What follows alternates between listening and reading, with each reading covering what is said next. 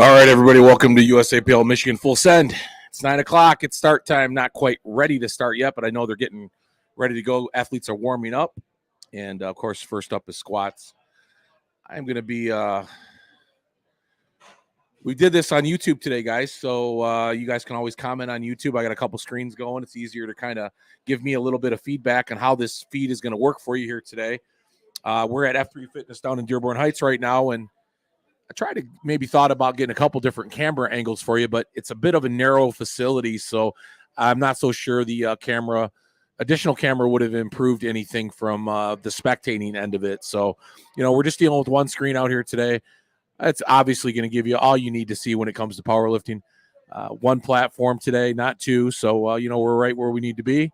I think you got a good angle there. If anybody sees something that I don't see, and I'm staring at a big full screen right now, needs that camera adjusted in any way, let me know. And also with the sound, again, your feedback, go to YouTube, or you're there right now, I should say. Feel free to give me any type of feedback you want there on the chat. And I've got a couple screens going, so I'll keep an eye on that as well. A national anthem.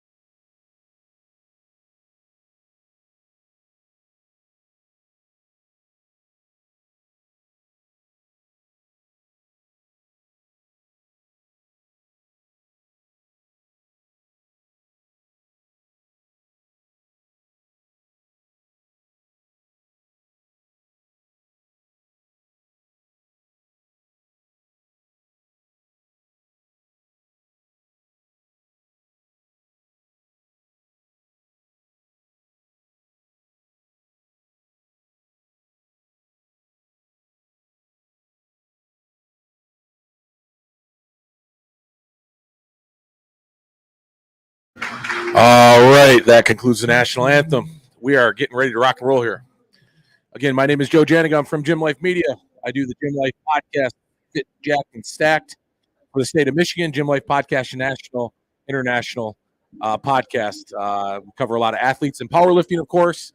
And, of course, we try to live stream as many, if not all, the USAPL Michigan events throughout the season, including some of our Great Lakes strongman competitions. And we'll talk a little bit more about that later. But today we are looking at powerlifting. And despite what some people may say, it can be a fun sport to spectate. If you got somebody like me talking on the mic and commentating a bit of it for you and lending a bit of entertainment to an otherwise somewhat boring of a spectating sport. Although I will tell you, we got a lot of strong athletes out here today. Generally, we get to that, as many of you know who've watched powerlifting, out to this third lift. And these first ones generally are going to go by pretty quickly. They're not necessarily too difficult. These athletes aren't testing anything but their nerves right now, making sure they follow commands and get the job done. I'm going to log on to Lifting Cast right now. And for those of you who don't know what Lifting Cast is a resource that we can use in powerlifting to watch our athletes and see how they're scored. And it's real convenient. It's a live scoring app. And I'm going to find this event, and I'll be able to announce these athletes to you when they come out as well. Let's see here. Wow, there's a lot of lifting meets here. Here we go.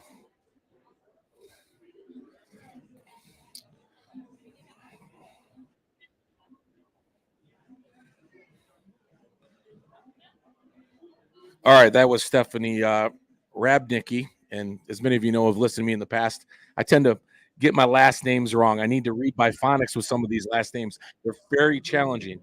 However, some of them I think, like Kathleen Allegretto, fairly easy. She's, of course, in the 62.5 kilo class.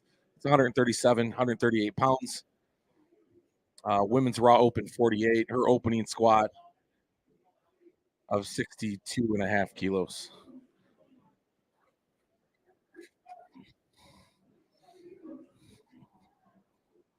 No problem there. Has a lot of what we're going to get again out of this first attempt, out of this first flight. Relatively easy squats. I don't think anybody's going to have anything too challenging. That's going to test their strength, although these first squats generally test the nerves. As many of you know out there, and if you don't, squat is judged by a down command and a rack command. So there's two commands. The athlete will unrack the bar before 1 minute. Each athlete, once their name gets announced, gets 1 minute to get to the platform to unrack the bar and begin their lift. Once their knees are locked, they're stationary. That the judge will give them the down call. The athlete then, of course, will go down below parallel, which is judged by the hip crease and the top of the knee. So the hip crease needs to get below the top of the kneecap to be an actual legal squat or a below parallel squat. The athlete then, of course, will stand back up and they'll get the rack command. Very important. Do not rack the bar until the rack command. A little bit of a struggle, probably just nerves again. Generally, you don't find out how warmed up you are until this first lift, and I think we're going to see a lot of that as well.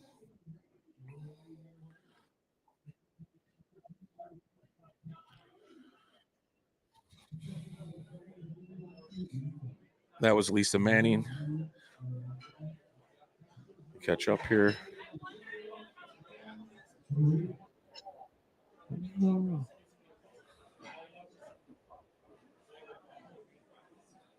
All right, Lisa Manning is up next here.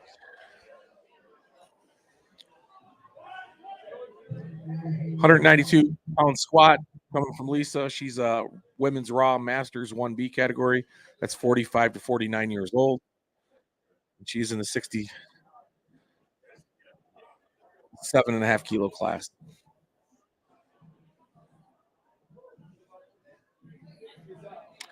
Good lift there.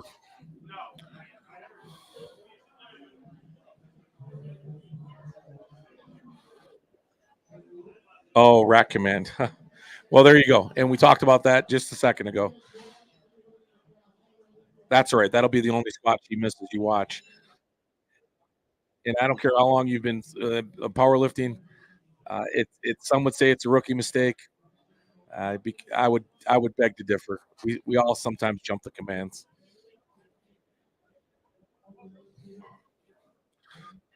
So Bryn Evans is up next, 203 pounds on her squat attempt. Generally we're down at F3 Fitness in Dearborn Heights. We see some really big lifts. There's often a contingency of very experienced lifters that get here. As you'll see, maybe in the bench and the deadlift, not so much in the squat. Some different techniques. There is some variation when it comes to powerlifting. Not much, but we do have it. And bench press is one of my favorites to kind of break down for you. Squat's pretty straightforward. The way that bar is positioned is either on your high back or low back, and all that means is it's going to sit higher up on the shoulders or lower down into the top of the traps, or excuse me, top of the scapulas by the rear delt. Many squatters these days are, of course, low bar squatters. It helps keep that bar centered on the body above the heels and prevents a lot of people from, I guess, what you consider like bending over or leaning forward in the squat. So there's a low bar squat right there. Perfect example. I don't see we'll see any high bars today. I got the down command, plenty of depth. That was, well, there you go. I thought I was a little quick to the rack, if you heard it. I guess I didn't. Good lift.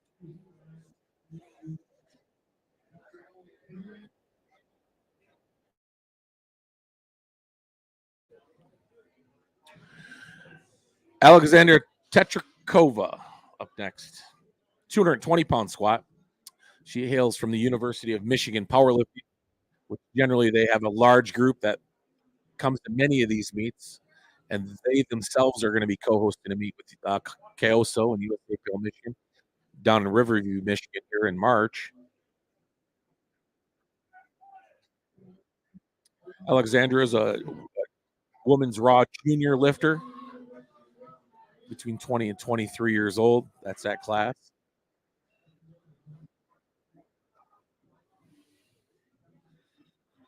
£220.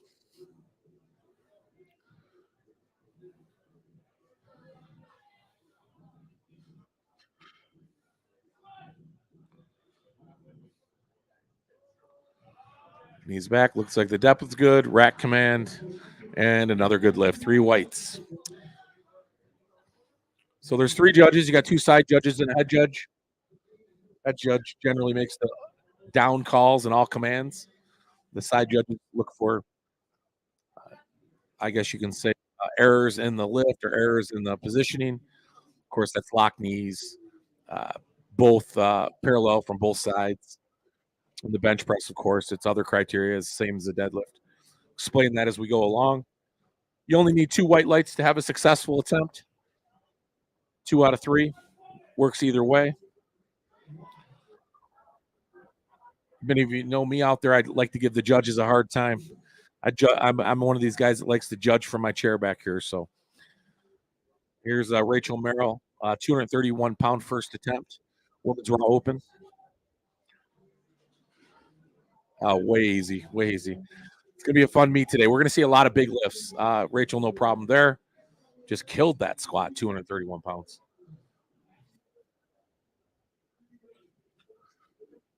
Serena Howe up next. 253 pounds on the bar. Wow. Another big first attempt. Body weight of about 67.5 kilos. Have to get my conversion chart out for that, but that's roughly 145 pounds.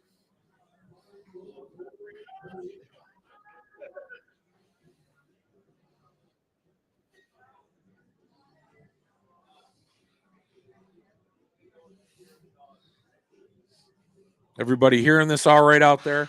Give me a little bit of feedback on the chat and YouTube if you would.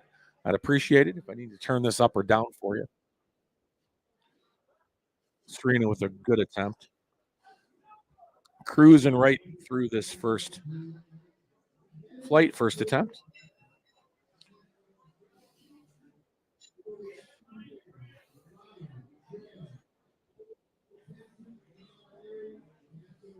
Try to get some other athletes on here maybe today, or some that aren't lifting, to come in this second and third lift today with the bench and the deadlift to give you some co-commentary. I generally bring somebody along with me, but today I'm flying solo.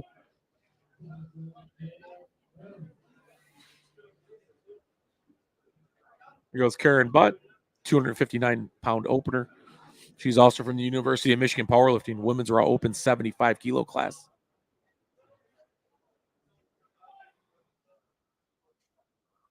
No problem at all. Yep.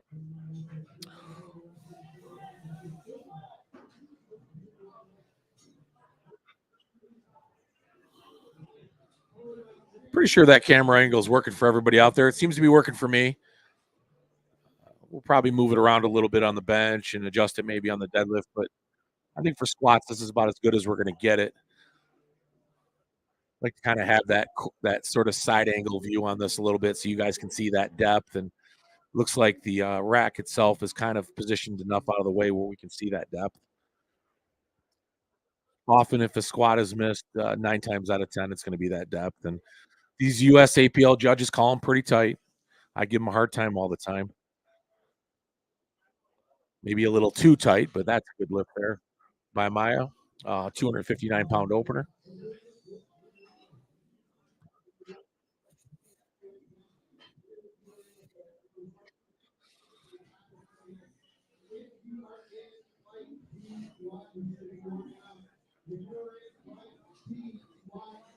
Trambo is up next. 264-pound opener. Women's raw open 48 kilo class. I've seen Tram lift before. She's pretty incredible to watch, actually. Small in stature, big in power. A lot of fun to watch. One of my favorites at a lot of the meets that I commentate and live stream for you guys. Of course, we'll get into a bit different of a rack height for Tram.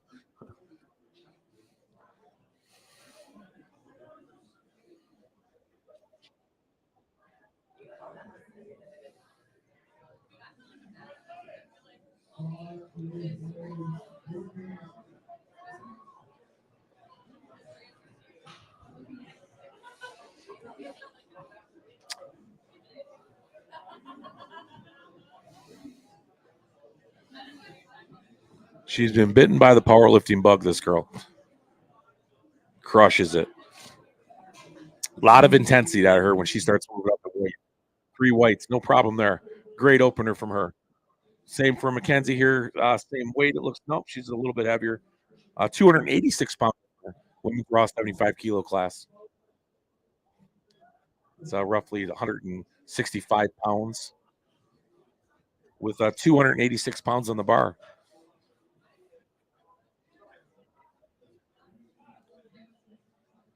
Love to see those reds stack up on that bar. Generally means we're going up in weight. Get on that deadlift. We'll see 4, 5, 6 of those reds stacked. Got some really strong lifters here today in both categories, men and women. We're going to have some fun seeing some pretty big lifts, I think, and all 3 of these bench, squat, and deadlift today.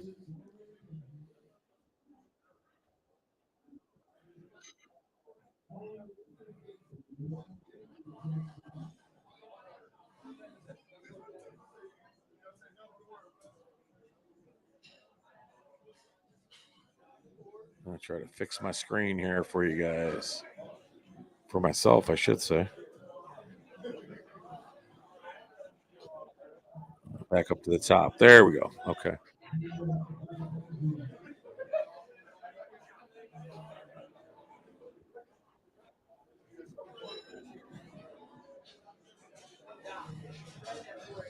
Just playing around with my own lifting cast here. Trying to see what maybe better screen for myself I can get for.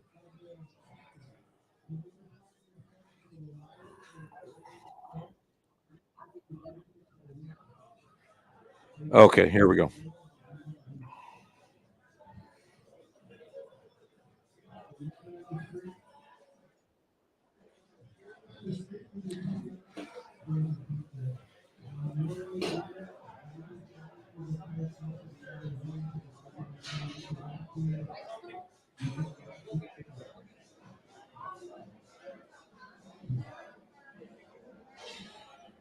All right, Mary Happ is up next. Just setting the bar up there. 341 pounds.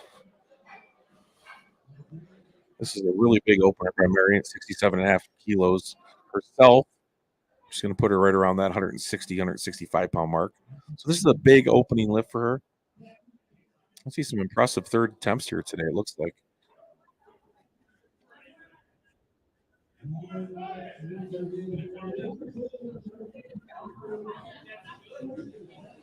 Wow.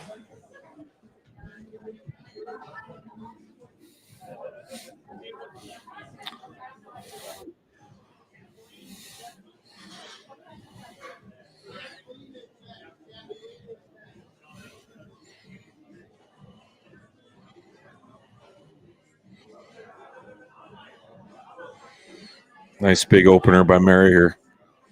Set, good brace, good depth, drives out, really goes after it. Good attempt. Wow, Mary came right out of the gate swinging there. A really big opener. I'd say probably 90% max there. I think she's got some left in the tank. She might take smaller jumps here in the next couple attempts as we get into our second lift from this first flight here. Generally, you'll see 10 kilo jumps in squat. It's not uncommon. It's kind of like when you're at the gym and you're squatting or bench pressing or deadlifting, or at least squatting, deadlifting, or bench pressing. You know, you're going up at least 20, 25-pound jumps. You know, most guys are kind of a 50-pound jump, as we see in the gym. That kind of correlates over to maybe powerlifting a little bit more when you're in a meet. I think the ladies generally stick around that 5 to 10 kilo jump in all 3 categories of lifts. Be interesting where Mary. That was a big attempt, big first lift for her.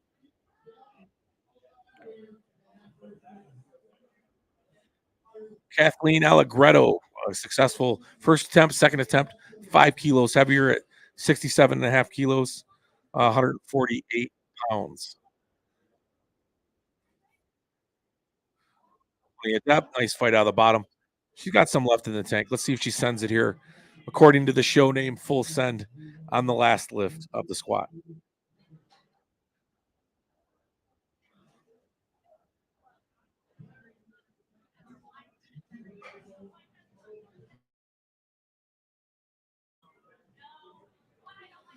Stephanie Rabnicki up next, 70 kilos on the bar. It's 154 pounds. She had a successful attempt at a 55-pound kilo opener. So a sizable jump, which is not uncommon from first to second attempt. Roughly 15, 35-pound jump. So that's, or 20, no, my bad. Yeah, 35-pound jump. Plenty of depth. Good squat. That's a high bar too. If you notice that position on the back of her neck, not something that common anymore, but there still are those out there that do high bar squat.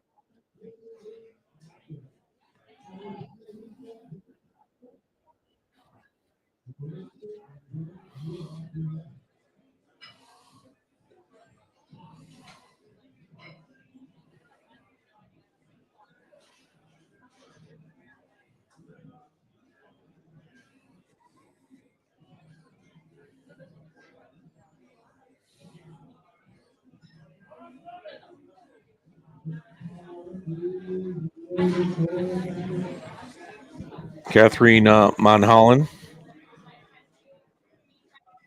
7.5 kilo jump to her to 87.5 pounds on the bar, 67.5 kilos herself.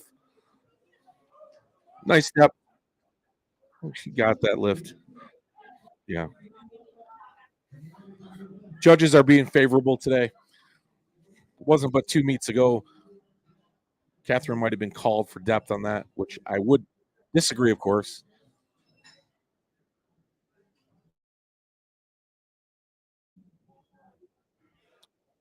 Lisa Manning up next, 97.5 kilograms. That's 214 pounds. See, I'm going back and forth with these kilos and pounds for you guys out there because we're the only country left doing the pounds, and we wouldn't know what's on the bar otherwise, I don't think. But maybe we can all try to learn something new, I guess, and convert kilos into pounds. We hear it enough. Nice attempt by Lisa there. I think she got that one.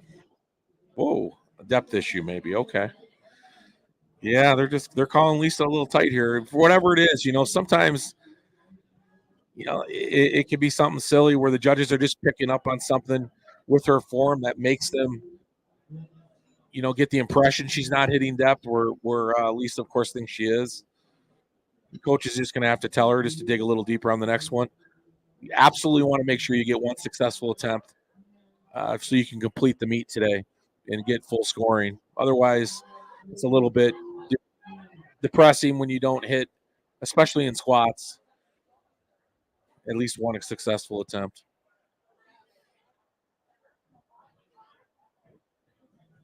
Alexandra Tetrakova. That's a nice name. I like that.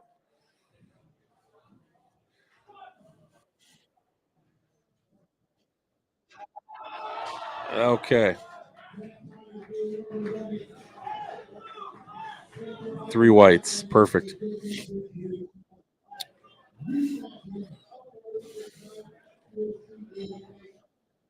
It can be a bit deceiving sometimes when you notice a squatter who squats what you believe is the depth, oftentimes because they may get that really strong forward lean that puts their torso very low to the ground. But if you look back on some of those squats, oftentimes they're hinging at the hips forward instead of actually setting down into that squat below parallel. So, despite how low it looks sometimes these athletes aren't hitting parallel, although there was no problem with Alexander's squat there. Rachel Merrill up next, 248 pounds on the bar.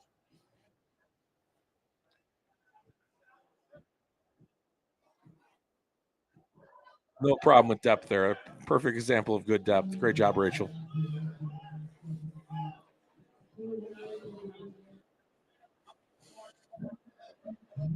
Bryn Nevins up next at 264 pounds on the bar.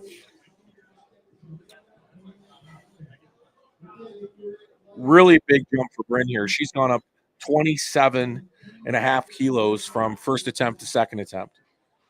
Math in my head without getting a conversion chart. Roughly 65 pounds, I want to say. So that's a really, really big jump. She must have just really used that first attempt to get the nerves out. And this is strategy by a lot of coaches with their athletes. They know them better than anybody does, and Sometimes you see something that's a little bit different than the way the consensus does it. But again, she killed it. We might see another big jump from her, just the same. Oh, not the it's a depth. Yep. Okay. Plenty of speed, plenty of strength. She just didn't hit depth on that.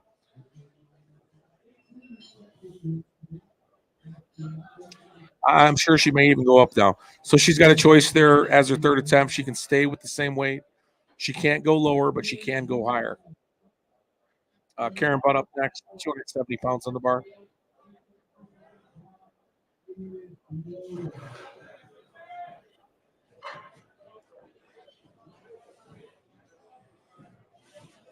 Nice low bar positioning. Knees back. Nice breath. No problem on the squat. Looks like a good lift. And it was. Great job, Karen. Dram is up next with 125 kilos, 275 pounds. And let me remind you that Tram is roughly 46 kilos, which is putting her right around just over 100 pounds, actually. So this is a pretty incredible squat, almost 3 times body weight by Tram on her second attempt. We'll get really close to 3 times here on her third attempt, I'm sure.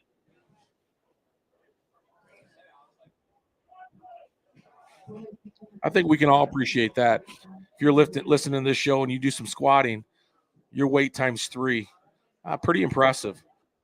A lot of us, I know I'm not there. I weigh 290 pounds. I'm not squatting 900 pounds. So Tram, pound for pound, is squatter than or stronger than I am on the squat. And she kills it. That drive up is really amazing. There's nothing like it, really. Tram is unique to herself in that sense. She's got some really impressive upward drive.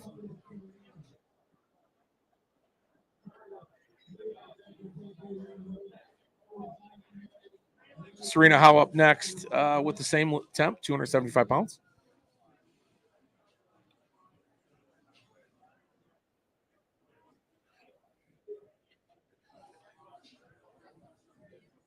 If you guys haven't already subscribed to Gym Life Media, if you're listening to this and interested in more of what we got going on, of course, with this USAPL powerlifting, a lot of the interviews we do of the powerlifters, strongmen, and of course, podcasts in Michigan and both nationally, internationally, and we do a local one, of course, or I do Fit Jacked and Stacked. And please subscribe, like, share, all that good stuff. Maybe a little high on that, Serena. Maybe. Okay. I guess I'm seeing it wrong today. That's good.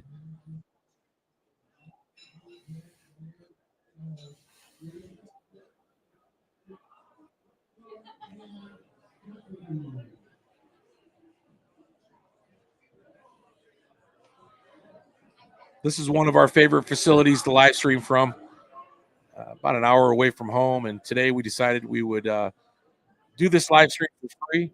Sometimes, depending on the distance and all that good stuff, we might charge a couple bucks to kind of cover costs. But this is a hobby, guys, and just to give it back to all you and showcase some of these lifters we have in the state of Michigan is a lot of fun.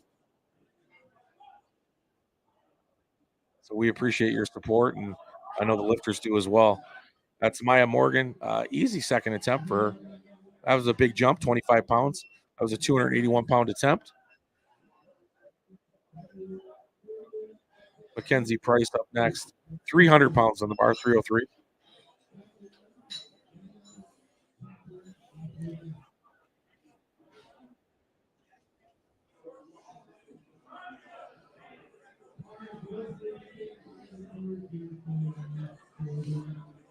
You can find us on Instagram at Gym Life Media.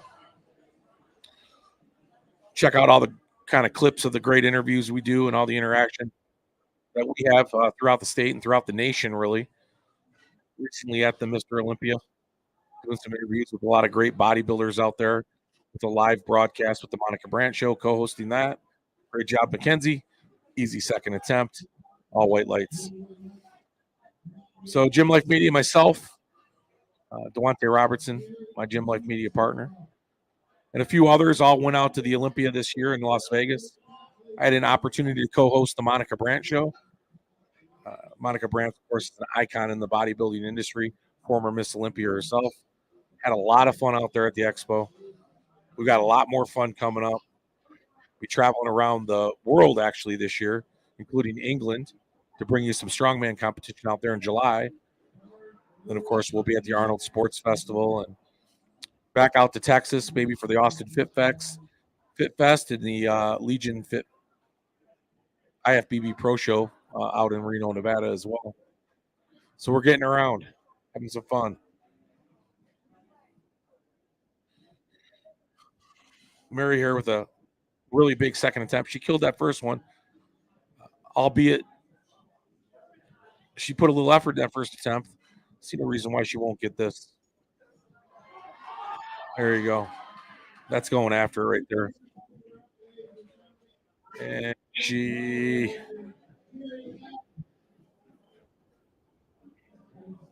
I'm guessing she got it. I don't see the score yet. Yes. All right. Good attempt. Good attempt. So if you're not sure what full send means, so if you do something full send, especially in extreme sports like powerlifting, you're doing it full throttle with a 100% commitment, leaving nothing to chance and everything on the platform. Certainly in powerlifting, that means you're giving it 100% and you're going after a number that's going to challenge you, win or lose. And I think Mary just proved that she was up to the task. Let's see what she does on her third attempt now.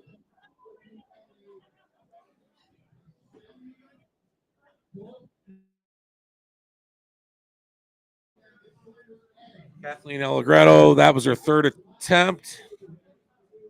They just, yeah. Oh, she's up now, actually. 159 pounds.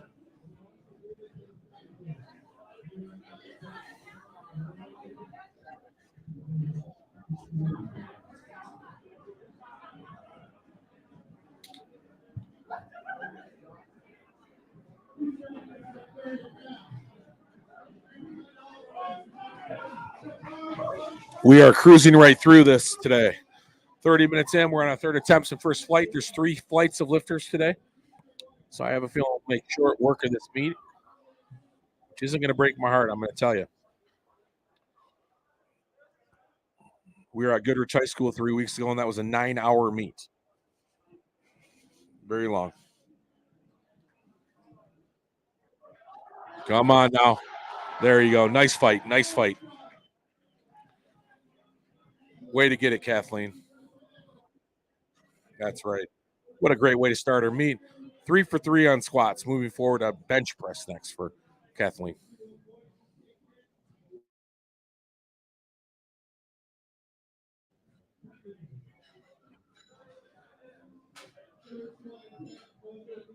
Stephanie Habrickney, Rabnicki, that's it. First and second attempt successful, 55 and 70 kilos. Another good jump for her, another 12 and a half kilos, roughly 25, 30 pounds. Going for 3 for 3 on the squat herself.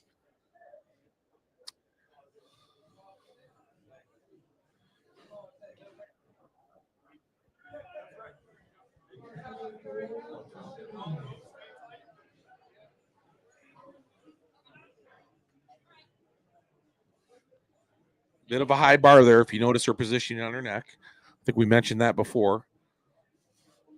Just a comfortable position for her to be in. Just want to keep that bar over your heels, kind of a straight line. She did that, although you caught that little forward lean out of the bottom there. Could be because of that high bar, but nonetheless got the lift, successful attempt through the white lights.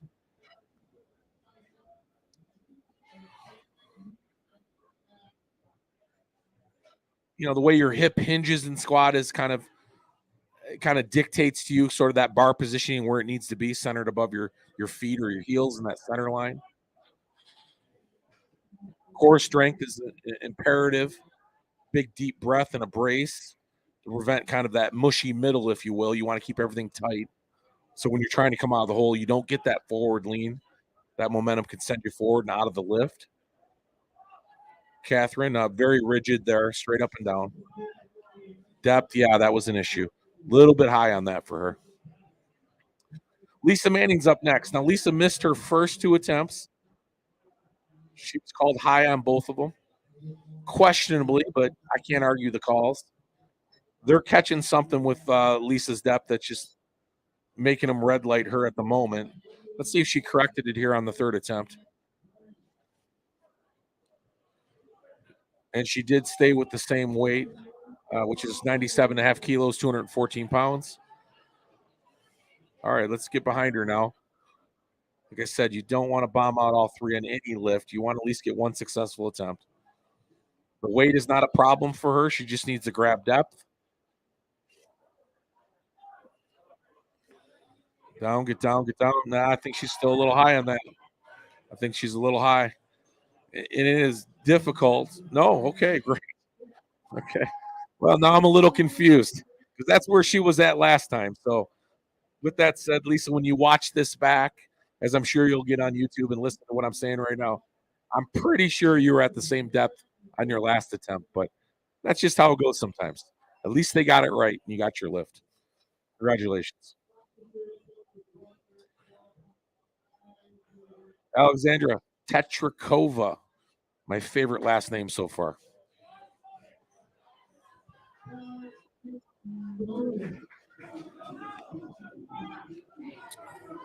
As she saunters up to the bar, did everybody catch that? She kind of just came up there like, no big deal. Let's just go ahead and do this.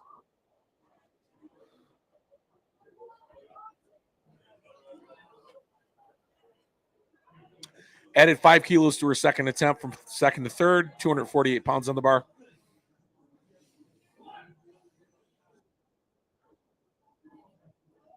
And a lot of lean there. I'm not going to be one to call that. Probably got it. I will say this to Alexandra. Once you learn how to brace, that is going to be a much, much easier lift for you. There was no deep breath, no brace prior to that lift. If she gets that part down, she'll become a better squatter. But much like a lot of these athletes, there's always something you can work on, some cue you can work on to make yourself a little better.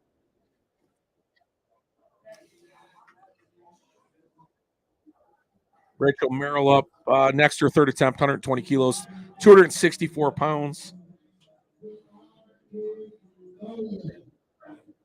She's had 2 successful attempts. Impressively, might I add. Let's see if Rachel is going to full send it here today. Bit of a high bar herself, I'm noticing. Yeah, for sure. I'd say that's a high bar squat. That's a good brace, though. And look how straight up and down she is. Good job, Rachel. Hey, that's full send. That's what it's all about right there. I guarantee you going to the next show, Rachel will get that 120 and she'll move on from there, but at least she knows where it's at now. Sometimes you just got to figure things out.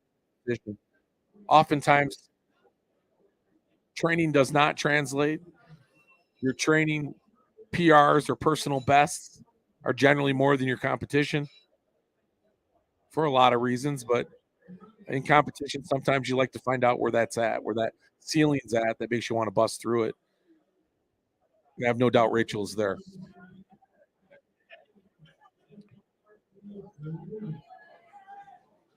Karen Butt up next, 281 pounds.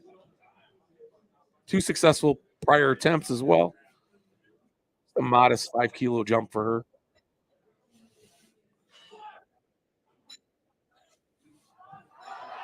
There you go. Gonna fight out of it. That's what we want to see on a squat. Stay with that weight. Stay with that weight. And she did. Great job, Karen.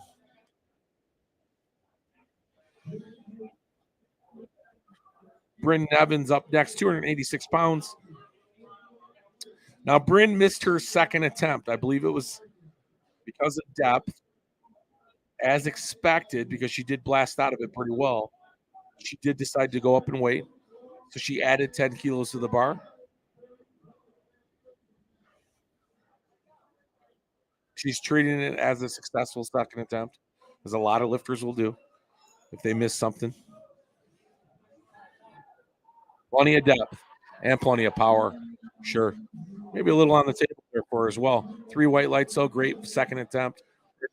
Second successful. Lift, third attempt. To no surprise, Tram is going for a state record. She's at 286 pounds. And yeah, again, she's just at 48 kilograms. No, 46 kilograms she weighed in today. Yeah, so she's just over 100 pounds herself. So almost just shy of 3 times body weight.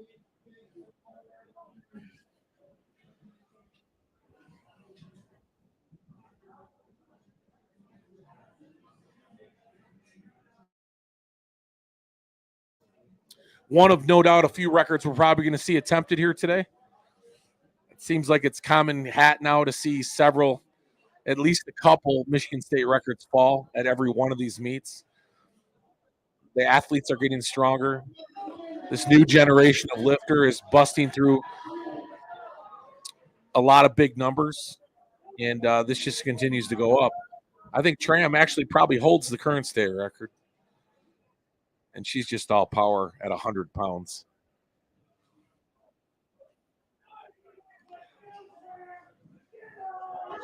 Oh, do you think she could do 300? I think so. Tram's going to break her record on the next one as well. Great job. State record attempt, successful. Trambo. One state record down. Let's see if she has another one today. And she's a really good deadlifter too, guys. Very, very impressive.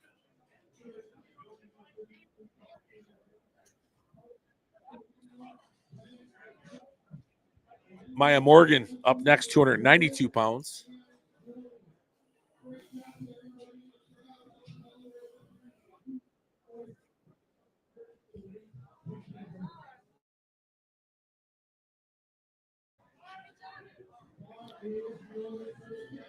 If I stutter my words today, I swear I'm not drinking.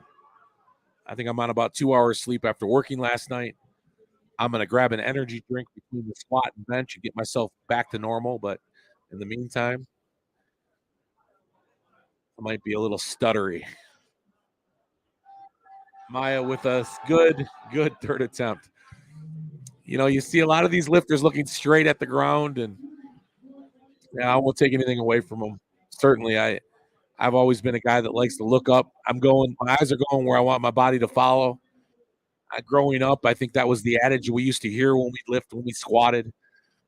Maybe not so much anymore. I don't think that's coached anymore. It's probably not necessarily true, I suppose, if that helps or doesn't help. But boy, our coach got us believing in that when we were playing football back in the day. So Serena Howe, 292 pounds on the bar, 2 successful prior attempts, going for 3 for 3. Nice brace. And again, she's looking down, but can't argue the success. Good attempt.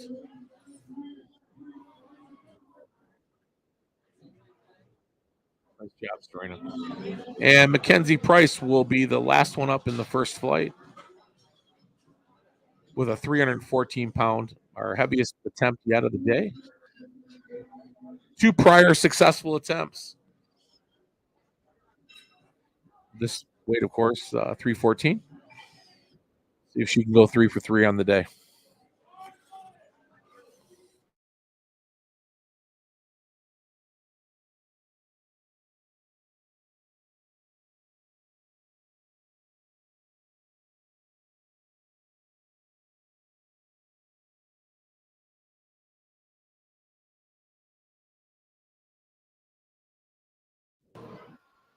All right. Serena had a good attempt there. Mackenzie, let's see what you got. Nice. And she knows it. Love to see that smile. That's one of those, man, I got it. I knew I had it in me and I got it. We all need one of those every now and then. Great job. So we're on to our second flight. Moving through that first flight, lightning speed. We are only 45 minutes into the meet.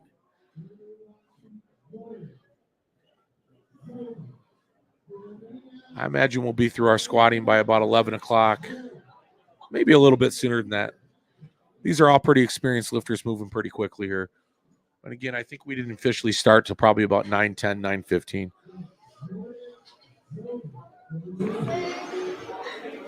We'll have a small intermission between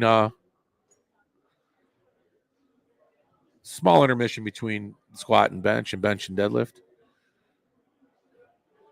And we'll catch back up here. I think we're having a little internet connection issue at the moment.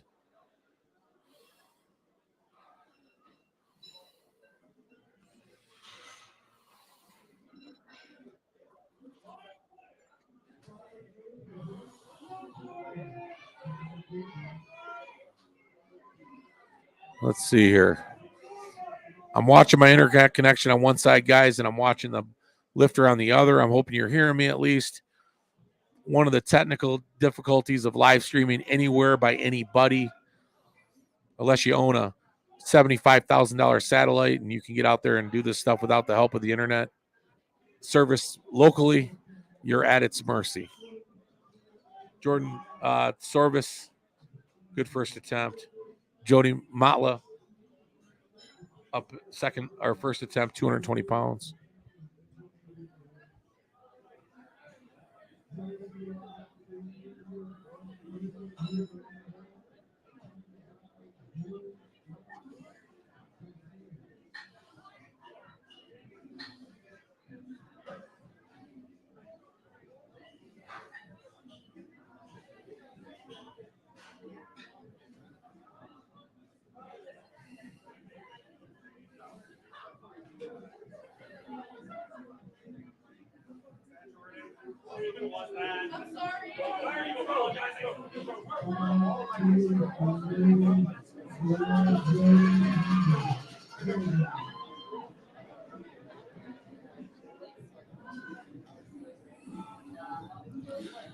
All right.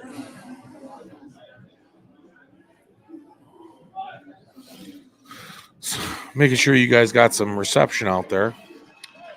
Not sure I can help from my end, but I'm hoping you got it back.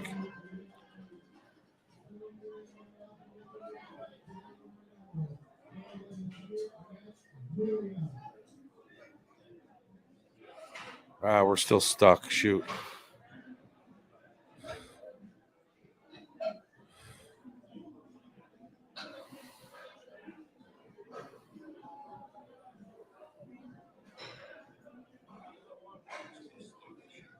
Okay, we got you guys back. Good.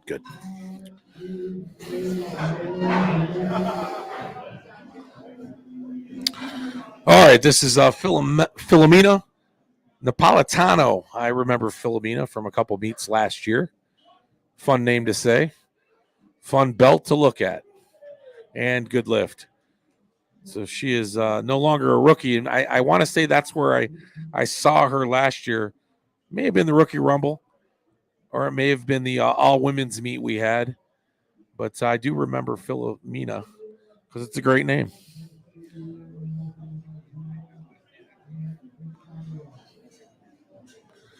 Melissa Lee's up next, same weight, 242 pounds.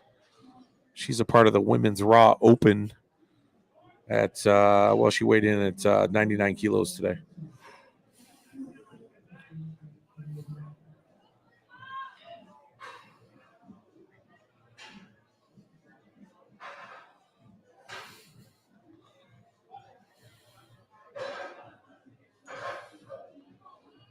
No problem there at all. Again, just one of the lifts you want to get the nerves out. Start attacking it on your second. Just like the first flight, we're going to see a lot of the same here at the second flight. Let's cruise right through these first attempts. Jerry Sue.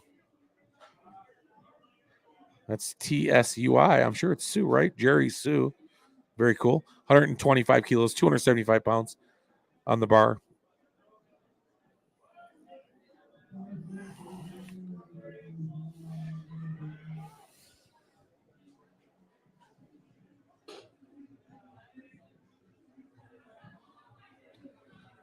Oh, I guess I do have some comments on StreamYard.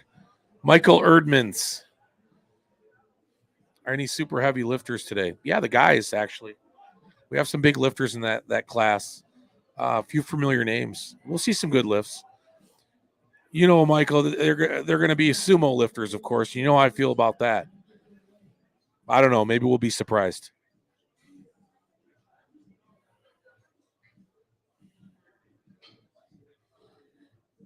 For those of you who listened to me out there before commentating these shows, I'm not a big fan of sumo deadlifting.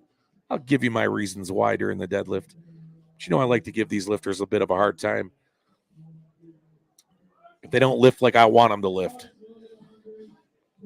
Kidding, of course. Listen, powerlifting's a sport on its own.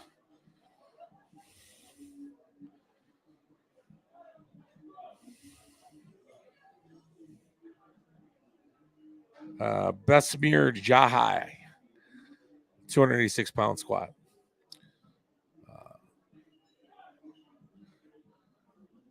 There's no squatting in strongman, at least none that I've seen, outside of maybe one or two events a year. So I won't give you much criticism on this.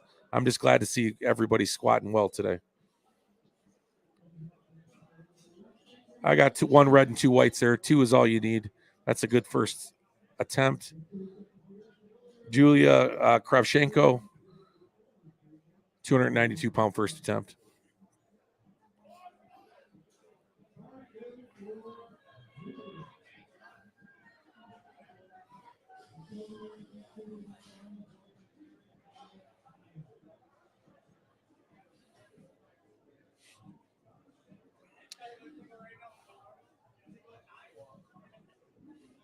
For those of you out there new to powerlifting, tuning in today to watch a family member, looks like Julia got a good one there. USAPL is a drug-tested organization. You'll notice that there's a lot of federations of powerlifting out there. Quite a few, actually. We've got a few here in Michigan, APF, WRPF. I don't think we're going to see much of the USPA anymore. That's a whole nother story. You guys can look that up. USAPL, of course, is well known throughout the nation and internationally as a drug-tested federation. So getting to my point, these are all natural lifters. So we'll see some really big feats of strength here in a bit. And we don't have to question that end of it, of course, not with the USAPL. I know people love to say that when they see a heavy lift. Not always true.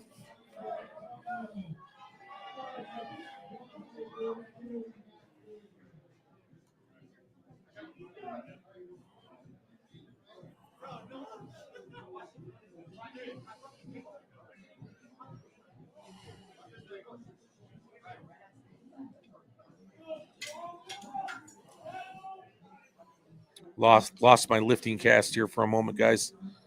So we'll just check this lift out. Plenty of depth, plenty of speed out of the hole. And a little belt flip off the platform. Got to bring attitude when you're lifting weight. Always bring the attitude. USAPL changed the rules up this year and allowed a little bit of attitude in what these guys and gals can wear. Personalize those belts. Wear some different shirts underneath their singlets. Different singlets are allowed, of course. Even hairstyles, if you can believe it. The USAPL was in the dark ages for a bit when it came to letting lifters and these athletes kind of showcase their personalities. And I encourage them all to do it. Nice big brace there, big breath. See, that's what I love to see on the squat. You want to be sure you're getting it done right. Make it look like that. Big, deep breath. Hold it tight. That's going to keep that core tight, that spine rigid, and keep that mushy middle from collapsing on you when you're going down into that squat position and prevent you from leaning forward. You have a lot more power coming out of the bottom if you're centered. You're not fighting against that weight trying to get it up. Your better squatters will all demonstrate that type of lift. And some of these newer squatters out there just need to get in the habit of doing it. And it all starts in training.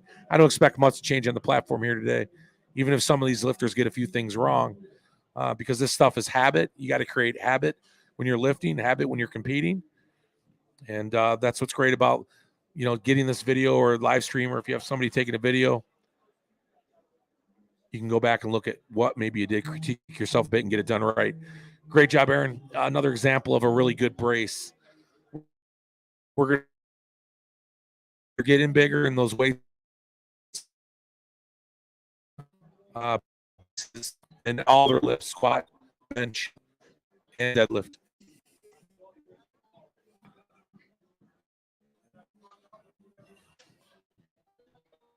Kyle McCarthy up here next, 374-pound opener. Yeah, to answer your question, Michael, it looks like with Zachary Uhas here, and the squat first attempt is 260-kilo opener. So he's going to be well in the high fives.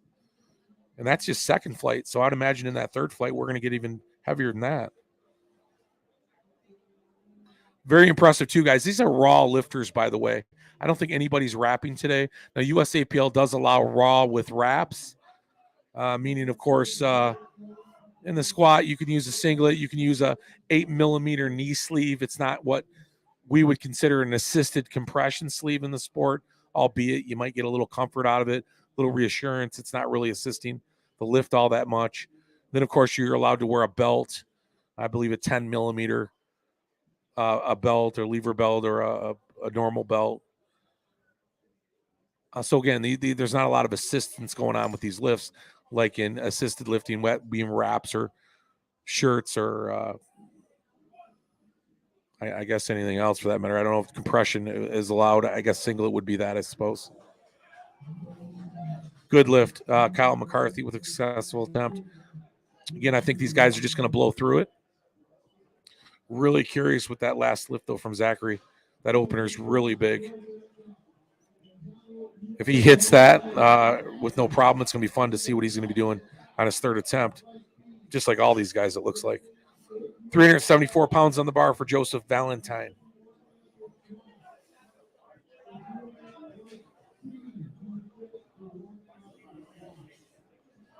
There you go. Getting mean. See, camo singlet. See, you wouldn't have been allowed to wear that last year. Let some personality shine. Oh, nice and deep. Nice squat. Guy's got a ton in the tank. Those are young knees.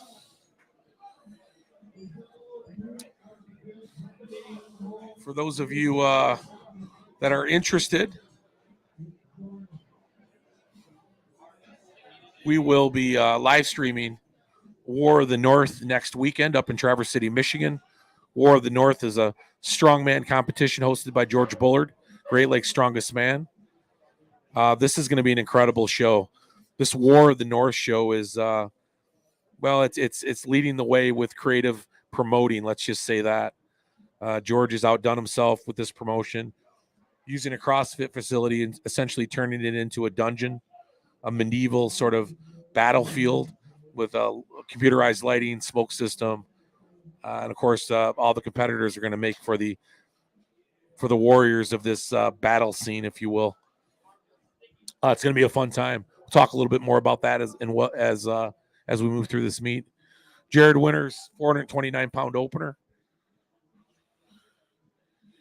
No problem on depth. Again, I know I'm not a big fan of looking down when I'm squatting, but it's hard to argue the success of these guys here today. I mean, it's just how I learned, and maybe there's just nothing to it like we were taught anymore, but I generally am still going to coach that way. Follow your eyes, keep looking up, or at least find that mark on the wall you can focus on. I see a lot of these lifters looking to the ground, but again, what do I know? Times change.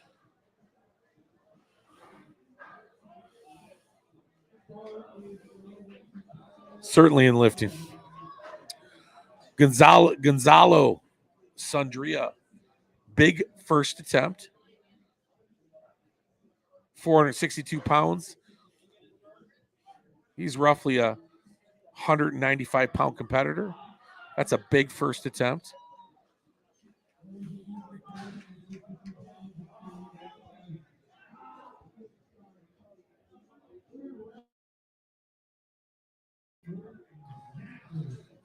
Moving right through it here.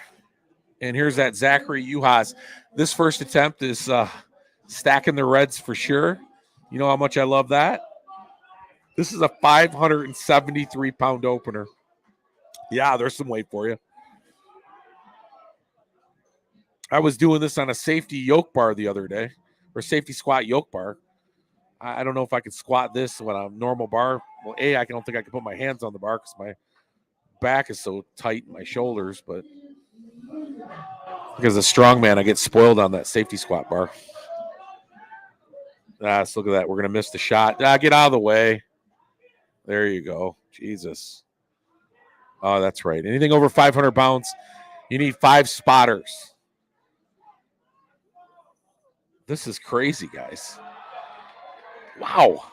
That's super impressive. That guy only weighs 175 pounds. He didn't hit depth on that. He'll come back and get that. To me, that's nerves. I mean, that's a big opener. The weight didn't bother him a lick. He'll come back and he'll get that. He may even go up in weight. But, anyhow, very, very impressive. That's a 75-kilogram guy. Again, without my conversion chart, it's 150 pounds plus, 22, maybe 175-pound lifter. Crazy. Wow. 3 times body weight out of the gate. All right, back up to the top. Jordan Sorvas.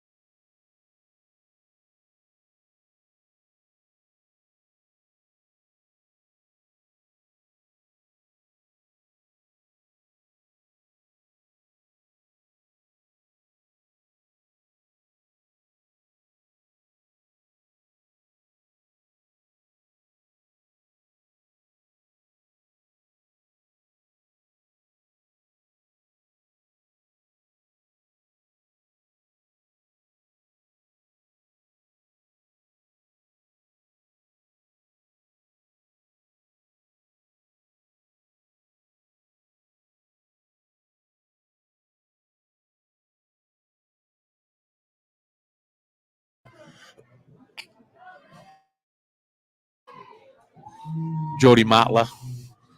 I had my mic on mute there. Sorry, guys. I was saying all kinds of crazy stuff. You missed it. Easy one for Jody. My favorite name now in the whole competition. My second favorite name. I don't know. I'll tell you who my favorite name is at the end, but Filomena Napolitano. It's hard to beat that name.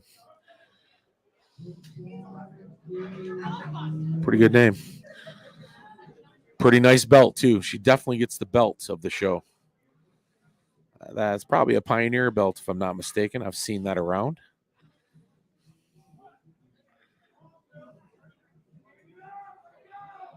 I think the depth is fine there. I'll tell you, I'm going to give you guys a little secret here. Those singlets, don't make them two-tone on the side like that if you're close to depth. That's really easy to spot. There's a reason why guys and gals love wearing a black singlet. They can disguise depth a little bit with your hip crease, and it makes it a little more difficult for the judges to call you high. I've heard this from many people. But with hers, it clearly you saw the depth. And she had no problem, of course, in it. Probably making a mountain out of a molehill here because everybody should be hitting depth regardless. But if you're somebody that gets called high a lot, consider that all black singlet. Nice lift, Melissa. Again, you're crushing it. Put more weight on the bar. Third attempt. Let's go after it. Besmir Jaha. I should be tired more often. I think I'm killing these names today.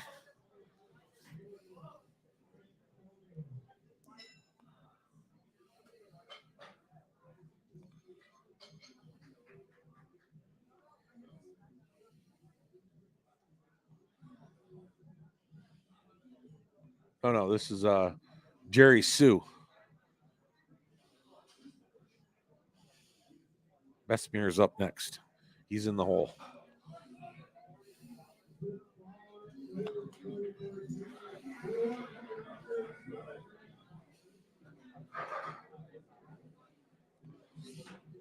A very modest 5 kilogram jump. Let's just call it small. That's a small jump. Come on, Jerry. Okay, well, Jerry knows himself better than we do. That was a good lift. Plenty of good depth there. Squat can be one of those things, too, that sometimes looks more difficult as you're watching these lifters than often it is.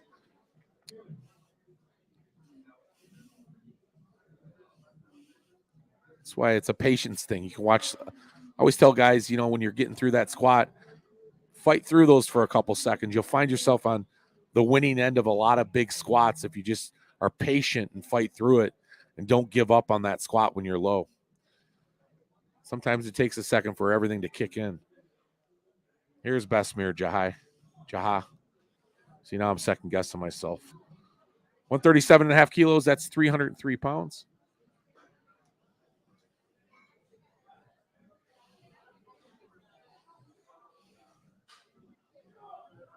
Nice.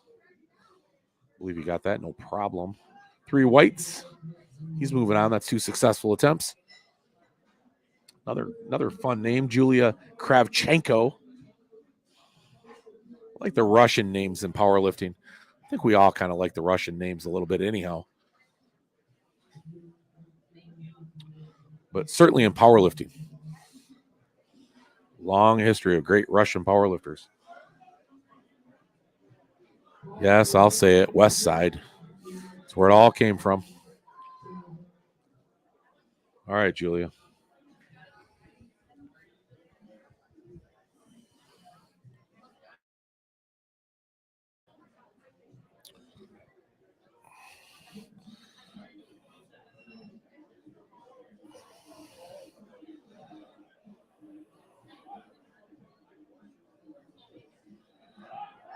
Nice.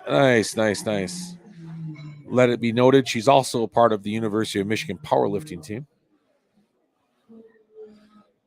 If you didn't catch in the first part of the show, they are co-hosting an event with Kyoso and USAPL Michigan down in Riverview. It's March 11th, I think. We might be down there live streaming that. Logistically, I haven't worked all that out yet. I'll be heading to the Arnold for a few days, doing some fun stuff down there. And I know it's the weekend right after. And then 2 weekends later, I'll be at Clash at the Coast, which is a big strongman event for 105 pro strongmen. That's 105 kilogram pros. That'll be on ESPN as well.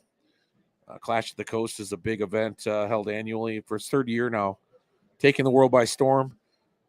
Promoter Tyler Purdue is taking over the reins of that organization, and it's made some wholesale changes to make it a better production. And I was invited to go down to lend to the show a bit, do some live podcasting from the show, get some athlete interviews, all that good stuff. So again, stick with Gym Life Media. If you guys are listening in, subscribe. I know maybe not everything will resonate with you, but we do a lot of fun stuff here that you'll be alerted to and maybe be entertained to some degree or another. Don't know what's going on here.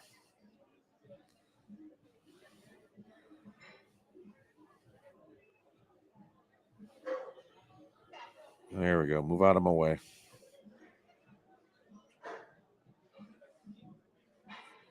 Conversation with the judge. Much ado about nothing, I'm sure.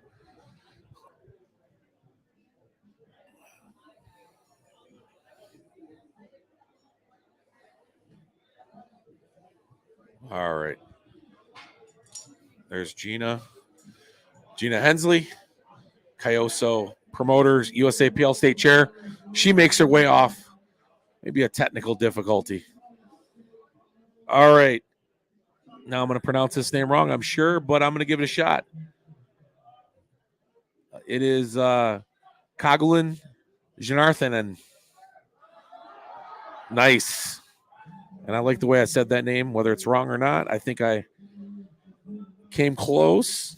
Can anybody confirm that out there? Kagulin Janarthanan? Janarthanan?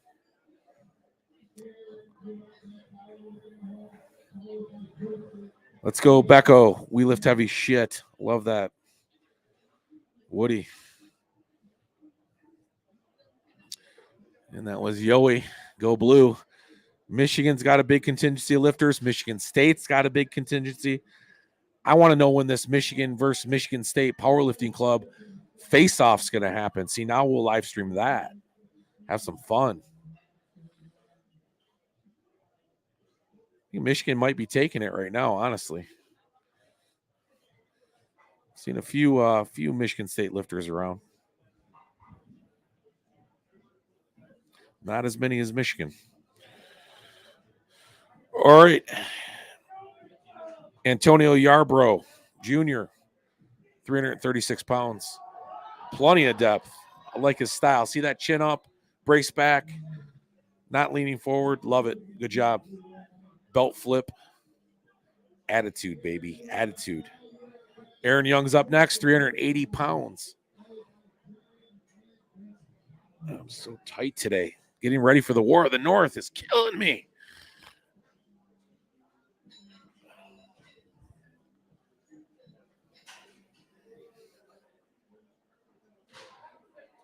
Michael, you still out there? You taking down the King this weekend or next weekend?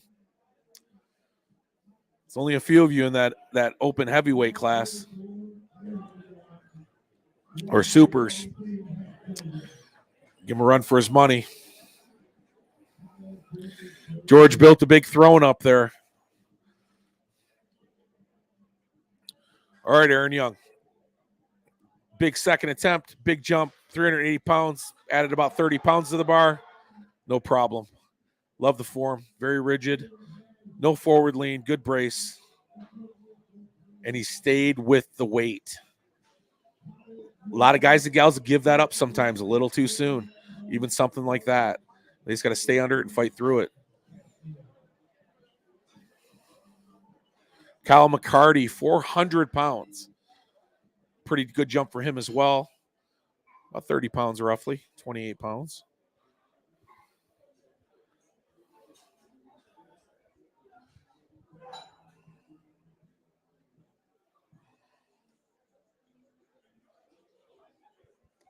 Also, too, go to the IG page, the Gym Life Podcast.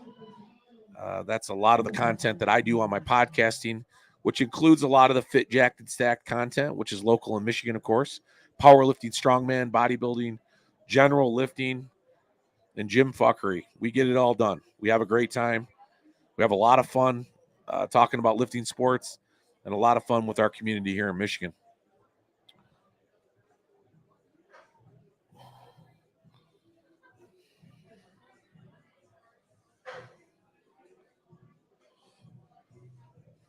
Kyle McCarty here. Let's see you, Kyle.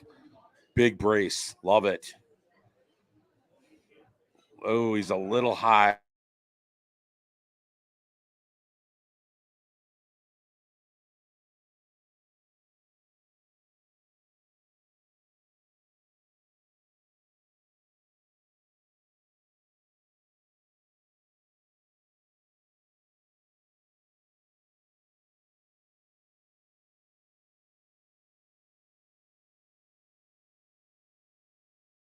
Lost connection there briefly. Good job, Kyle. Thought maybe that was a little high on one side. Maybe it was, but it only takes 2 white lights.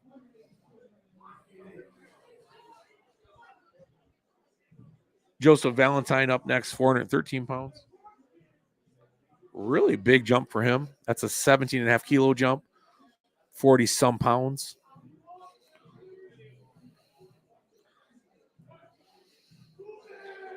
Very speedy. And he powered through it. Nice job. 3 whites.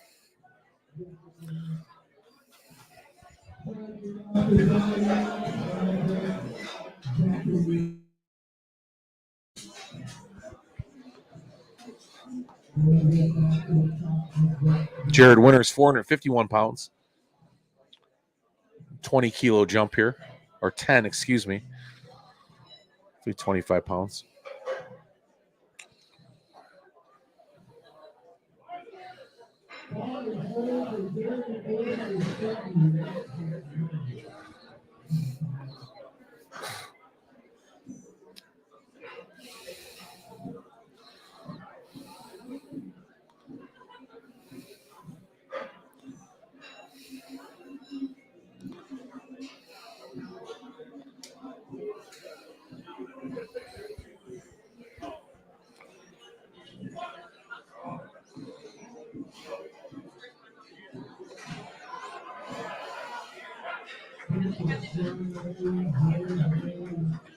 Nice job, Jared. That was a nice squat. I was just looking at his low bar there. That maybe I'd answer my own question. Some of these guys are going pretty low with that low bar, which kind of forces that angle of the neck, which makes it look like they're looking down, but that might be lending to it a bit as well. Gonzalo Sundria, 490 pounds, second attempt. Oh, this will be fun.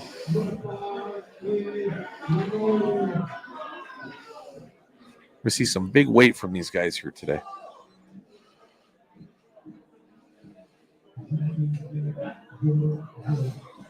$82 kilo guy, 95 to 90 pounds roughly. Is that right? 64 and a half plus. Yeah. That's about right. All right, Zachary Uhas, 573 pounds. So he stayed with his initial first attempt weight, which he definitely owns the weight. There's no question there at all. It was just his depth last time was a bit high. So maybe it was less of a technique issue, and he just wants to kind of stay with the weight just to be sure he gets it this time.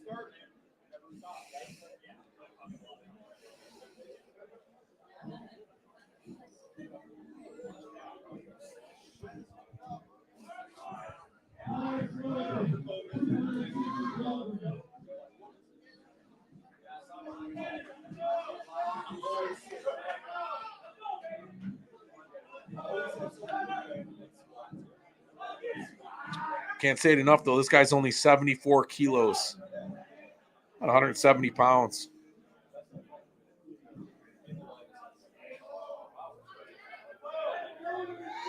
He's over 3 times his body weight. He's high again. He's high again. If they gave it to him, maybe, but I think he's high again. Yeah. They gave it to him on one side. He's got to go after it now. Obviously, he's going to stay with the same weight. Maybe a bit off more than he can chew on this first attempt here today. Again, it is called full send, guys, so I don't hold anything against these lifters here today. They're here to have fun. I know they all come in with a plan. That was their plan today, him and his team, his coach. Let's come in and kill it. Let's go after some big numbers. Nothing wrong with that.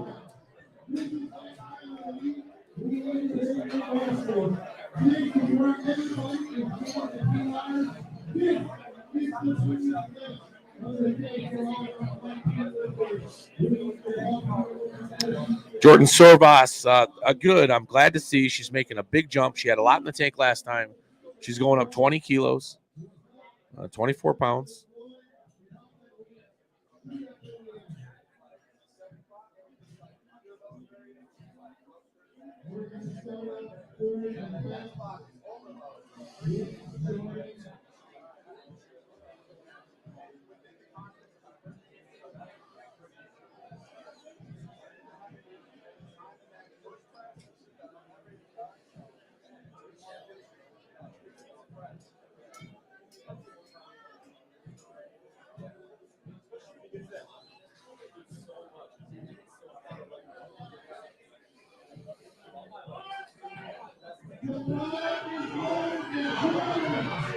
All right.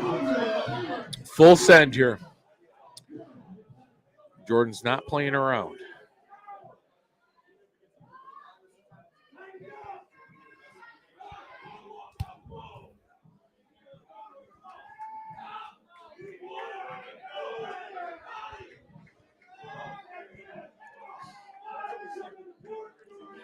See what she's got. I think she got it. Listen, if she didn't get it, she was a little high. Okay, good. Good for her.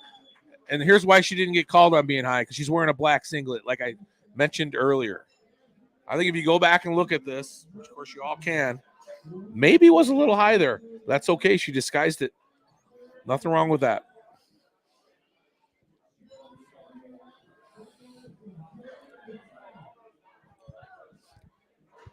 I think I tongue lashed those judges well enough last meet that they're starting to listen to old Joe over here.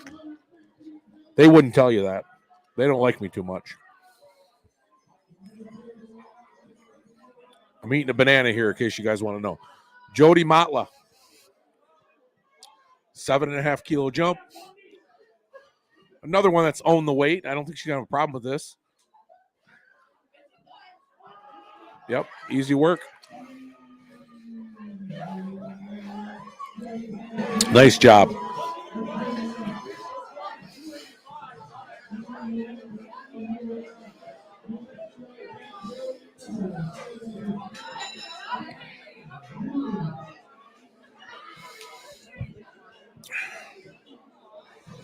Wonder what's for lunch today.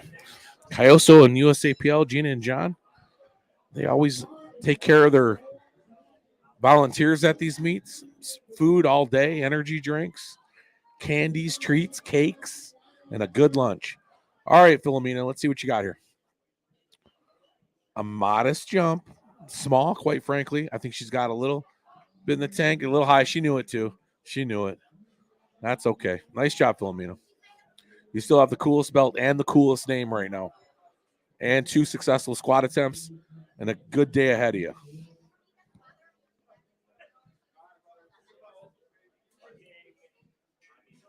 All right, Melissa Lee's up next. Consistent 7.5 kilo jumps for her. 1 to 2, 2 to 3. She's coming in with a plan.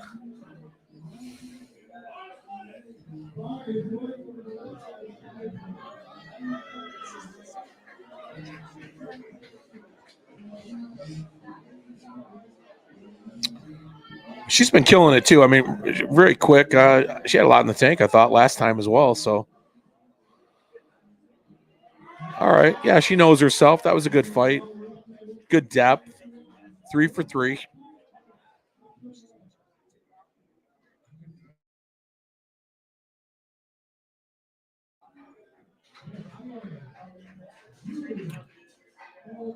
Jerry Sue up next. Again, 5 kilo jumps. Not very big in the squat. I'm not a huge fan of them.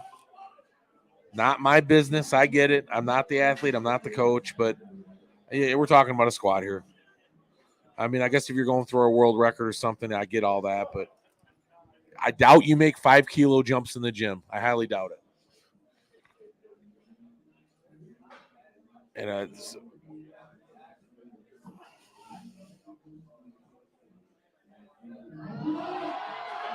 there you go. Good job. See, just put my foot in my mouth. So I don't know if Jerry would have had any more than 5 in him. Not knocking you, Jerry. Just saying. Good job, though. 3 whites. That's 3 successful squat attempts. Kind of caught him on his hip on that left side a little bit.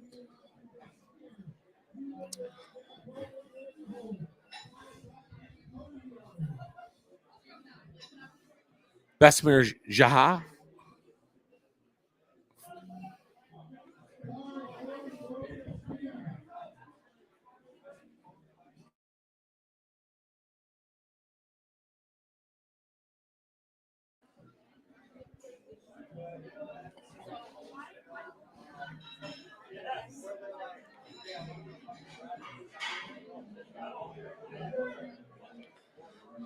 All right, let's see what we got here. Good brace. That's my favorite brace of the day. Stay with. Oh, come on now. Bessemer, you're going to look at this back. You're going to look at that replay back. You need to stay under that weight a little more, man. I think you had it. I really do. Be patient on that squat. Just be patient. Give yourself 1 or 2 more seconds there. I think you might have had that one. Nice attempt, though. 2 successful attempts going into bench press. Julia Kravchenko, her 3rd attempt at squat. Successful on the 2 prior. 7.5 kilo jump to 336 pounds.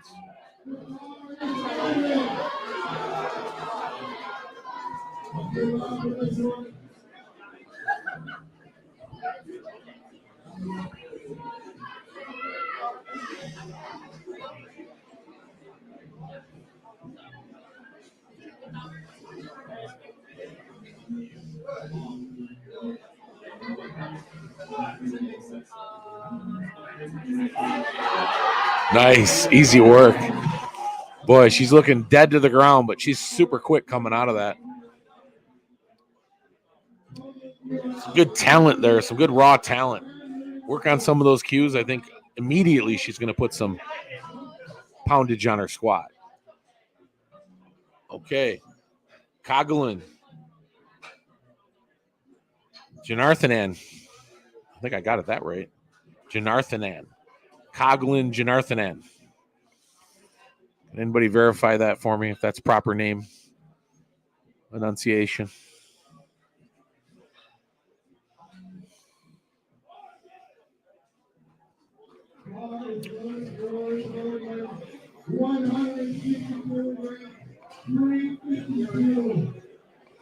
$352 on the bar.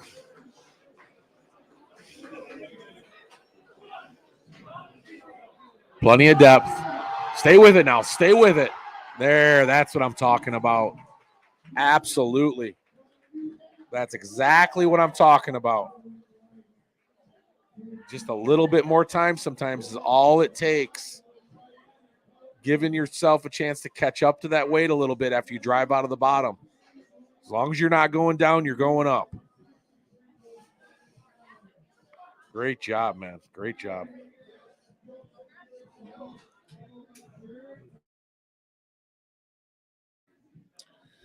Antonio Yarborough up next. Boy, that was a good squat. Good squat. Kogelin, good squat. 363 pounds on the bar. Lots of successful attempts out of this group here. Also going 3 for 3 on squats right now, Antonio. Now he did have a little bit of a struggle, I thought, coming out of that second attempt, but he took a sizable jump here, roughly 30 pounds. So he's got more confidence in himself, I think, which is great. He knows himself better than anybody does. Good brace. Yeah, stay with it. There you go. That's just knowing that second lift, he missed a few things. He comes back. He says, okay, I know what I did wrong. Let me put everything together. I'll get it right. He actually had some in the tank there. So great job, Antonio. Personal best for him as well. And a belt flip. We can all appreciate that.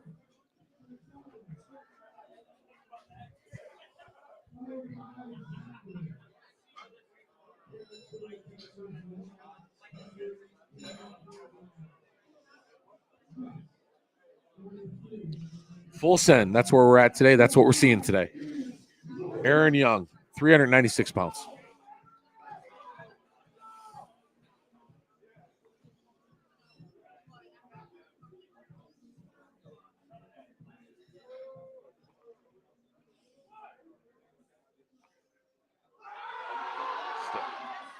Stay with it, Aaron. Stay with it. I think you might have surprised yourself.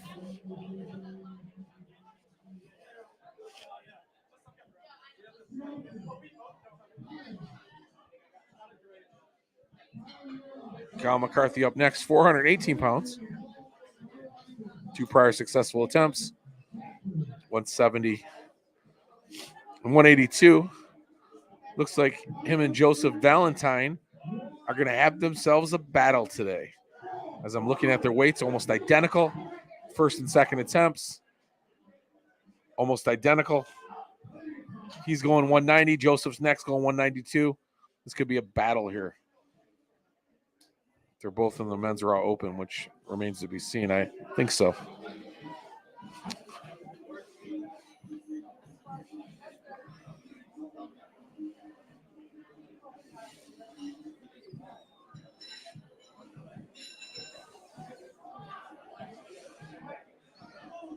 I think he's always had a good brace. Good brace. There it is. Good breath, good brace. Good depth. Fight it up. Nice. He knows. Yeah. Excitement. See, this is why we love powerlifting. Moments like that.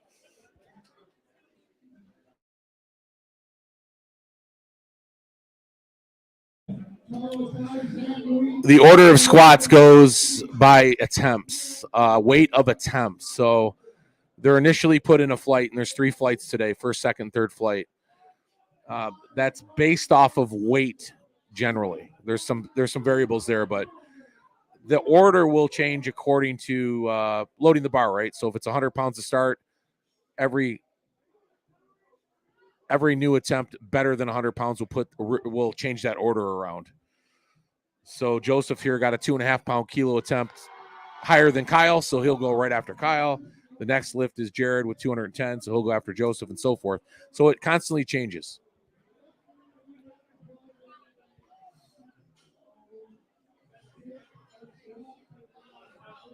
And generally stays the same for the most part, unless you have a lot of lifters in the same class. They'll jockey it around a bit, but you know, it won't change too much.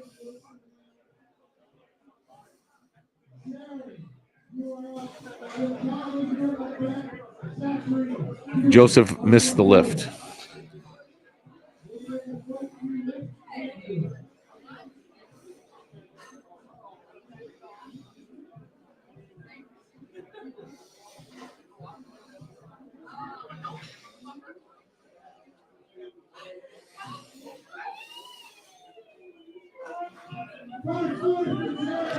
Jared here, 462 pounds. Yeah, Joseph Valentine, if that's who you're referring to, missed the lift. You got the 3 red lights on it. So Jared here, 462 attempt.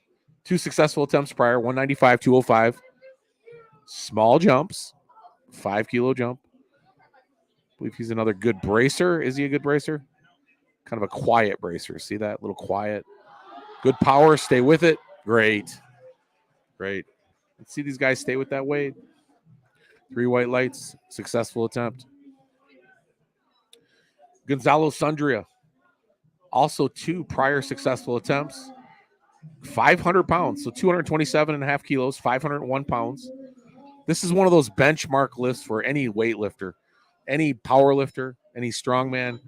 When you pass that century mark, 300 to 400, 400 to 500, that's a big moment. This could be a PR for him. So this could be a fun moment to watch as well.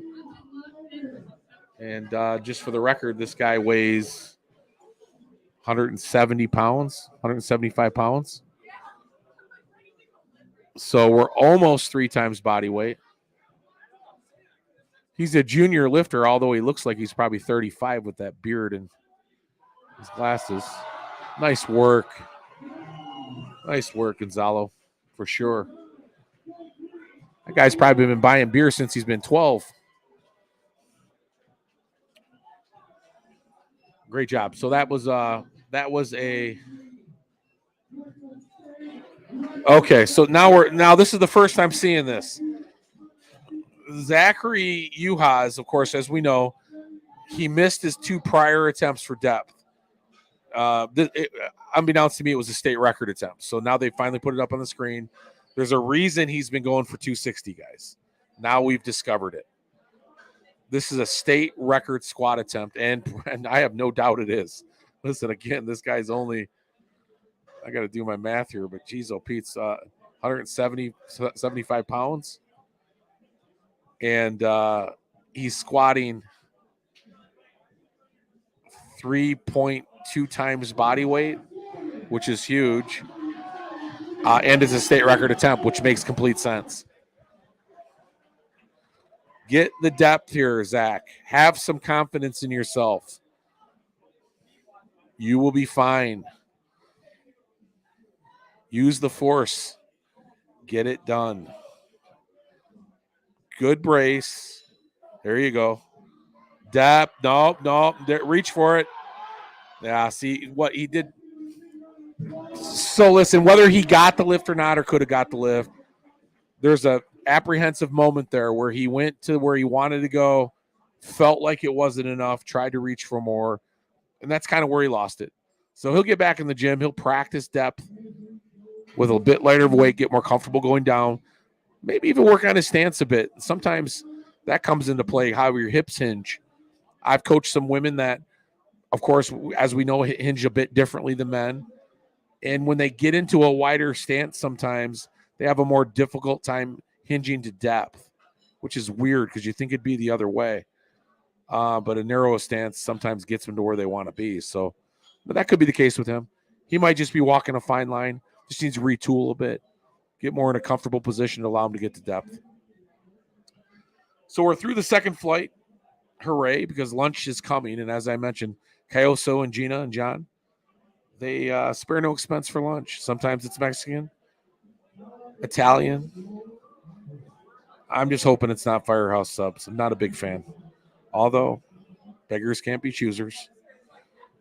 Andrew Tao, first attempt, University of Michigan powerlifter, 314 pounds.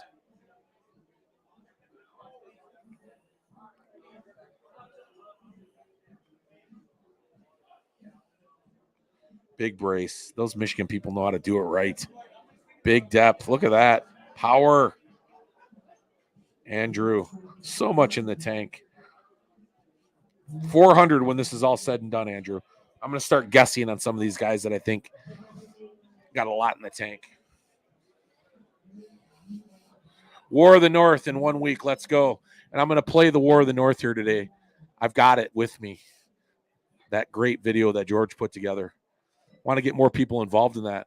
Not just for the live stream's sake, but man, that is going to be one hell of a show. You guys have talked about it about 10 minutes ago. That War of the North is the most uniquely promoted strongman show that I think I've ever seen or been a part of or heard of, for that matter. And there's 60 of us that are going to enjoy the hell out of it next weekend. And the after party, by the way. Barbecue and beer, baby. All right, Jonathan. 330 pounds. No problem. This is a big flight here, guys. We're going to see some good lifts here. Yeah, War of the North. So we'll be live streaming War of the North. War of the North will be live streamed at Gym Life Live. I'll put that banner up here in a bit. That'll be a live stream show that we're going to have a couple camera angles, get to know these athletes a bit, and you get to see the pageantry of that show as well. Again, smoke, lights, dungeon. George Bullard outdid himself with this setup. It's just so awesome, and I can't wait to get up there. Arian Banerjee, I think I got that right. Arian Banerjee, 330 pounds. Easy work, as I expect from these Michigan lifters. Maybe this is why more Michigan State people don't power lift. This U of M group is pretty impressive.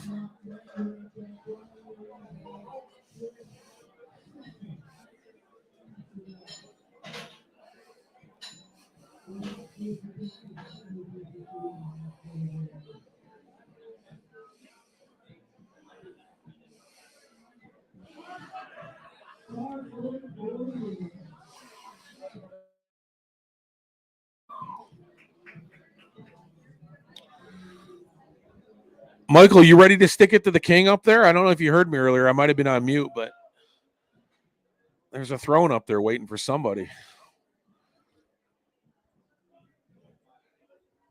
William Larshian, 336 pounds. Yeah, no problem. I think I'm killing these names today, guys. I think being tired is helping me. It's making my brain work better. I don't have to ask those Michigan people if that's a thing. Pretty smart people. Historically for Michigan, generally not that strong, but today they're proving me wrong.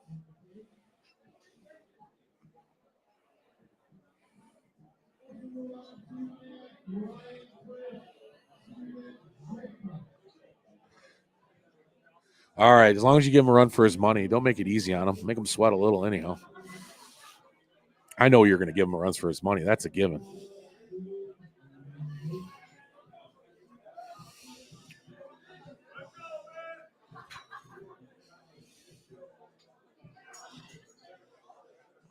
Matt Kish,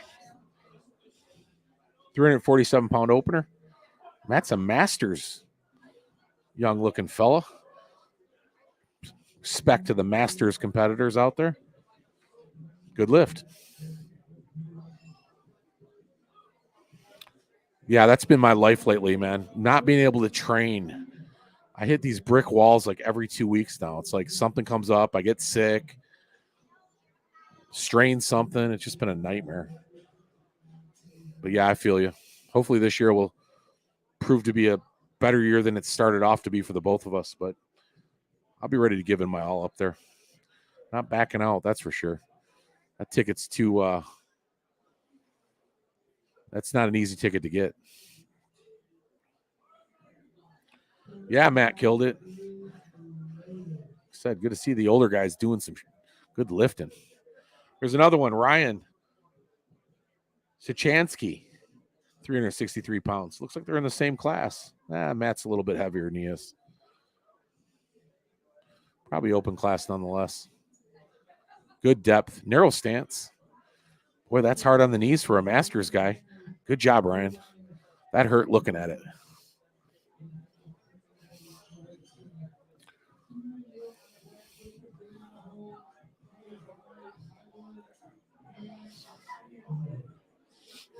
So Michigan's own Fit Jacked and Stacked, by the way, guys out there listening. Subscribe to Gym Life Media while you're listening to this today and watching it. Get in tune with the scene in the state of Michigan when it comes to all lifting sports and fun we're having. Chris Erskine, 363 himself, men's raw open competitor. Plenty of depth. He's a big squatter, guys. I see something big coming from Chris. So anyhow, Michigan's own Fit Jacked and Stacked, I put on the Gym Life podcast. It's kind of a part of the overall podcast, the way I'm doing that now, guys. For those of you out there that have been following the podcast, and basically because I do a lot of national and international content that applies to every single one of us in the lifting community at large. Powerlifting, strongman, CrossFit, bodybuilding, everyday lifters, gym goers, gym bros, and gym gals kind of thing. And then I narrow it down to the state of Michigan, and we talk a little bit more what's going on locally. This is Steven Sterlitz. Easy work. This whole group is going to be pretty easy on this first attempt. So we talk about everything lifting, pertinent information anyhow, answer questions from the listeners, and we talk about some of the news out there and gossip and some other stuff and up-and-coming events and athletes and athlete interviews, and we'll have some Highland Games stuff on this year. I'm trying to encourage everybody to get more involved in that. That is one hell of a fun sport. All powerlifters and strongmen should be doing that. And, anyhow, we've got a big following, big contingency, and just trying to have a lot of fun in the local Michigan scene and giving you a lot of information about lifters from around the world, both men and women. A big part, of course, in the United States. I go to the Olympia, I go to the Arnold. I'll be a lot of strongman competitions, powerlifting competitions, bodybuilding shows. This is my hobby, and I love bringing it back to all you guys. And doing this stuff for free is my goal. Every now and then we'll charge for a live stream just to try to offset some travel costs to bring you these athletes no matter where we go. So hopefully you guys will support us when we do that and support me. Realize I'm not getting rich doing it. That's a fact. But Riverview, Michigan is the next one, I think, March 11th.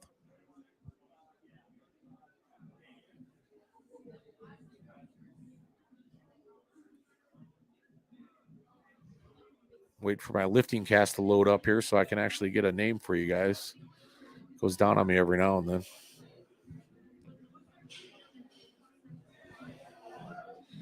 I don't know why. Good lift. I'm going to guess he's a Masters competitor. Either that or he's just graying early and needs some just for men, but don't we all?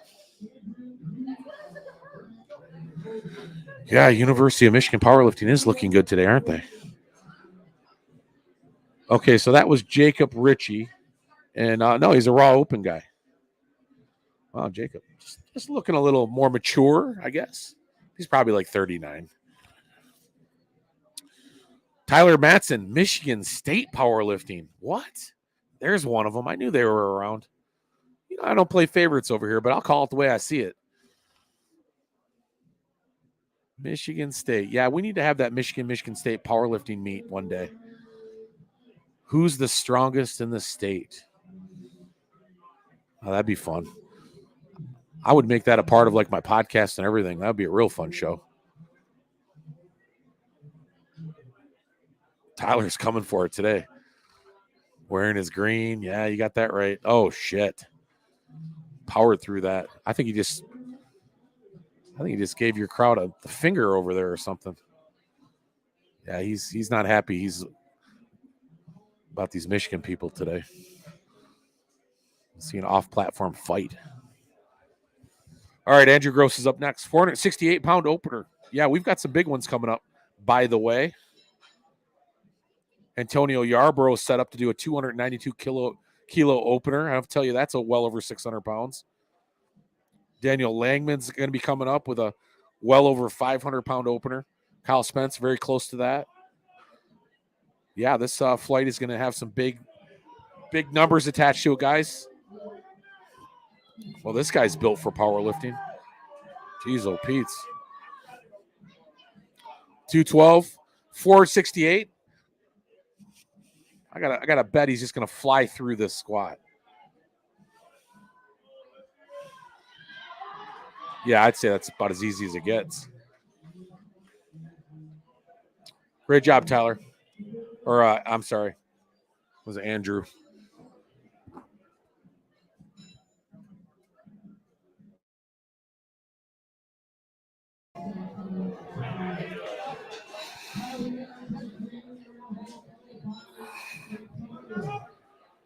Nam Ho Ko. I believe that's correct. I think I just nailed another one. Nam Ho Ko. University of Michigan.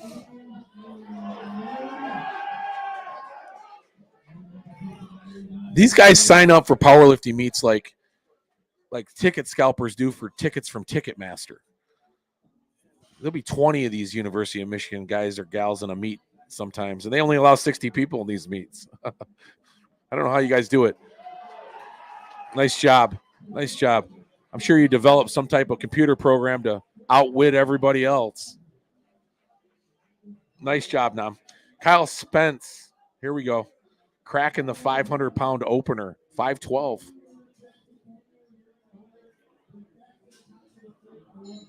Always fun to see those century marks, guys. Right off the bat. 4 reds stacked so beautifully on that bar. Oh, yeah, baby.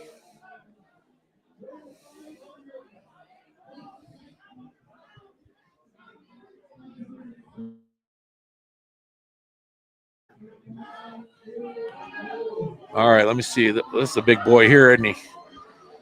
Yep, need to get that guy in strongman.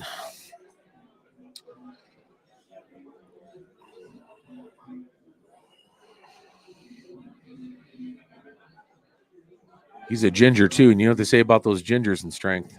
Got this freaky sort of crazy side to him. There you go. Power through it. Easy work. High fives? Can we say you're going to go 575 today, Kyle? I think you'll be really close to 6, that's for sure. Great lift. Daniel Langman up next. 562 opener. Wow. It hurts saying it. I'm a strongman, guys. I'm an old power lifter or ex-power lifter. I'm not that old. I look really good for my age. But in any case, getting back into powerlifting this year, I generally don't do the actual bar squats nowadays. I do like what they call a safety bar squat. It's kind of like a yoke squat. More conducive to my sport, but I respect these squatters out here today. Not an easy thing to do.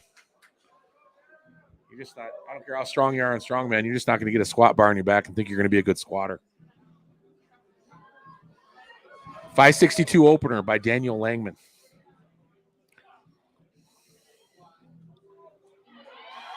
Wow, easy work. Low bar in that. I love his setup there. Looks great. I think my best competition squat as a heavyweight open guy at about 280 pounds was, I don't know. You guys are all going to call me for bullshit, but I think it was 680, maybe 660, right in that range. But again, if you think about the math on that, the formula, that's why it's super impressive when we see these guys doing 3 times body weight. When you're dealing with some of these lighter lifters, these lighter competitors, same thing could be said in strongman. Some of your strongest athletes come out of these classes that are, 105 kilogram, 90 kilogram classes, pound for pound, some of the strongest people in the world. Antonio Yarborough, I have seen him lift before. He is no joke. He's a Masters Raw competitor. Masters Raw, let's be clear, 40 to 44 years old, 644-pound opener. I saw him walking around earlier. He's the size of a house. 124 kilograms, 270-some pounds, I think. That's a big boy right there. Big boy. Great squat. Wow, that's impressive. Get that guy in strong, man. See, that's why I'm here. I'm going to start stealing all these powerlifters, bring them over to the dark side. Great lift. Back up to the top, Andrew Tao. Michigan powerlifting, of course. And I am so ready for lunch right now.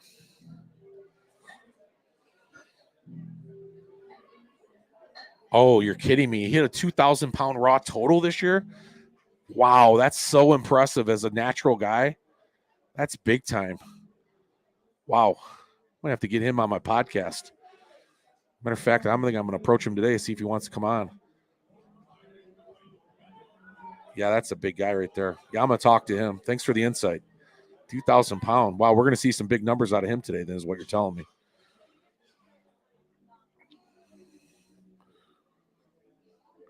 Andrew Tao, 10 kilo jump here, 330 pounds. University of Michigan, very good form, as we expect from you U of M types.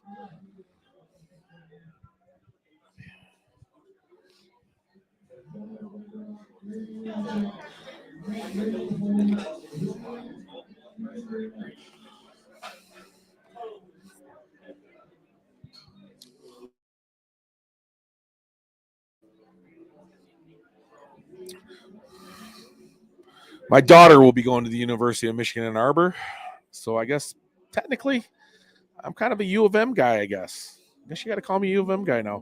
Not just a Walmart Wolverine, mind you. Isn't that what it is, guys? If you have an actual kid that you're sending to U of M, that you somehow can claim that university? I don't know what the rules are in that, but we'll see. All right, Jonathan, standard 352. Boy, he's looking down. Boy, he's looking down. So, and you kind of saw that in that squat attempt. There's a bit of this awkward lean off the bottom there. Again, I really think it's head positioning. Just bring that chin up a little bit. Give yourself something to look at up instead of down. Oh, no, Walmart Wolverine. Yeah, that's everybody in the state of Michigan that doesn't or have any affiliation with the state or Michigan University, but loves the football team and acts like they went there. Yeah, we call those people Walmart Wolverines. And honestly, I was one of them. But I don't think I will be now if my daughter goes to U of M Ann Arbor. I think I'm actually official at that point. Somehow. I don't know how that works. But yeah, there's a lot of Walmart Wolverines in the state of Michigan. Aaron Banerjee. I think I said that right earlier, and I got it wrong the second time. So there you go. Yeah, and I think he did the same thing on his first squat. He just stays with it, and he got it.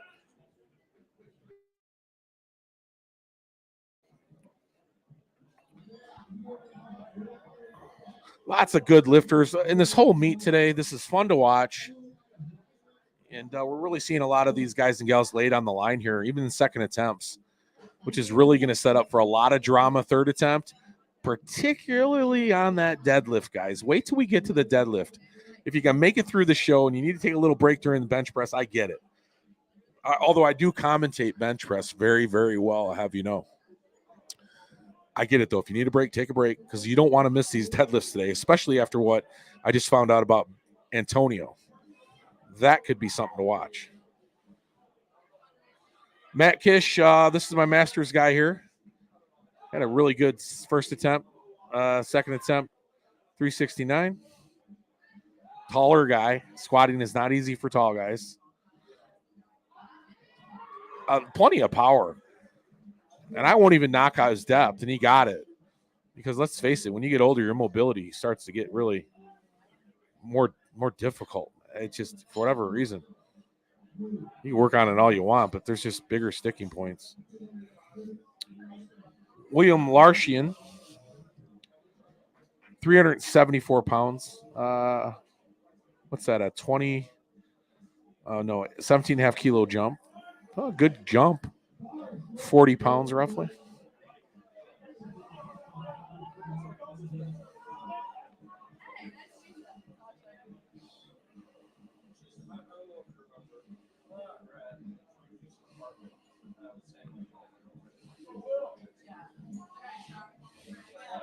See, William looks like a strong man. Most strong men have big burly beards like that. It's big guys. I don't know about the man bun, just saying, but the beard for sure. Steven Serlitz, University of Michigan. It's a small jump for him. Second attempt on the squat. First attempt successful at 165. Jump to 170.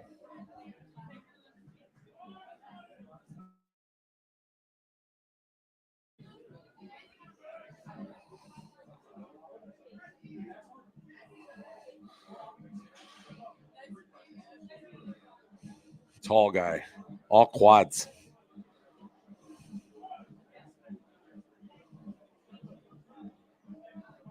Yeah. Okay. Good job. Good job. We'll give it to you. One judge didn't. No surprise, but good lift nonetheless. Matt Kish has got a fan club.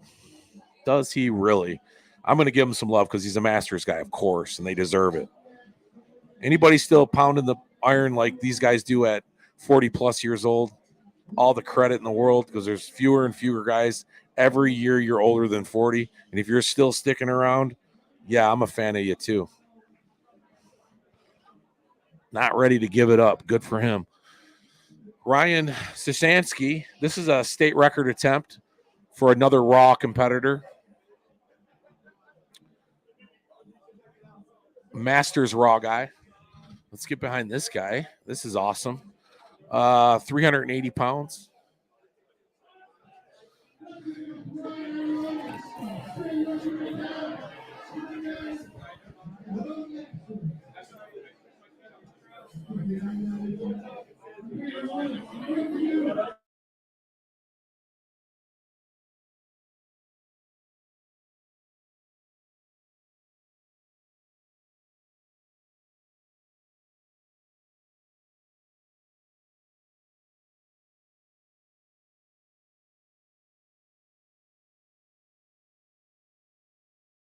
Damn it, my mic was on mute. Great job. That was a successful state record attempt. Awesome. Love to see that. Masters competitor. And squatting for Masters guys suck because you just hurt more. So I'm glad to see that state record go down today. Not an easy thing to do. Congratulations. Chris Erskine up now.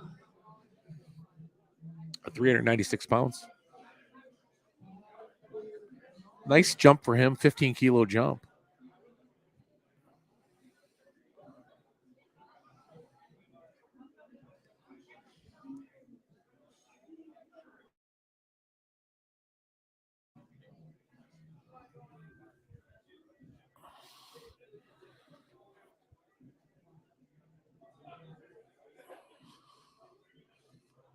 Lots of depth for Chris. Chris has got some in the tank here. Let's full send it, Chris. I know you got it in you. Big jump now. I'm going to put you at about a 30-kilo jump there, or a 20-kilo jump. I think you'd be safe right around that. Tyler Matson now, his second attempt. No, I'm sorry. This is Jacob Ritchie. We're getting back up there in those numbers we like to see. This is 462, quickly approaching the 5-century mark, which I'm sure he'll be there sometime this year. Nice thing about these early meets, boy, you got about 8 months to look forward to all these competitions, training, getting bigger and better. Then, of course, you got state championships. Should be in November this year, I think. I didn't look, but generally that's when they are.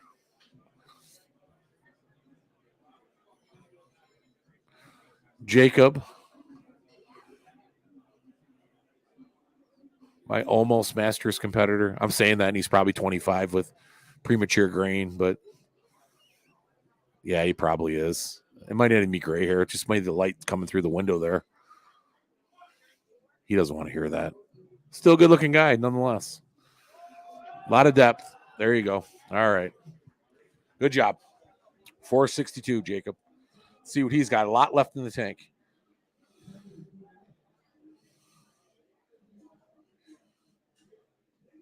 Tyler Matson up now. It's our Michigan State guy. He killed that first attempt. Big 20-kilo jump second attempt. Love to see that. 440 pounds. 445, 6 pounds. I'll get a kilo conversion chart, guys. I know I'm killing it right now. Not in a good way.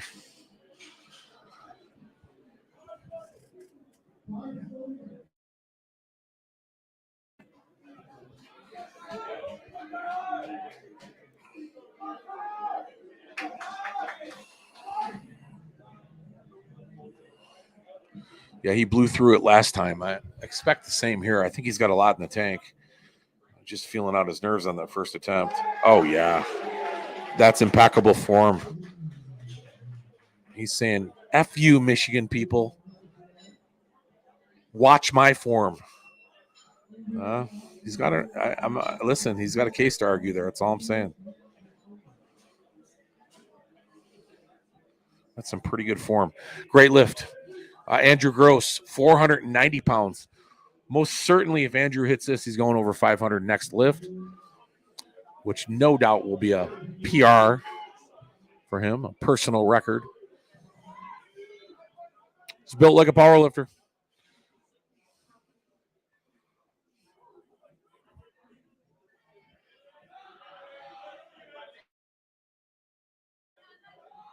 Oh, yeah.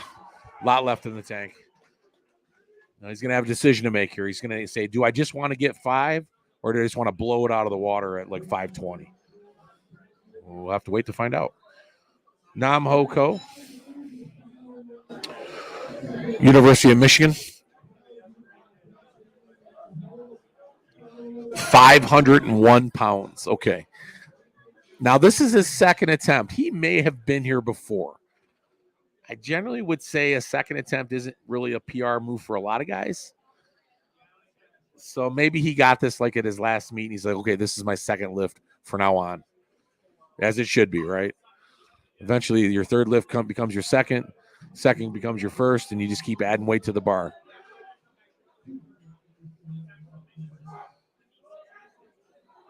Big old quads on this guy.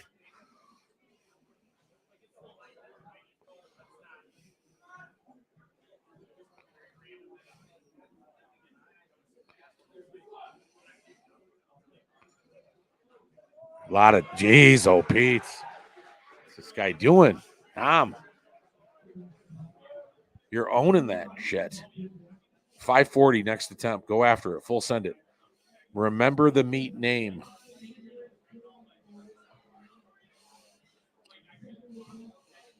Kyle Spence, 534. Jeez, wait till you see what Antonio's doing. Oh, my gosh. Guy just went up 40 pounds.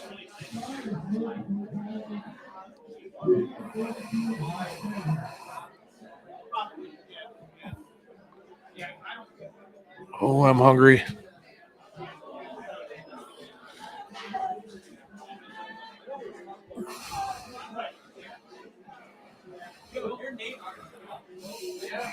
And Kyle owned this last time. This is a modest jump of 10 kilograms. I think he did a well enough job last time. I think we put him at like 560, 575 third lift, so he should own this. Big brace, big business. Stay with it. There you go. Okay, so he's close to where he needs to be. We might see like a 551 or something. There we go. Good lift. Daniel Langman, 589. You know where Daniel's going on his third if he gets this. 600.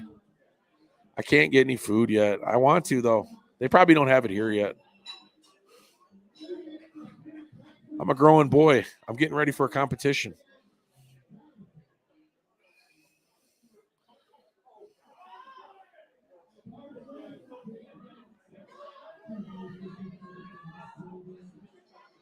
All right. This is fun to watch. 589.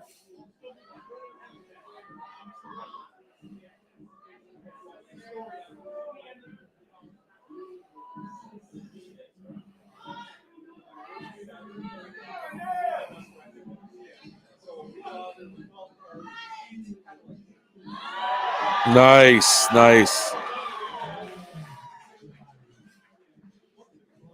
That is a low bar right there. Nice job, Daniel. He is going over 600 on his third attempt.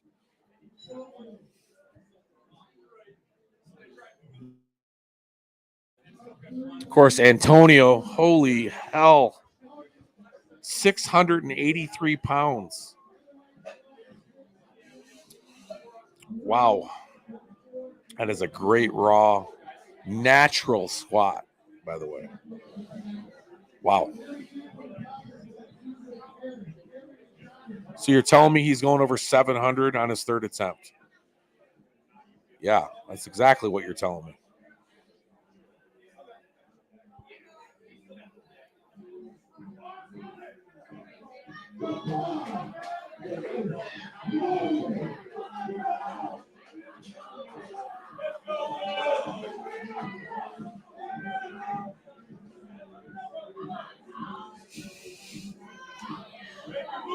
And listen, this guy's a master. He's over 40 years old.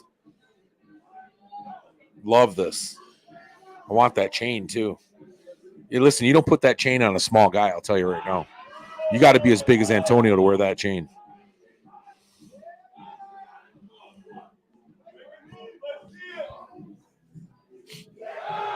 Ooh, you might be a little high, guys.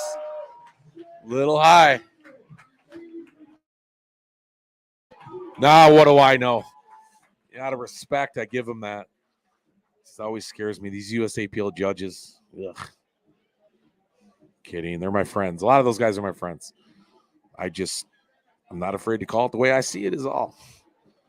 Great job, Antonio. That is a 700-pound attempt coming on his third, no doubt, because he's got no place to go but up. So this is our third lift for our third flight. Guess what? After that, we get a break, and then we get bench press. And I know what some of you are thinking out there. Bench press, great. That's no fun to watch. Listen, I'm going to break it down for you because I'm a bench presser, and I like a good bench press.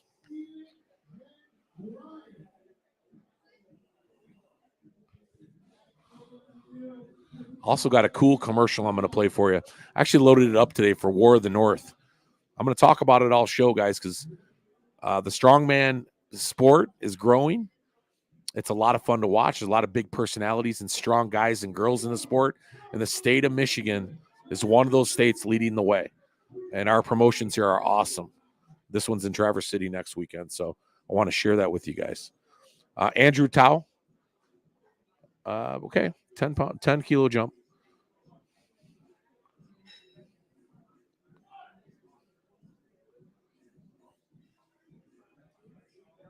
Very good.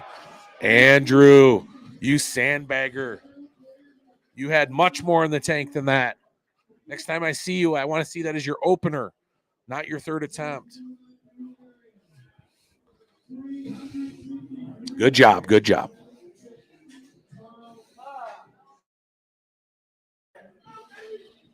All right. Aaron Banjuri. Banjuri. See, now I'm getting. I had it right the first time. Now I'm messing it up. Banjuri. Banerjee. Like this guy's energy, though. And he's a good squatter. He fights through it. I love it. Just a small little jump here. But if you remember his second attempt, he worked to get through it. He's not chipping here necessarily, but 5 kilos, I'd say that's about where he wants to be. Could be a PR for him. His form will not be an issue. He certainly is fun to watch walk out, though, isn't he? Takes a breath to walk out, lets it go, takes a big breath deep, pulls it back. Okay, get it right. Fight it up. You got it. Yes. That's all effort there, and I love it. And he kept his form the entire time, and he was patient with that lift. I'll be keeping my eye on you. Nice work.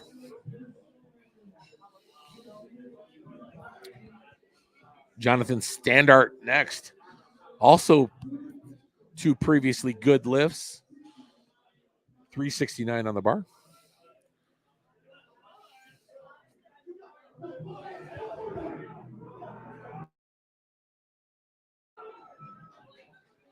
All right, Jonathan. See, now these guys are coming to life right now. Everybody knows this meet's just getting started. 3rd attempt on squat. Yeah, there you go. Nice breath. Fight through it.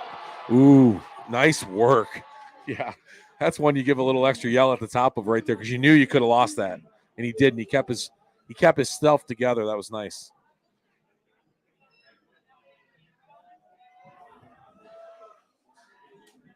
All right, Steven Sterlitz. Again, this whole flight's doing really well. He's 2 for 2 on his previous 2 attempts. Just chipping away here, kind of a 5 kilo jump. But I think all these guys have proven to lay it on the line in that second attempt. Almost all.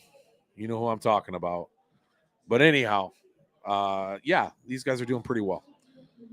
This is what we want to see. We want to see a 3rd attempt that's taking them to 100% max effort. This is a good barometer for upcoming shows. You get this 3rd attempt, you'll use this for your 2nd attempt at your next show. And you'll look for a bigger and better squat after that. And that's the progression of this sport and how it works.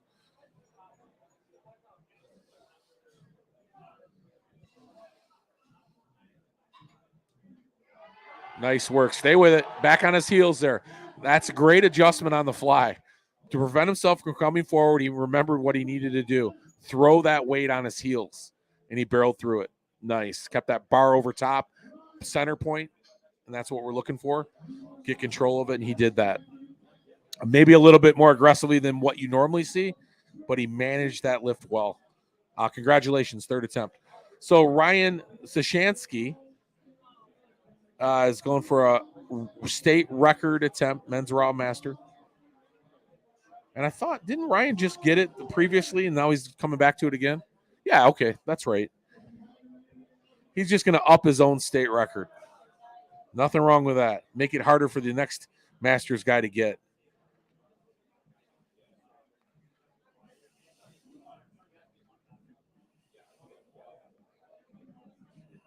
Nice depth.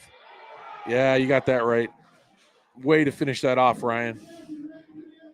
Darn tootin'. 396 pounds. That's our state record, folks. Great job. William Larshian. Also 2 for 2 on his previous 2 attempts. 400 pounds on the bar. 402.34 to be exact. And this could be a PR for William. If it is, congratulations. Because I'm going to give it to you right now. You're built like a squatter. Look like a strong man, minus the man bun. But it's a good look. There you go. Welcome out. Depth. William, you left some on the table, didn't you? Great third attempt, 400 pounds. Could be a PR for you. If it is, congrats. If it's not, well, either way, use that as your second attempt next time because you've got a lot left in the tank. All right, Matt Kish. You have a fan club here. At least one guy, anyhow. I'm your fan, too. I like him. He's a Masters guy. You know I like all the Masters guys. I'm a Master myself. 400 pounds. 402.34. Is this a PR for Matt? I hope it is, and I hope he gets it. 2 really good first and second attempt.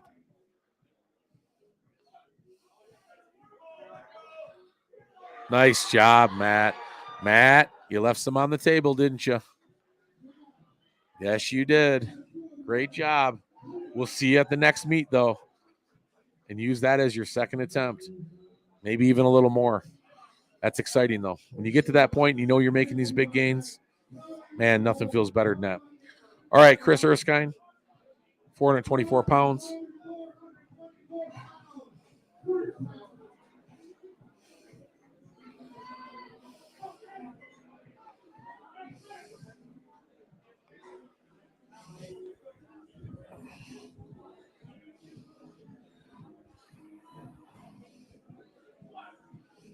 Nice brace.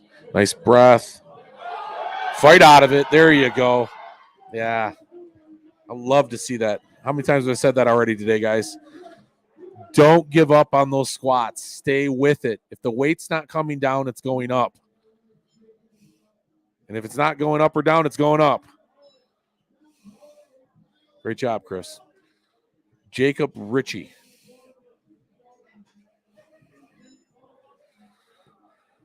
Pittsburgh, eh? All right, Matt. Nothing wrong with the Steelers. That was like, again, I told you I'm a Masters, so I remember watching the Steelers win those Super Bowls when I was like 5. I might have been younger than that, but of course they won more than that. But you know what I'm talking about. That dynasty team back in the day. I think every kid remember that Mean Joe Green commercial with the Coca-Cola.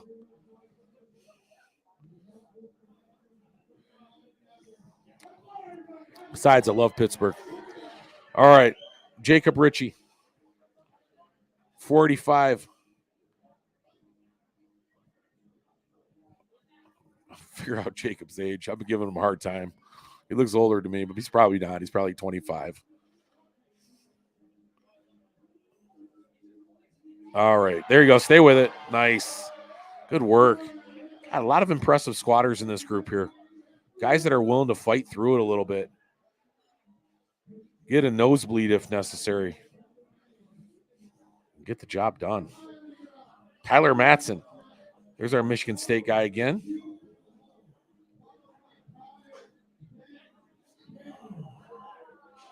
£507. Wow, guys. We got 1, 2, 3, 4, 5, 6 lifters going well into 500 pounds. Love to see that. It gets really tough moving weight when you start hitting that 500-600 pound club. And that's why Antonio's a bit of a one-off, a freak, really, because he's doing some weight that is 1% of 1% in the raw lifting world. Natural at that.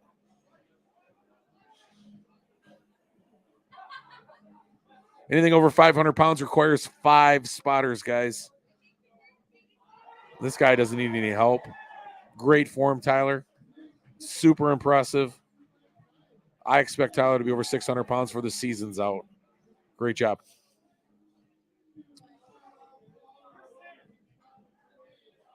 Andrew Gross is up next. Adding a little bit more to the bar. 518 pounds.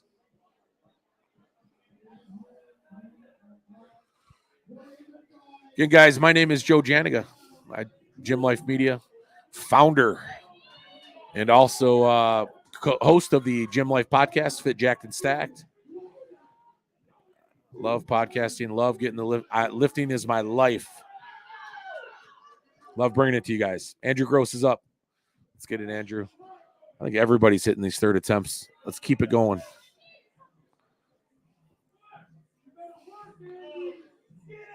Great job. Great job.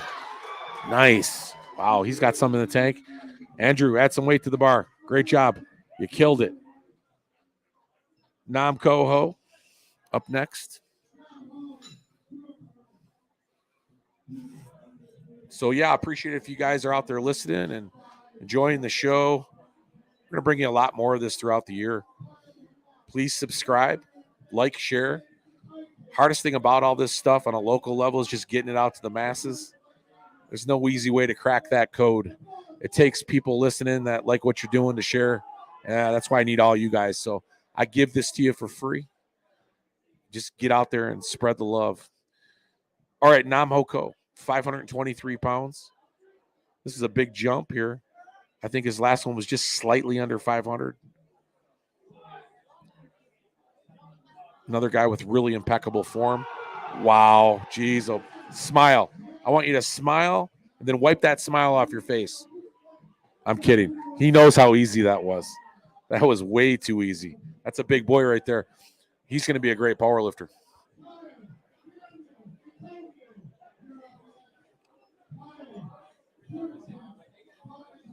Kyle Spence, also University of Michigan guy, well over 500 pounds, 545. Crazy.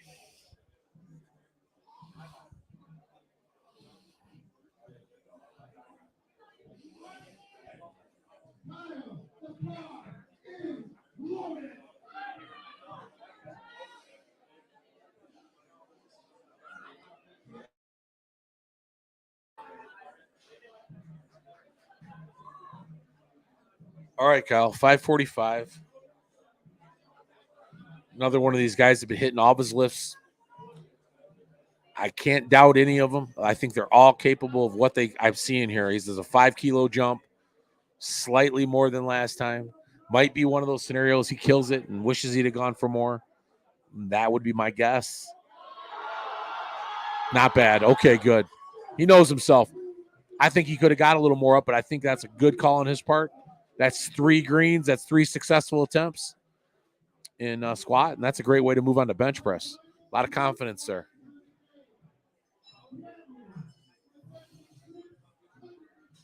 £606. Now we knew Daniel was going over. Of course he was over into the 600-pound mark. Question is this a PR for him? Is this his first time in the waters of 600-plus pounds? I'm going to guess yes. I'm going to guess it is. And we'll tell by his reaction, of course.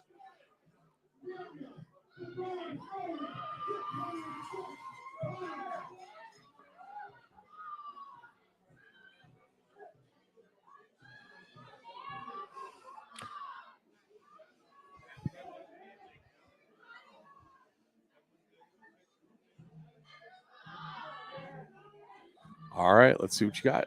Come on, Daniel. This guy's form. Oh, yeah.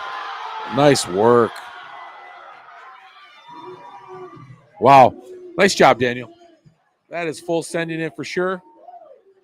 That is the title of this show, and you just did that. Great job. All right, Antonio Yarborough. Oh, really, Antonio? You just couldn't go over 700 just for the fun of it? I have a feeling you're going to kill this one. I'm kidding. It's a state record attempt, guys. This is a super, super impressive thing to see. This is a Masters competitor, over 40 years old. We're going to give it to you. It's a 700-pound squat. It's 699.97 pounds. We'll round up for you, Antonio. We'll round up. If anybody ever asks, though, you got to tell them you only squatted 699 pounds, 0.97. Don't say 700. You know the rules in the gym world. Let's see it, Antonio.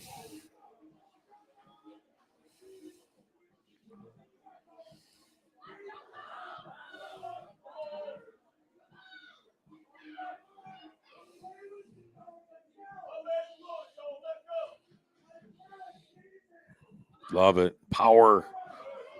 Power. I like his stance, too. That's my stance right there, guys. I love it. Plenty of depth.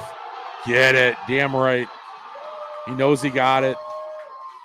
That is a big lift, Antonio. Killed it. 700-pound state record, guys. For a Masters competitor, And I'm here to tell you that will stand the test of time. I can't see anybody in my bubble, and that's the state of Michigan, that's close to that as a Masters competitor for that state record right there. Yeah, my son might be going after that state record. That's how good of a lift that is. Great job, Antonio. All right, guys, you know what time it is. It's time to eat. That's right. It's break time. So I think 20 minutes or so they give you.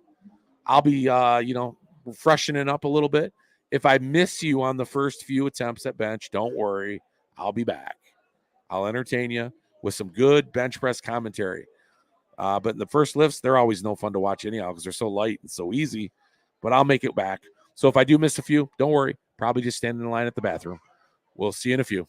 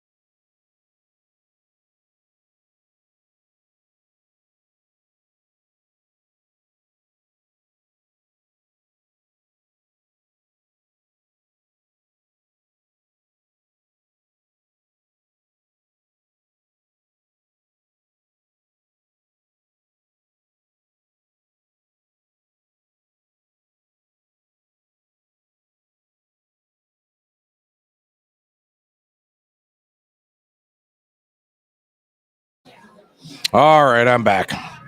Only missed one or two, I think. And as expected, though, I'm sure it was lightweight for all these guys or gals in this first bench in the first flight. Let's see what I missed. Oh, one lift. Okay. And here goes the second lift. Catherine Monholland, 104 pounds.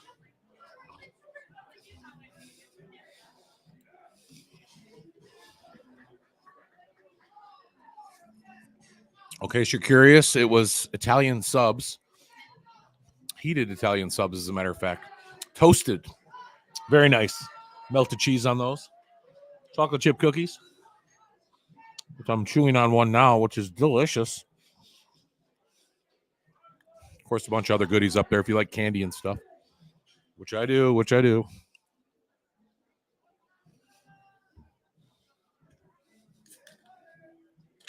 And a Monster. Keep me awake.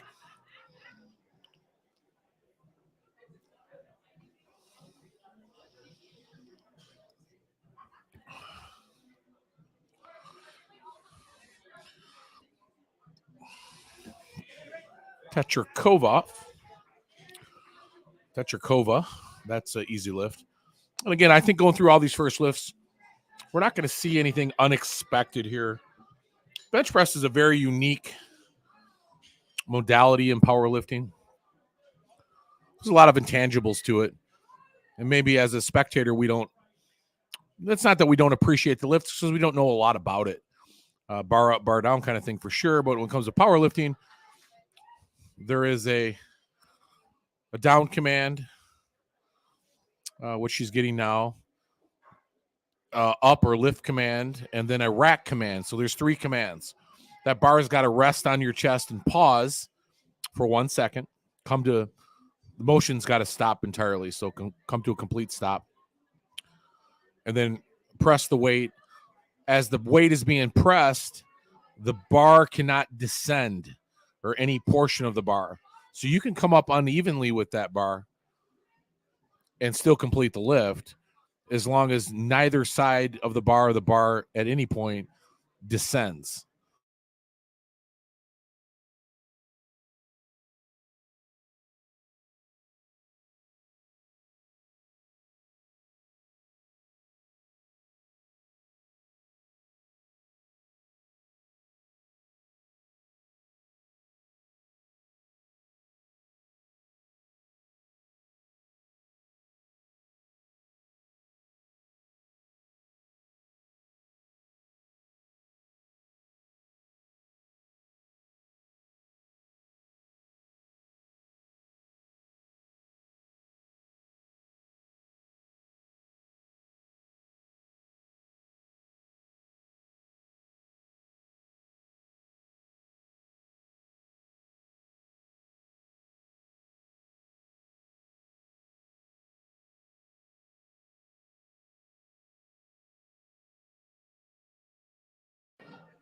A lot of intangibles to bench press.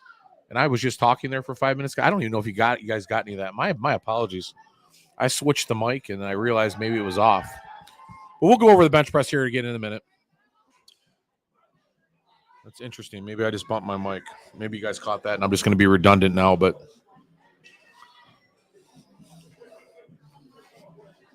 testing. Okay.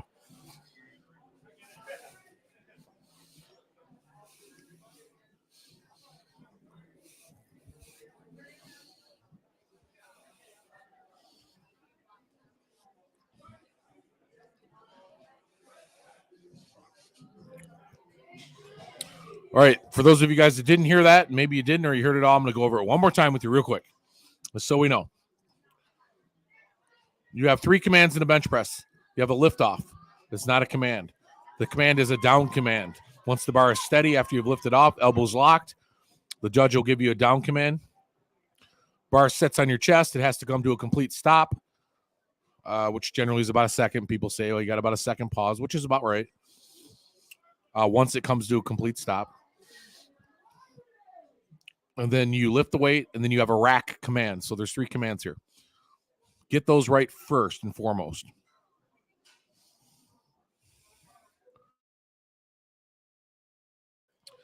After that, your feet have to be flat, glutes have to be in contact with the bench, and shoulders.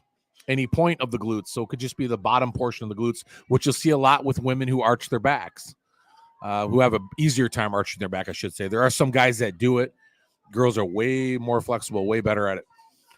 So a lot of times girls are the ones that generally get called with lifting their butt off the bench because those arches tend to pull it off the bench.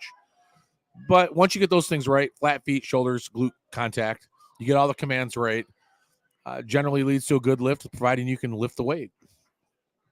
Knowing those things will help you understand a little bit better why some lifts, albeit look good, are ruled not good lifts, simply because you're maybe not seeing the foot roll on the side or the heel come off the floor, which is very common and something, of course, a lot of us aren't looking at because we're watching the bench press, of course, take place, which is at the chest. This is, I think that was Tram, right?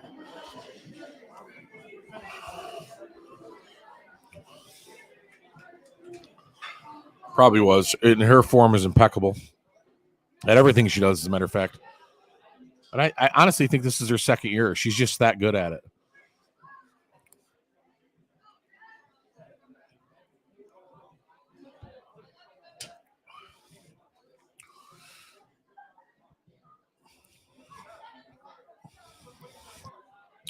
There probably isn't, well, I shouldn't say this. In my opinion, there probably isn't a lift that is determined more by muscle development than the bench press, which meaning you have to adjust your form according to your development a little bit. So you take this, again, I'm waiting for lifting cast to come up, so I'm not seeing my names at the moment. But that's a standard grip, right? That's a standard sort of width of a grip on the bar. Grip has a lot to do with it. You'll sometimes see newer lifters that haven't developed that muscle or developed that benching technique move their hands in a little bit. And I'm one of those coaches that would early on in with my athletes, I'd make them bench a bit narrower before they have a chance to develop those rear delts and some of those supportive muscles they need to do a wider bench press. Not only is it safer, but it also allows them to utilize the muscles that are stronger in their body to begin with. Of course, all the while training all the other components of the bench press to make you a better bencher. So a natural evolution to any good bench presser is going to be where their grip placement is going to be, dependent upon how developed they get in their muscularity. There's Serena Howe getting mid grip, good arch, drops her glutes down, feet flat. All that's in place before she starts the bench. Good pause. And you'll see where she spotted that. She spots that at her sternum. It's so important. You see a lot of lifters spot that bar higher, which means where it comes in contact with the chest. The natural arc of the bar or movement of the bar off the chest, it actually goes from forward to back. So when you complete the movement, it's closer to your face. So she's starting the bar where it needs to be to utilize that natural arch. That spotting is important. Some people spot way too high, put way too much on their front delts, and as the natural arch of that bar moves them from that point, they find it too much over their face, and they actually miss the movement. I know that's way too much to absorb right now, but as we talk about this bench press for the next hour and a half, some of these things might start clicking for some of you that aren't familiar with the way this is judged, trained, or performed. So, anyhow, that's bench press.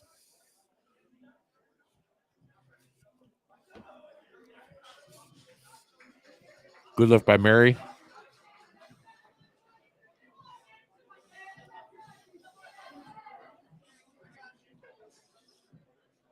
And you really get to see more of this sort of when this bar gets heavier too. Listen, most of the first lifts are these lifters.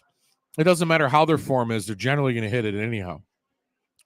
That's why I almost want to take the first flight off, or first lift of every flight off, commentating, just sit back and enjoy the show like you guys, because in all honesty, even if I try to explain it in these early lifts, a lot of the performance that we see as a result of bad form or bad positioning doesn't take place because these lifters have no problem tackling this weight. But in any case, we'll talk you through it. And we're going to have a quiz after this, so be ready. We're going to quiz everybody and see if you pass the class.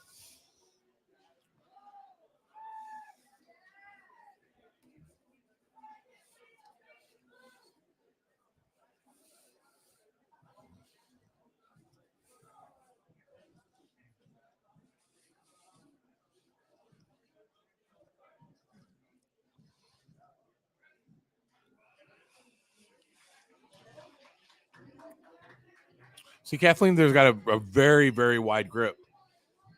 And, it's just kind of her form dictates that a little bit.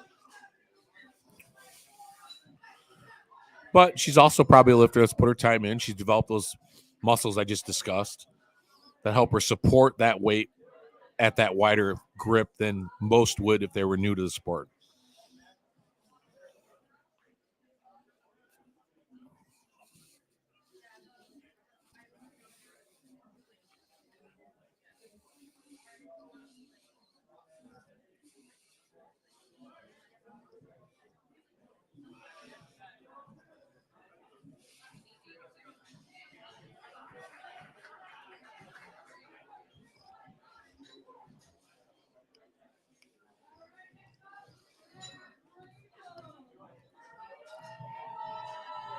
Stephanie with an easy lift there.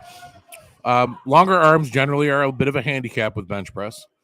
So see some of these taller girls. Maybe try to generally take a wider grip just to shorten the bar path down a little bit. And just by default, they're wide because their arms are so long. Otherwise, they'd be almost closed grip benching. I mean, that's a fairly wide grip. She's a taller girl. Good spot. Power's right out of it. Historically, women, this is the most difficult lift for a woman, as we can imagine. Just because their chest development, overall muscularity in their upper body isn't, quite what we see in a woman's lower body, where, again, squats and deadlifts, a lot of women really dominate. So to become a good bench presser as a woman really is the complete package when it comes to powerlifting, and not an easy thing to achieve. A lot of meets are won and lost for women specifically because of the bench press.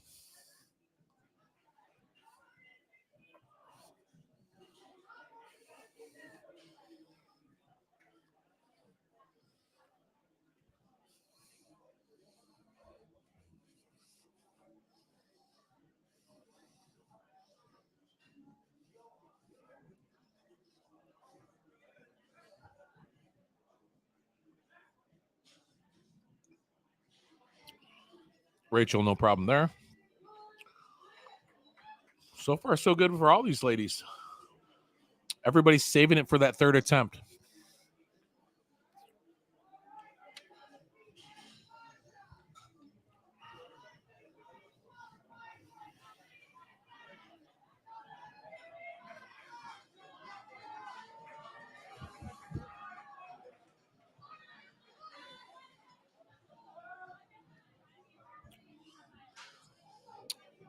Alexandra Tetrakova.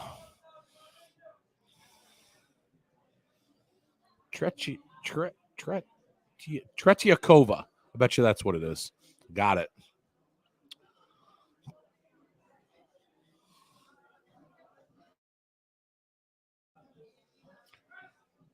Long arms. Very difficult lift. She got it. Yeah, we'll take that. That's a good lift there. Bit taller. Yeah, I guess I'm going to say that a lot, really. And it's not too often you see a woman built to bench press, and maybe that's not a bad thing.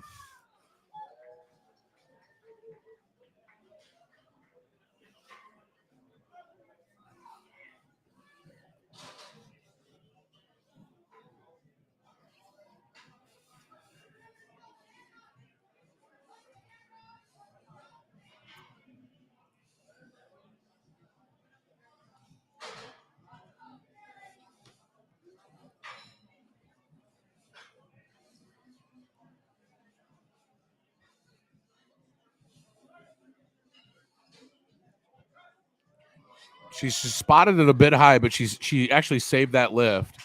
Because you notice when she came off her chest, it kind of came back towards her a little bit. There's a point where you'll lose that lift if it comes a little too far back, within a centimeter or so where she was at. So that was a good fight to get that back in position. A lot of that can be remedied by spotting the bar down a little bit lower.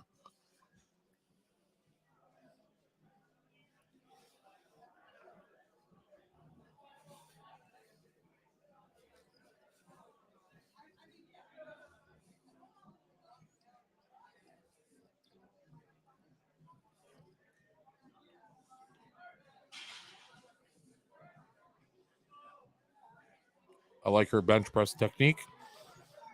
It's a very power type grip. You can tell by her stature, very strong on the triceps.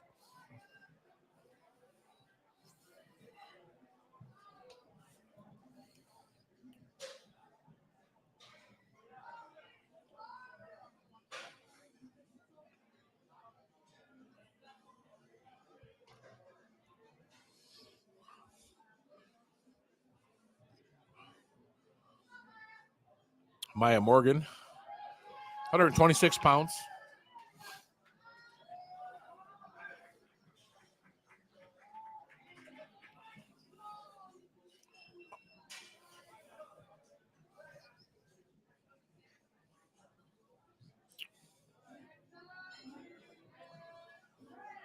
Wow, Tram, again,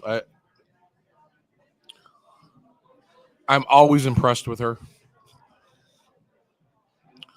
At her body weight, she just does some amazing lifts. And it's important to keep that in context. Pound for pound, she's probably the strongest lifter here outside of Antonio, which is a crazy comparison. The smallest and the biggest lifter on a dot score, which we'll check out at the end, which is a calculated score based on body weight and percentages and numbers, of course, which is what you're lifting. I bet you they're really close to each other. That's going to be interesting to find that out. And again, her form is impeccable.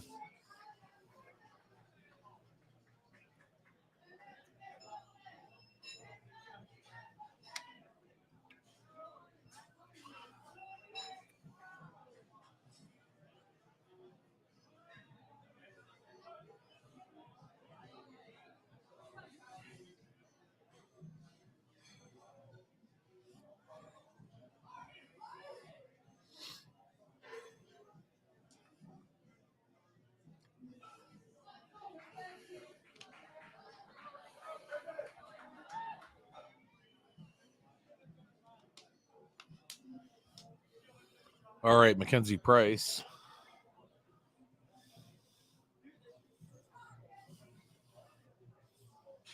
Taking her own lift off. Talk about that in a minute.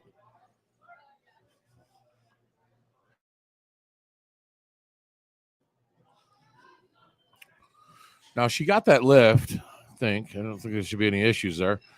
I'm not a big fan of people taking their own lift offs, and it's only because if you can save the energy and you can have an assist, which you're allowed with a spotter, then it could be to your advantage when you're struggling with a lift that maybe only requires you to need that little bit of extra exertion to get the lift done.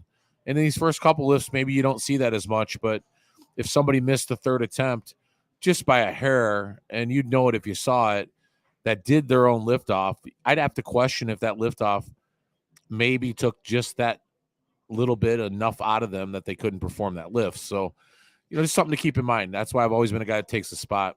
I encourage others to do it as well. Maybe I'm completely wrong, not your thing. It's never going to happen, and hey, I get it. It's each their own.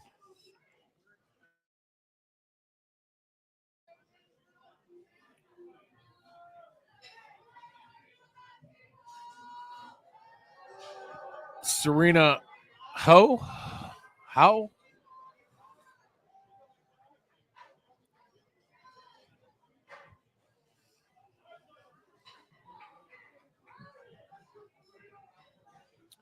I think when you start getting into this 165-pound range where Serena's at now, where most of these lifters are quickly approaching, that's really where you want to be as a 75-kilogram competitor.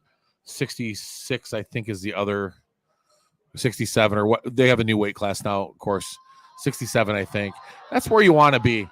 Listen, if you want to be competitive and you want to be competitive at a state level, these girls are going to need to get those bench presses up to 185 pounds up to 205 pounds. And if you really want to be on a higher level, that Kira Wilson level, who's won states now a couple years in a row, it's going to require a bench press, well into the 225, 235, 245 range. So, this is an evolution for a lot of these ladies. Powerlifting is an evolution for everybody. but certainly to make it to that next sort of level of lifting requires a good bench press for a woman in this side of the sport.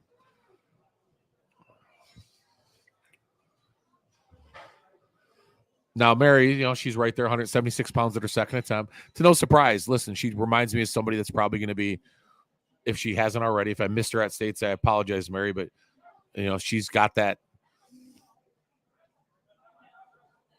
strength about her for sure. She killed that lift. So I'm sure Mary will be up towards 185, 190 pounds this third attempt. By the end of the year at States, yeah, she's going to be right where she needs to be on her bench press.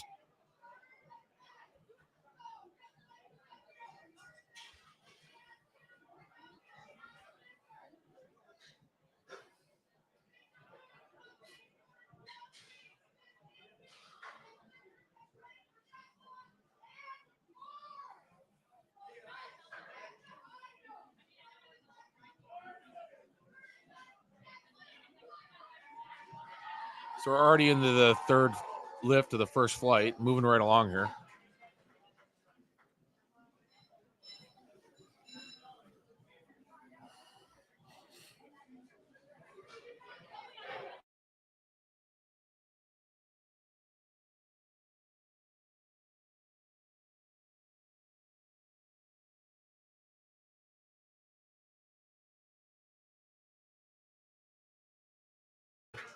We'll start to see some misses. Kathleen gave it a shot.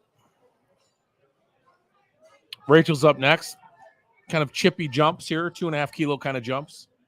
Pretty common in bench press.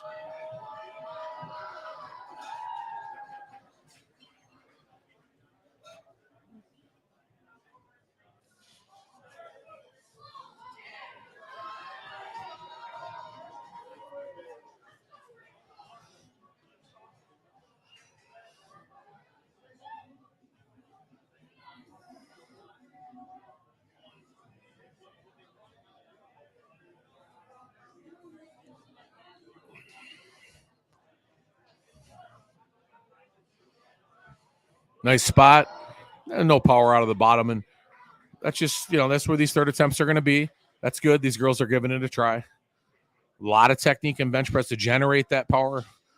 Don't even want to really get into that so much, but there is leg drive involved in bench press. There's more back than chest, and all these intangibles, which to me makes it really a superior lift to be executed compared to the others. Catherine Monholland, 2 for 2 already. Little chip here, 52.5 to 55. We say chip, it's a 2.5 pound or 2.5 kilo jump.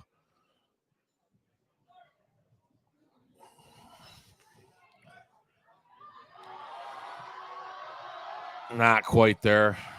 And again, you'll see the legs at some of these bigger lifters and better bench pressers, particularly in the guys. When that bar hits the chest, you'll notice this sort of jolt that comes through the legs, and that's that leg drive I'm talking about.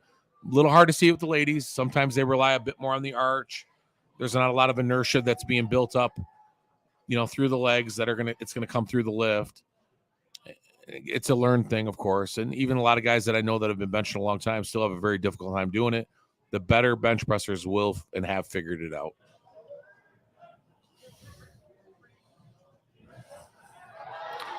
Little high of a spot. Now, she was lower on that spot. I don't think she'd had a problem with that. She just missed that lift, but she took a little bit off her triceps, put a little too much on her front delts there, and her front delts aren't developed to pick up the strength of that lift.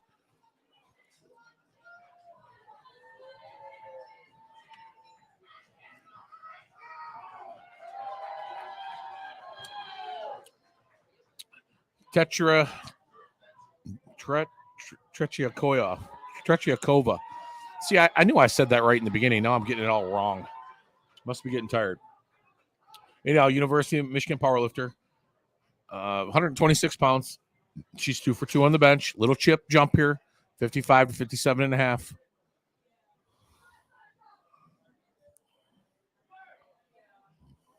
Feet. Yep. Wow. I should give that to her. I thought I saw a dip there. I hope I didn't see it. Okay. Only one judge saw it. That's good. Good for her. She's officially 6 for 6 in her lifts today in lift attempts, so that's fun. Be able to make that deadlift 3 successful attempts. Go 9 for 9.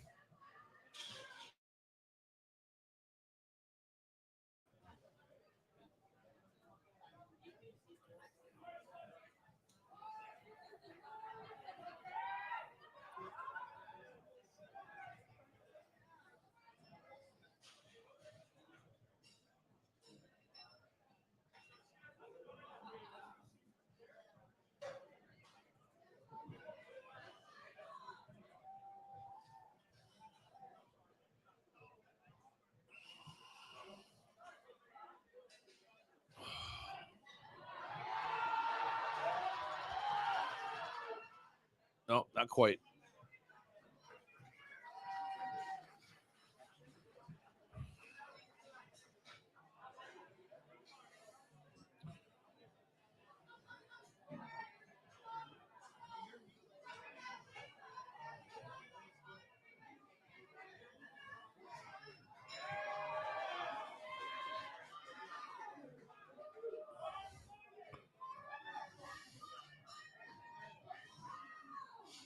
Well, let's take a look at Lisa here. Bit shorter in stature, so her grip will probably be a bit narrower, I'm guessing.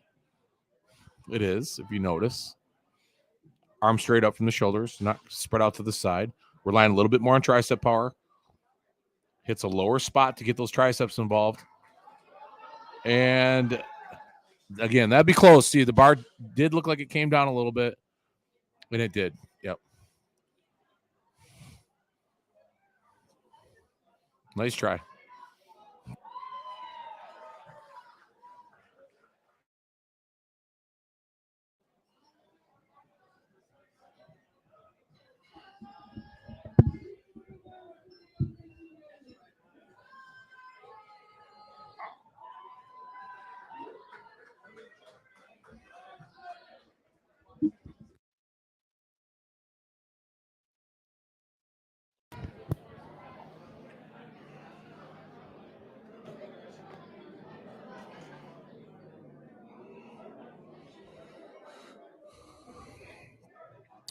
Maya Morgan with a 132-pound bench press attempt. Wide grip. Nice drive, Maya. Nice drive. Very nice.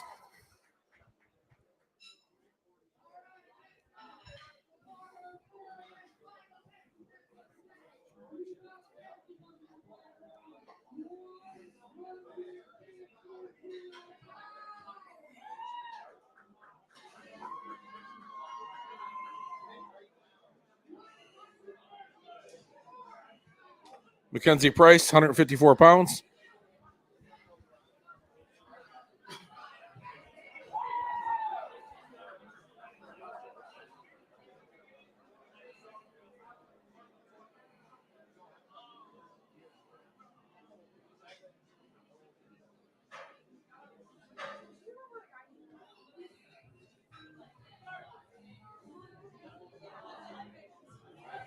Nice low spot. Nice drive. We'll give her that for sure. Exciting stuff. So she's 6 for 6 as well. Here comes Tram. This is a state record attempt. This will be her second state record today if she gets it. One on squat, one on bench. And guess what? She's a better deadlifter than she is a squatter or bencher. So we'll be in for a treat here.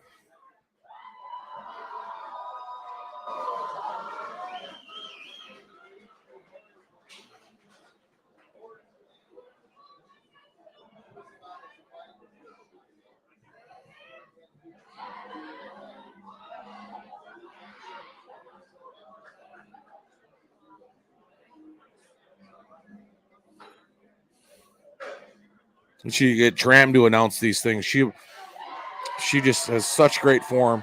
She's locked in. It's a lot going on there, guys. A lot going on there. Great job. She's got those scapulas pulled back and tight. She's got all that pent-up energy wound up in her back and legs. I mean, she is just an amazing lifter to watch. She can hold a clinic with the way she squats, benches, and deadlifts.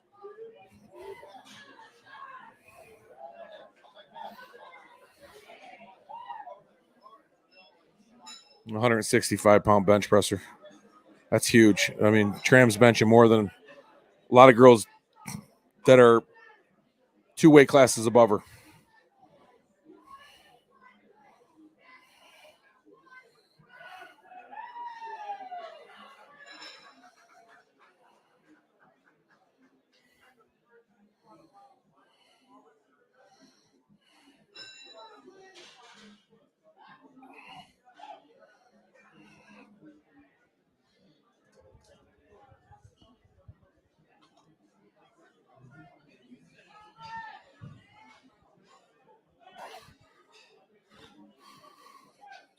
Bryn with a nice spot. Again, not a lot of drive there. She gets used to training and driving through the legs. She can get a little momentum off that chest. Help her with that lift tremendously. Serena's up next. Nice big bench from Serena here. As a 67.5-kilogram competitor, 18, 19 years old, this is a very, very good bench press. 170 pounds.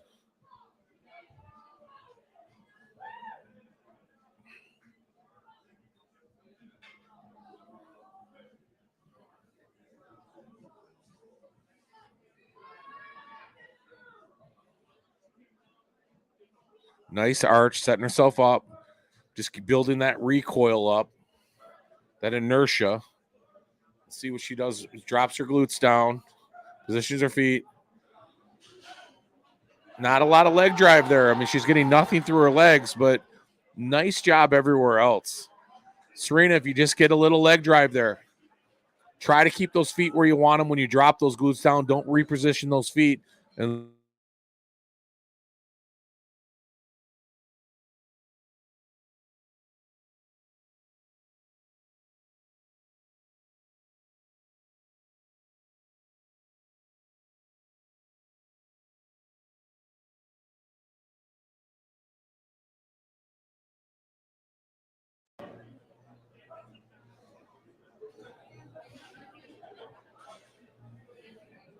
see what Mary does here with 181 pounds.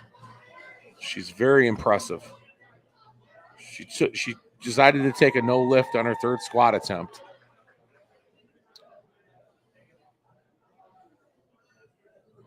Maybe to save energy for the deadlift. Nice spot. Yeah, she's a pro. Really nice leg drive there, too. I don't know where the red light came from, but I guess can't fault the judges. They've had a pretty good day helping these lifters out and doing the right thing, and that's seen without needing help to see, which is, again, not usual, but I'm glad it's happening. So we're on to our second flight bench press, moving right along here. 12:16.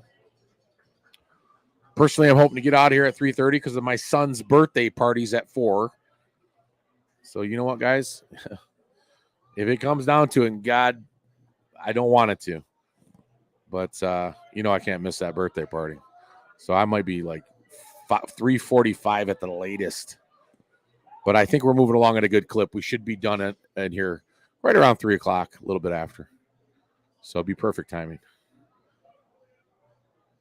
Julia Kravchenko, her opening attempt. And again, we're going to go through this first flight. Second flight, first attempt. I honestly don't see a miss here unless there's a misstep in commands. With that said, I think I'm going to use this opportunity to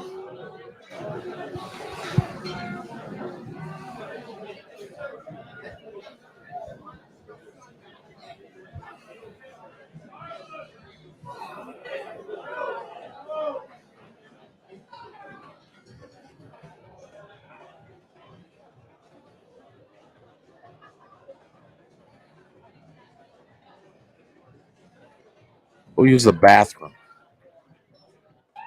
That's what I have to do. So I'm going to go do that and be right back.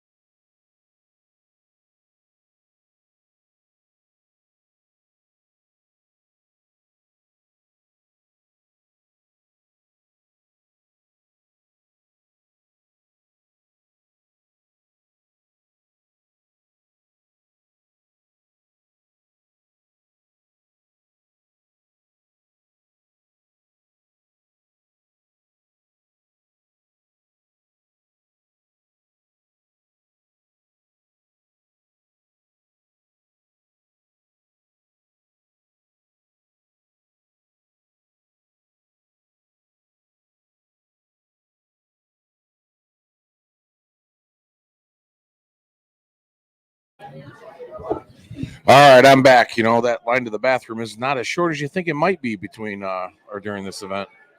Of course, in every good powerlifting meet, there's generally only 2 bathrooms, and there's actually a porta potty for this one. But to make your way through that crowd to get outside, not worth your time. You won't get there any quicker, is my point.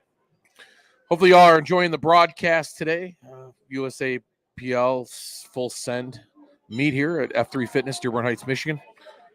I am your host again, Joe Janiga, Gym Life Media founder, and I'm also the host of Gym Life Podcast, Fit Jacked and Stacked, which is national, international, and then a portion of that show I do local, which is the state of Michigan, and all things lifting, strongman, powerlifting, you know, Highland Games, bodybuilding, CrossFit, you name it, and everyday lifting stuff, guys and gals. It's just a lot of fun. Tell a lot of good stories and talk about training, competitions, promotions, everything going on in the state as much as I can get my head around, and love doing it every week. So hope you get a chance to tune in. If you're tuning in, of course, on Gym Life Media YouTube page, you'll see all that content there. I just do it for fun. It's just a hobby, guys. You know, our listeners are pretty good. We do a lot better on the sound platforms, of course, but some people like myself like watching the YouTube stuff, so I try to do everything for both. And if you like what you're seeing and hearing, just appreciate the subscribe, thumbs up, that kind of stuff. You know, just kind of the fuel that fires, if you will, and I appreciate it. So this is Zachary Uhas. Bench press getting a little bit bigger now. That's a 275 opener. Very, very impressive. We're going to see a lot of these guys go well above 300 today.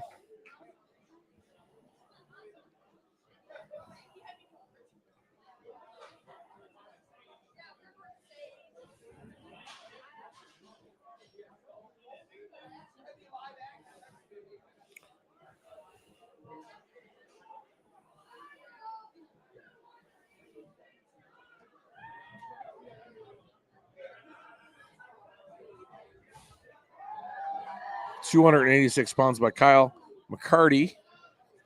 Guys a little bit different with their setup. They generally don't get that arch, although Kyle's trying to reach for it a little bit here. 5 feet, get a little more leg drive, so he's getting those heels way back. Guys do have a little bit easier time getting that leg drive. Let's see if we can see it. Gets called to the down command. Yeah, do you see that leg drive? Almost looks like he wants to lift his glutes off. He's driving through his legs there, and should be a good lift. Yeah, I don't know where the red light came from. Maybe his left heel was kind of pulling off a little bit. Nobody else caught it, so there you go.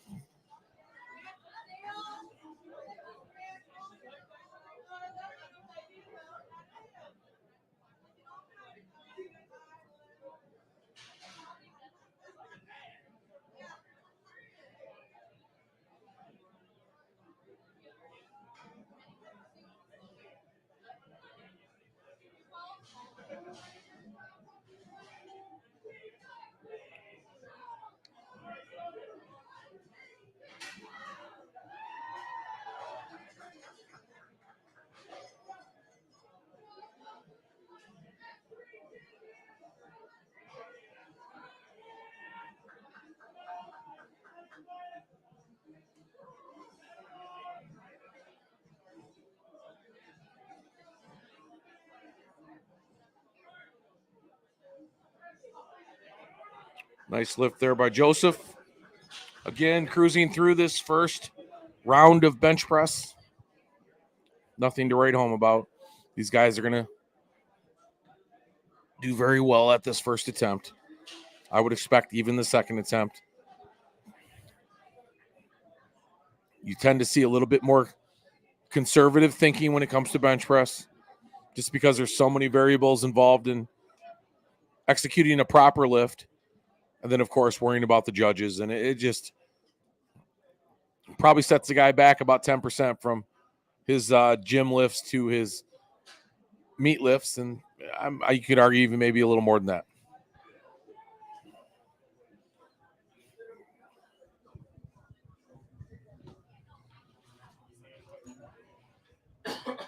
Use me.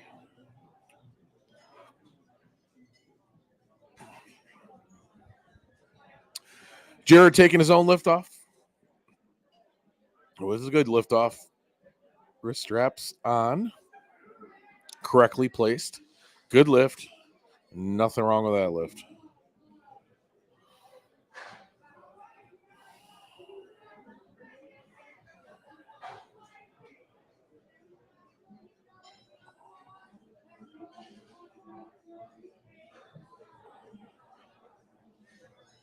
Next up, Filomeno Napolitano.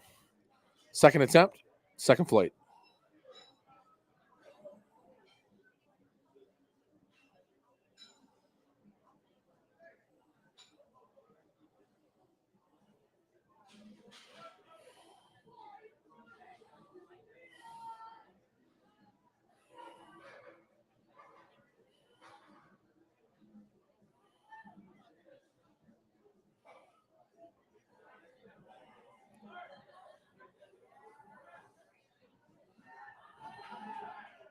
Nice lift. So I missed that. She looked like she missed her first attempt. More than likely, it was something she did with the commands, because Filomena has no problem managing that weight and a little bit more on the second attempt.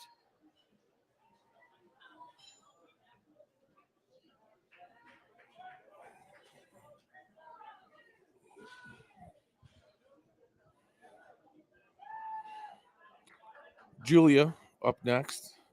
Kravchenko. A little bit of a bigger jump than we've been seeing. 7.5 kilos, about 18 pounds. Nice spot and nice lift. Really good form. Melissa Lee up next.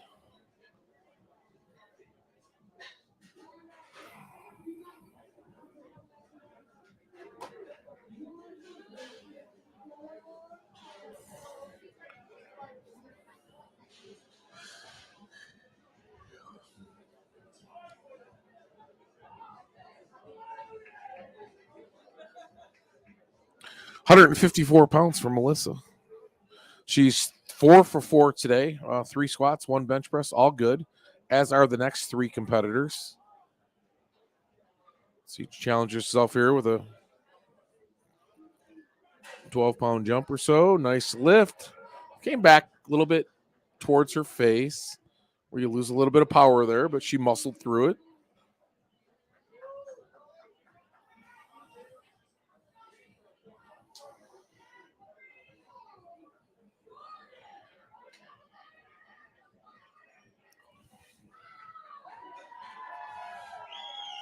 Jordan, 176-pound bench press. I thought there for a minute it was some world record.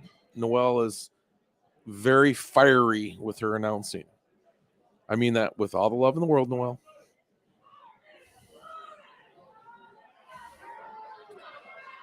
Caught me off guard. I guess I wasn't paying attention. I can hear it back here is what I'm saying. Jordan Sorvis. Also 4 for 4. Fifth big jump here. 22-pound jump on bench press. I like it. That's what I would do. Maybe a little more, but yeah, right there. Yep, she knows herself very well. I bet she'll do the same jump on the next bench.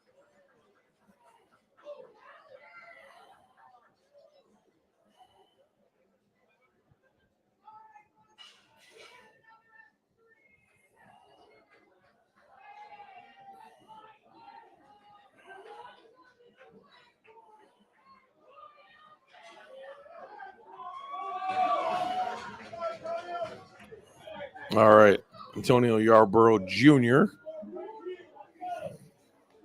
Yarborough Jr., that is.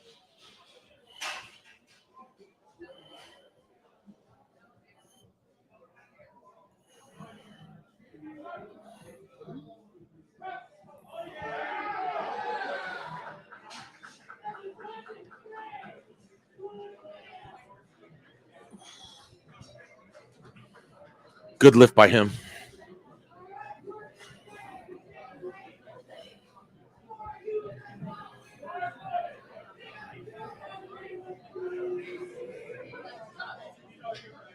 Shouldn't have ate that lunch. Now I need a nap.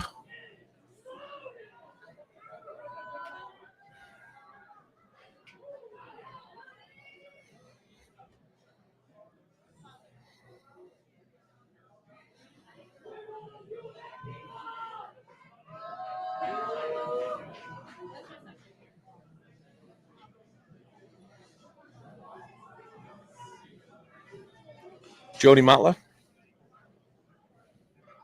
Nice big bench. Second attempt. 187 pounds. Very good bench presser. Nice work.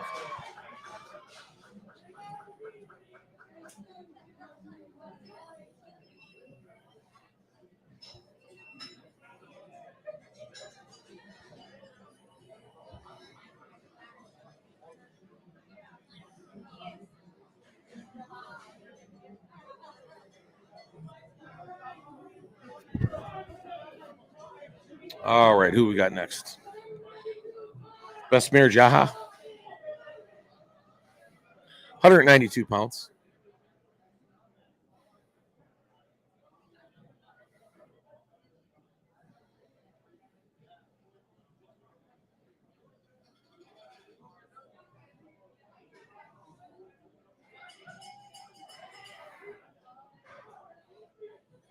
Trying to create an arch there. Drops his glutes down. Nice positioning. Good spot. Great spot, actually. Great lift. Looks like he's done this before. Great job, Besmir. By the way, is only 18, 19 years old. Lots of promise in that guy. Jerry Sue, 209 pounds. Up next.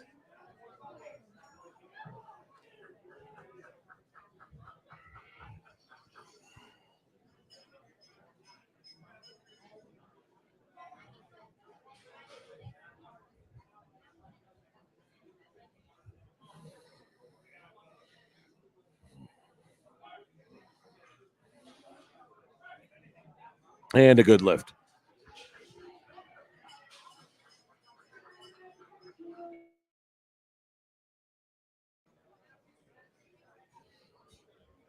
Aaron Young up next, going over 200 pounds, 209 pounds.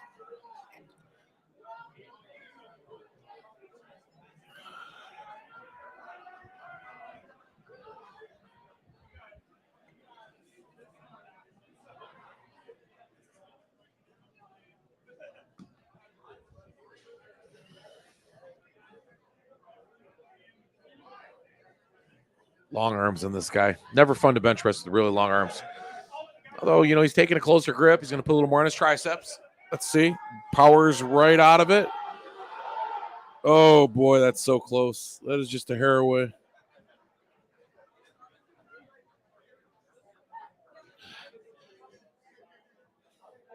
Goglin Janarthanan, Michigan State guy himself, 225 pounds on the bar.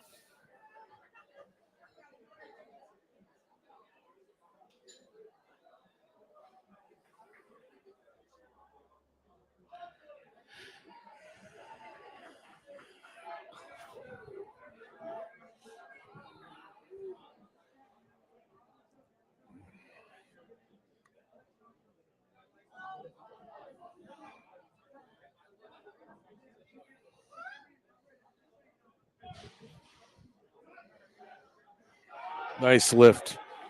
No problem. Look, narrow of a grip for him as well, which I like.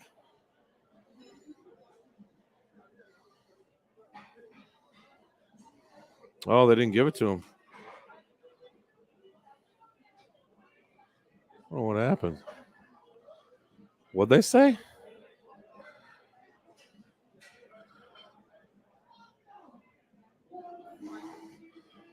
Yeah, I wish I could tell what they're getting called for. It looked like a good lift to me. Judging can be subjective. They've had a good day today, so I'm not going to beat them up too bad.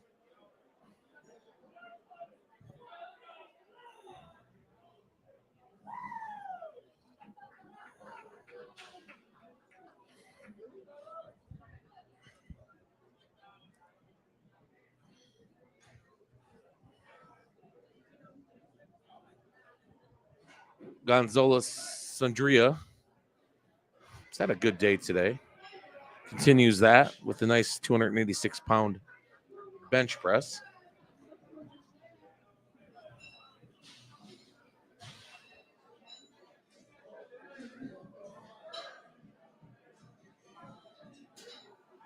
Zachary Uhas is up now. A little bit heavier of a press. 290-some pounds.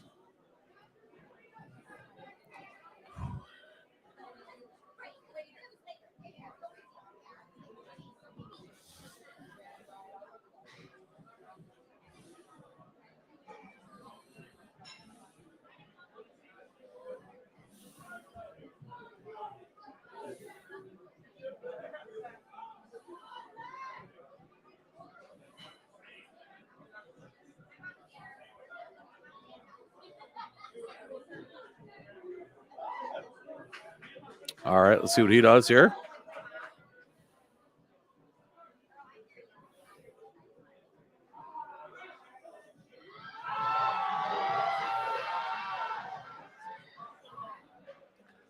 Yeah, I'm starting to notice a bit of a trend with him and his reluctancy to get to the bottom of a movement.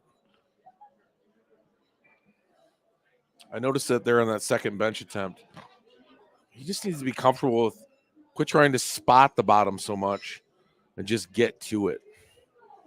I think the squat was a big red flag for that. And now seeing that sort of on the bench press would lead me to believe the same.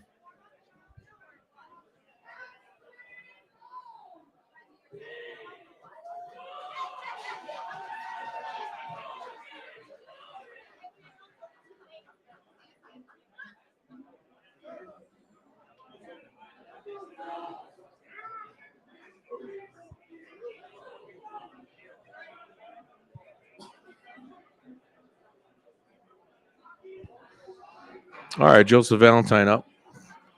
Going just over 300 pounds. Could be a meet PR. You never know. Nice spot. Nice bench. Yes, nice lift. Picture perfect. Strong guy right there.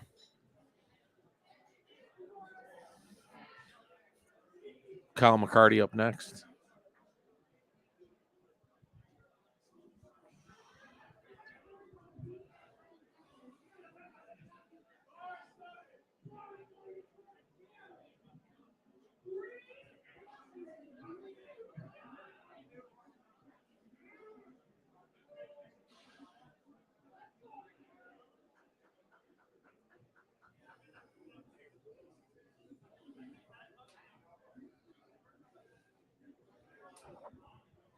See Jared Winters here. 303 pounds as well. And do his own lift off here.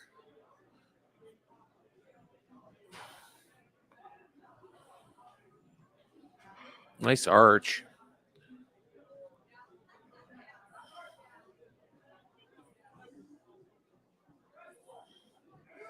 Wow. It's like robotic almost. Nice bench press. Kyle McCarty. This is his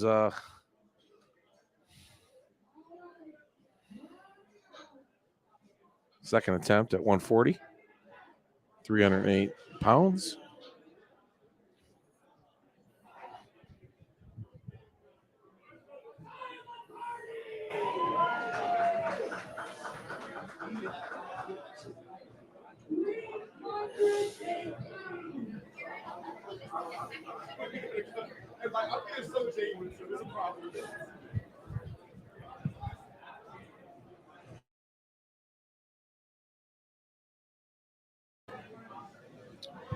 Then we'll be moving on to our third and final bench of the second flight.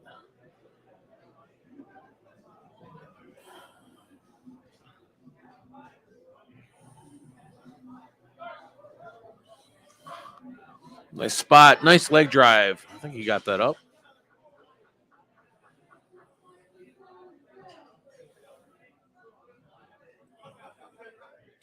I don't know what he did wrong there. Somebody please explain that. Was it the feet? Just because that bench was jerky and it wasn't like this example of what was done prior to him does not make that a bad lift. He got the up commands because otherwise he wouldn't have done the lift. So tell me where he went wrong. Feet, and even he said feet. Like, really? Yeah, there we go again. I'll say this, and it's not a knock on the judges at all. Well, it is, but it's more a knock on the idea of this. Just because a bench, a deadlift, or a squat isn't slow motion perfect doesn't mean it's not a good bench, squat, or deadlift. If it's faster, jerkier movement, it doesn't matter. It shouldn't matter. As long as the movement doesn't violate any of the rules. And more often than not, in the USAPL and other organizations, just because we see that type of movement, oftentimes it's red flagged, almost as if they think something must have went wrong, not the fact that they actually saw anything go wrong. And that, if that is the fact, then I hopefully that changes. I'll get to the bottom of that last one. I'm curious what had happened there. Good job. Well, no, Filomeno missed that. It's kind of a rough go. Last 4 attempts, 2 on the bench, 1 on the squat, or 3 attempts. That is.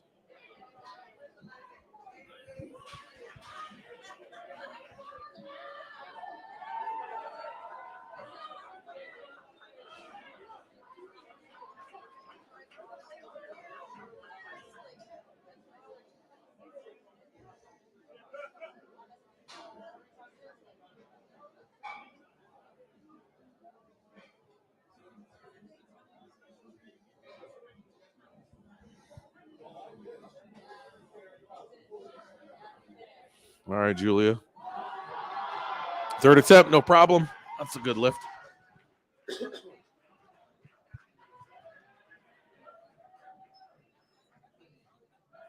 Well, I'm not on a bathroom break anymore, guys. Put that banner up there the whole time. No, it's been gone for a while.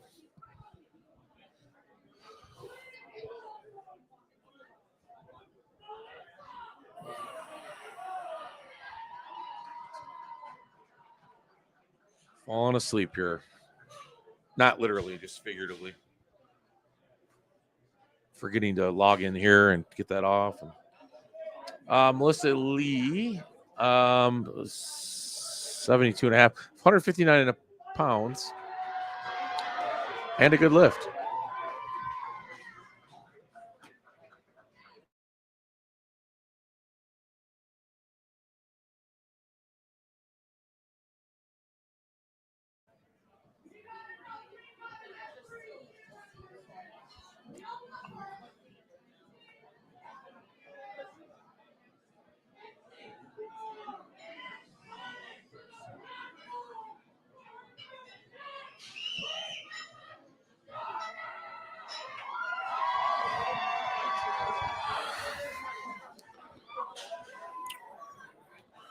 Jordan Service,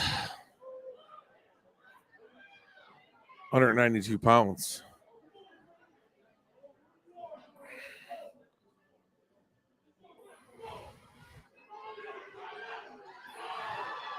It's a nice bench press here.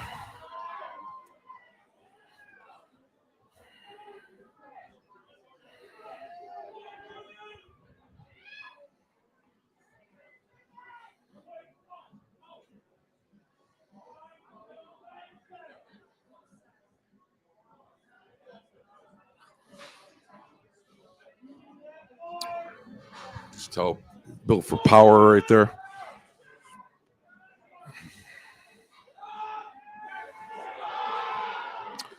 Nope, no drive off the bottom. Nice try, Jordan. You'll get it next time. It's going after it there. You took a nice jump from 2nd to 3rd. That's not an easy jump. Antonio Yarborough Jr. up.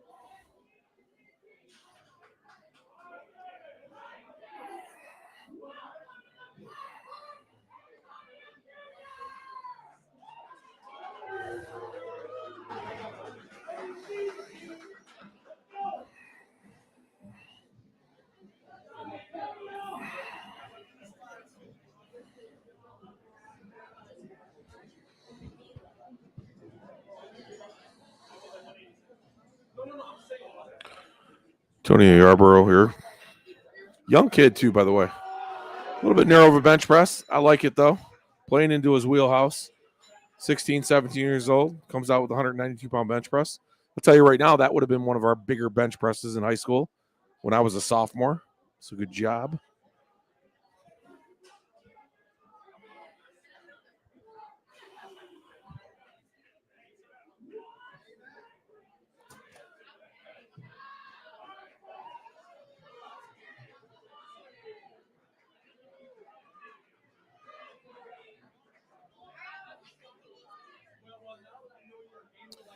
Jody Matla, 198-pound bench press. This is a really nice number for a junior lifter for sure. As I go back to states in my mind and think about what we saw there, this would have put Jody right up there in the top performers in the bench press in her category. She's got a nice spot. I like it. Oh, that's tough. Boy, you run out of power quick when you stick on a bench press. There's that moment that you can find your way through it, but it comes and goes so quick on the bench press. Unlike the squat, where you can sit down into it a little bit longer, you don't have the luxury on a bench press. Besmir Jaha, geez, oh pizza, I was pronouncing these names correct all show long, and now all of a sudden I'm hitting a brick wall with them.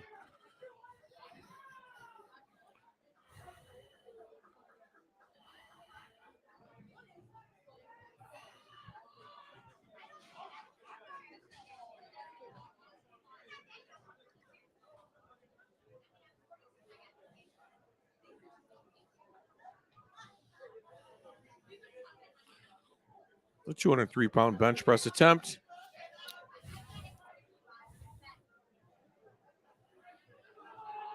Yeah, it's tough. No leg drive there. He needs to work on that. I don't like that narrow foot placement on the front of the bench. I think he needs to wind himself up a little bit more, set those feet apart to the side, and drive through his heels up through his leg and get him a bit better inertia built up and get that power through the legs. That's where a lot of these lifters will fail on all levels, really. It's not an easy thing to do. I'm making it sound like everybody can do it. But you got to start, though. You got to start somewhere. It's got to be some leg drive to help out a big bench.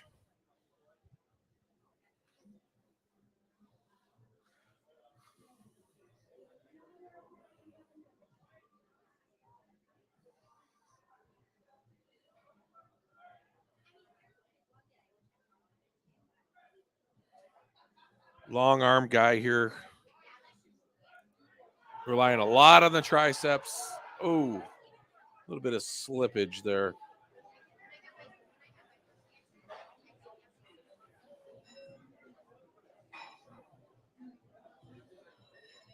Jerry Sue, 220 pounds. His third attempt.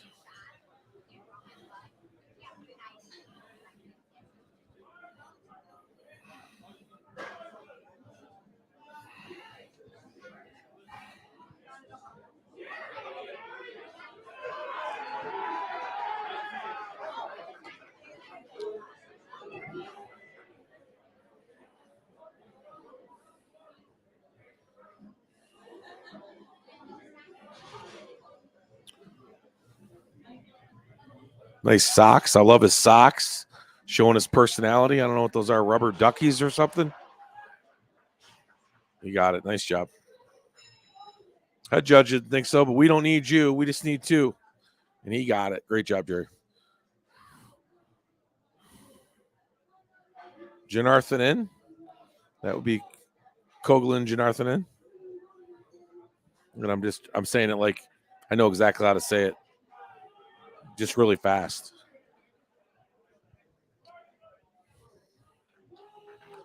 Chipping it up a little bit. He missed his last attempt. He's going to go after just a little bit heavier of a weight.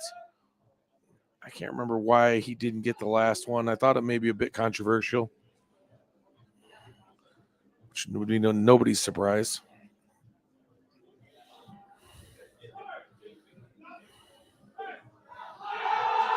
Nice work.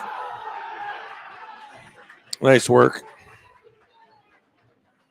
Yep, you got that for sure.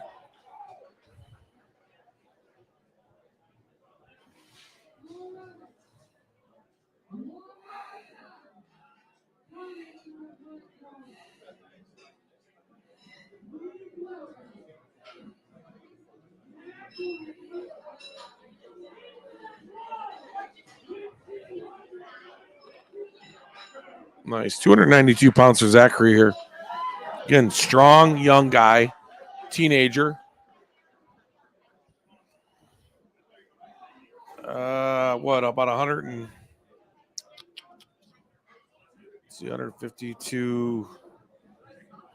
I want to say 165. That's a big bench press. Didn't quite have enough in him to get it. He went after it on his third attempt. Nothing wrong with that. He took a big jump, 10-kilo jump. Probably, no, it looks like he stayed the same. Maybe just shot the moon a little bit on his second attempt.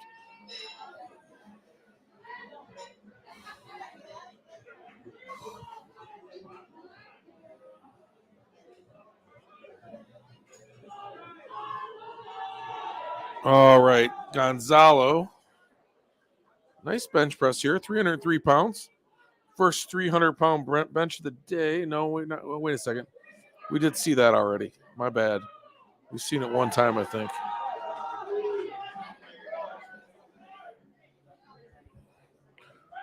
Nice technique. Nice leg drive. Didn't quite have it. See, I'm big at compressing the chest a little more there. Having the bar come down into my ribs more, just to have a little bit more of that contact as I'm driving out.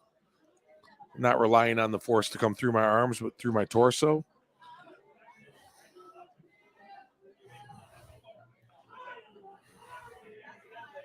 Kyle McCarty's up now, 314 pounds.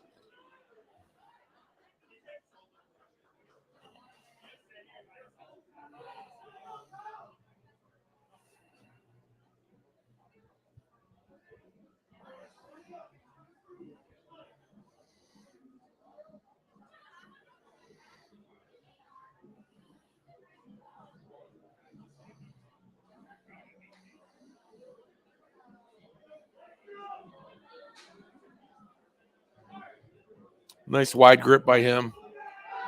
Nice leg drive. See the leg drive come through there? Torso moved up, butt stayed on the bench, and he was able to use that force come through his abdomen up through the bar, and it helped that momentum, and he got that no problem. So great job.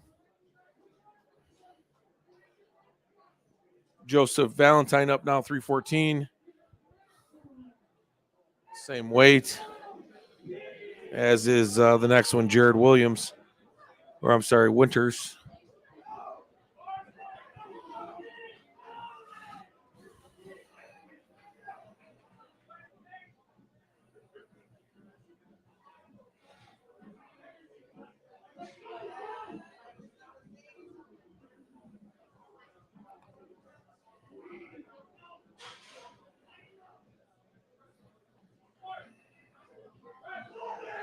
Oh, nice drive. Nice job. A lot of power there, that young guy. Got it. 3 white. Great job. 314 pounds.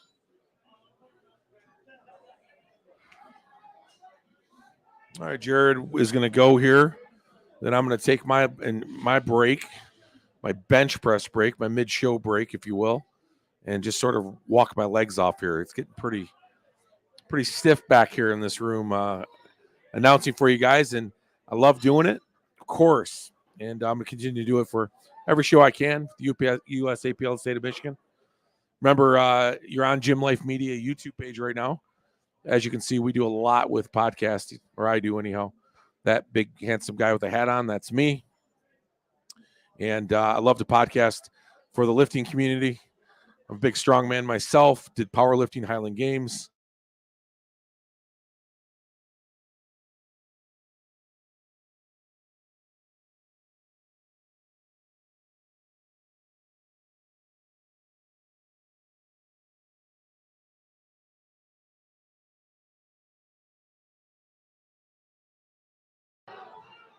All right. Jared Winters, nice lift there. All right, so this is the first bench press attempt for the third flight, which is good. We're moving ourselves through. We're over halfway now, which, as you know, the bench press is moving rather quickly. We should be done with this maybe in the next 30 or 40 minutes, and then we'll move on to deadlift. Meantime, if you didn't catch out on, you're listening to this podcast, watching it, Gym Life Media YouTube, of course, and we appreciate that. Please like, subscribe, and share. We're maybe someday we'll monetize this stuff. But in the meantime, the only type of payment I get is just to know you guys are enjoying the show and like the kind of content that I'm providing for you in the lifting community through all the lifting sports, whether you compete or not. We do a lot of great podcasts or we talk about general lifting. And of course, I'm a strongman, I'm a Highland Games guy, former power lifter. So I like it myself. So please like, subscribe, share. Really appreciate that. And of course, go to the IG page, Gym Podcast, and follow us there as well. So I'll take a little break. I'll be right back.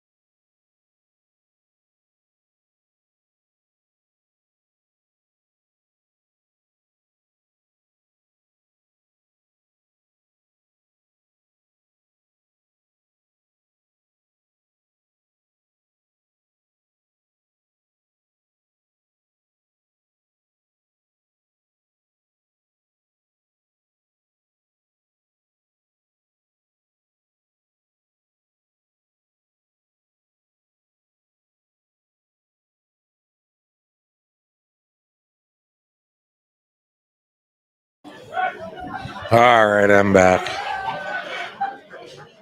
I may take another break before the end of this, but in any case, get back to announcing some of this for you.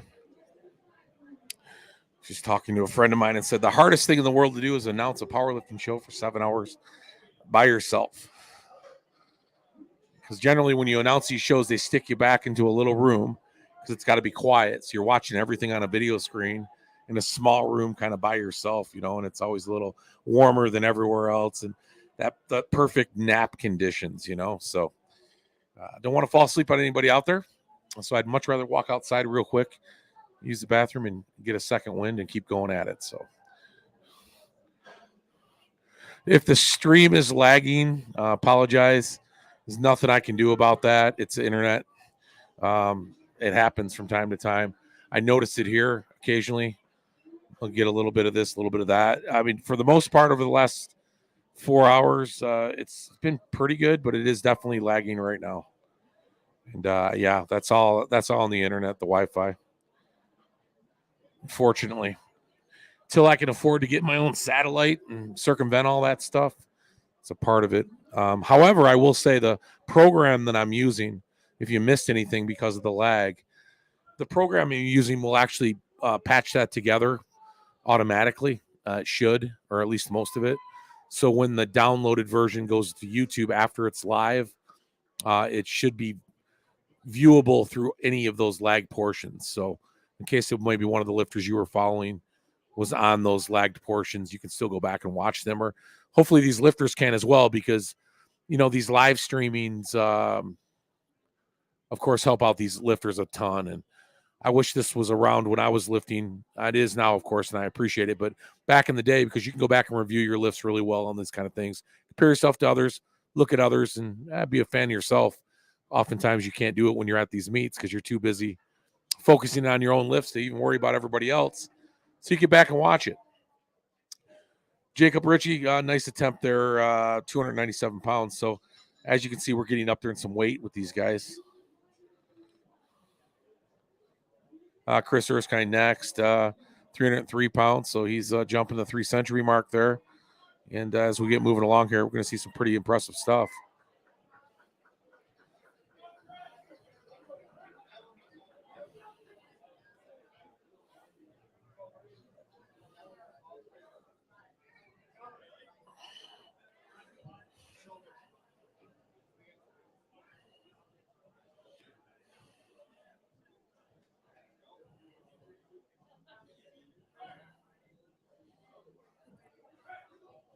Nice power bench there. My style, I take a grip very similar to that. I get a lot of power coming through that bar. Always a good bench presser. I always enjoyed bench press.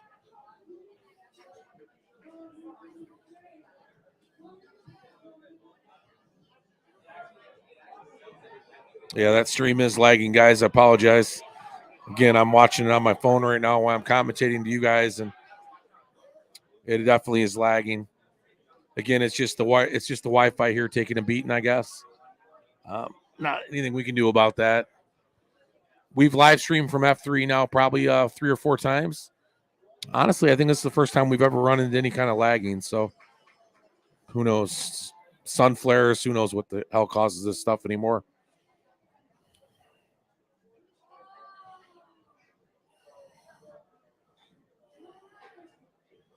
Seems like they would have perfected live or Wi-Fi by now.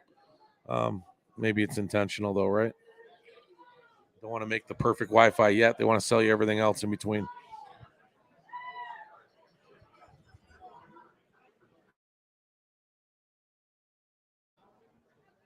Kyle, big bench presser here.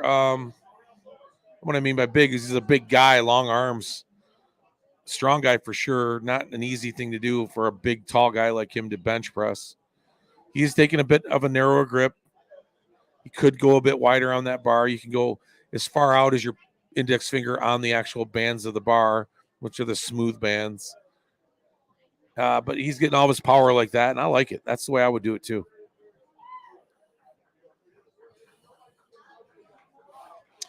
Daniel Langman up now. He's wow, nice opener from him. He's 347. As you're going to see here, we're going to have a few real big lifts, including our, I guess you call him our lifter of the day so far. That's Antonio Yarborough, who did break the Michigan State record for Masters 40 to 44 with 699 pound squat, or 700, let's say, because 699.97, which I think a lot of powerlifters would agree with me. That will be a record that stands the test of time. And it's going to be fun to see what he does here today with bench press and deadlift.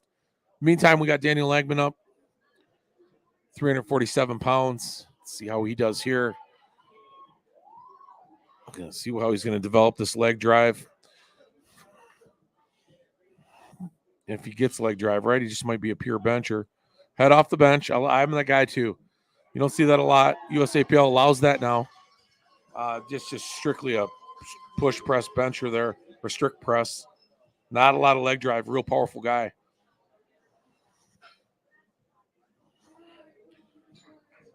Nam Hoko, 358 pounds. Very impressive. His form was pretty impeccable on the squat. I would expect the same here on bench press.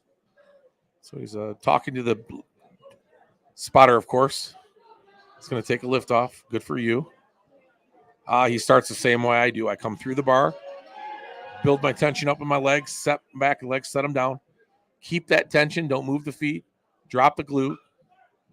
Spot the bar, low chest, not bad, and drive it up. Yeah, perfect. As I expect, he was going to have great form. University of Michigan guy. Like what I'm seeing.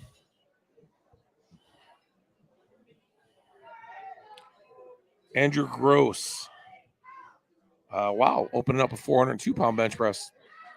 A 400-pound opener. State record attempt. Men's raw open.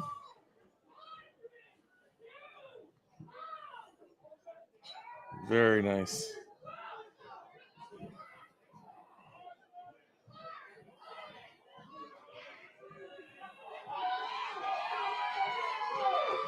Noelle is getting the crowd fired up. I like her announcing today. Very good. A lot of energy. Andrew Gross, state record attempt. Here we go. 402.34 pounds. First attempt, by the way. Gets this. Maybe he'll break it a couple times.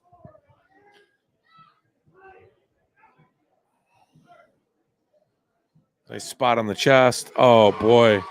Andrew, you're a big bencher, my friend. Congratulations.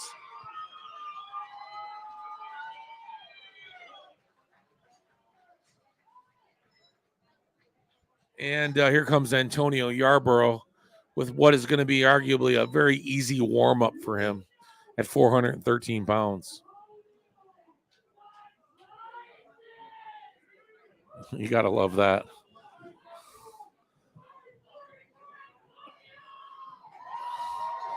Big guy here. Broke the state record squat, as I mentioned. Masters competitor, which I love to see.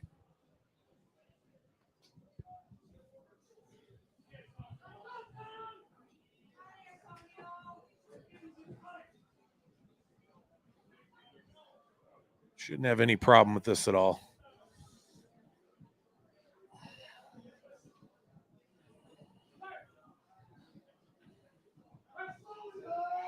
Nice. Yeah, easy work.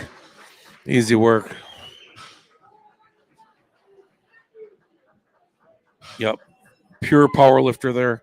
It'll be fun to watch him move on. Second attempt for these guys. Andrew Tao up.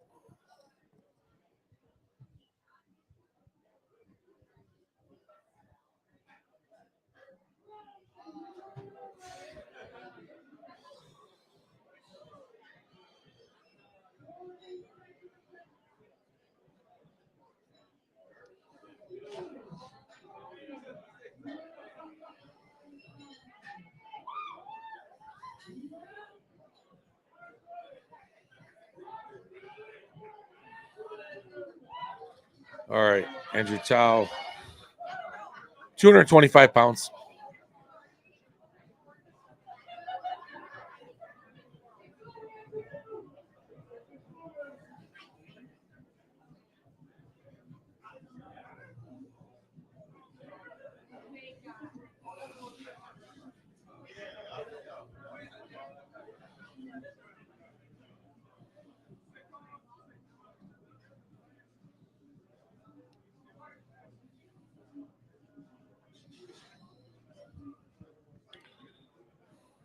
right, taking his time to set up here. Plenty of time on the clock. 12 seconds left. He's only got to take the lift off to start the lift, and he's good to go. Nice drive. Okay, good lift.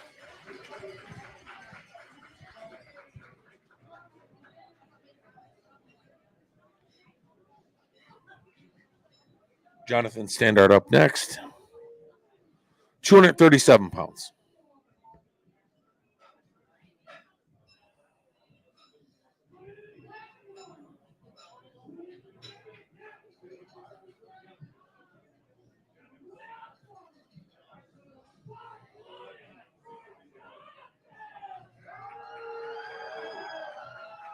All right.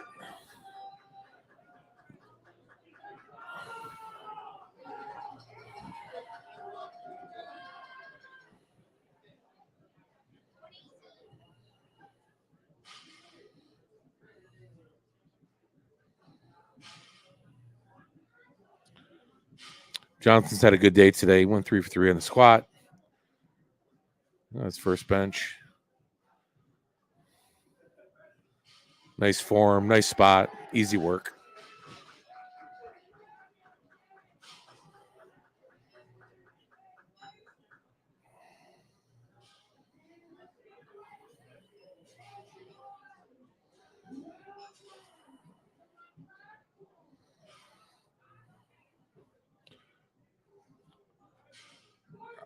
REM Banerjee, 237 pounds. Also had a good day. Very, very consistent.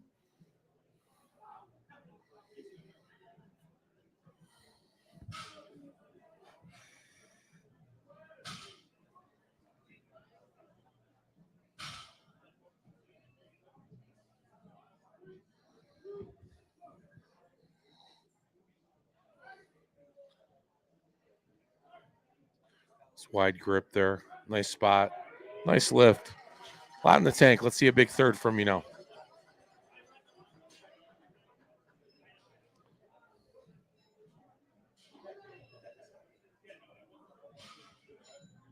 William Larsian.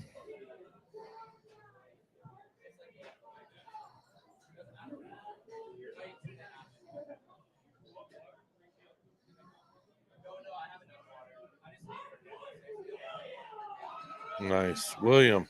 All right, let's get it. A very good meet so far today. All these guys have coming up. 253-pound attempt.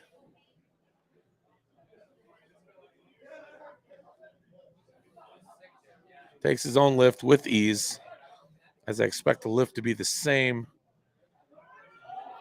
There you go. You got it. Good work.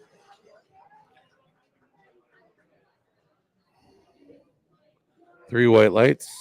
Nothing wrong with that.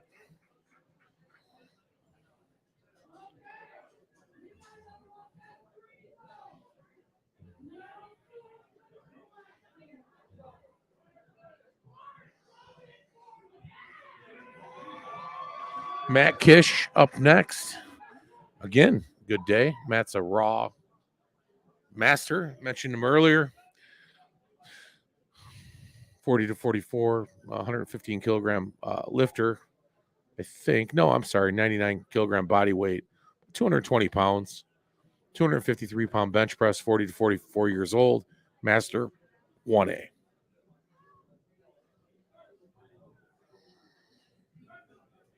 There he goes. Nice job, Matt.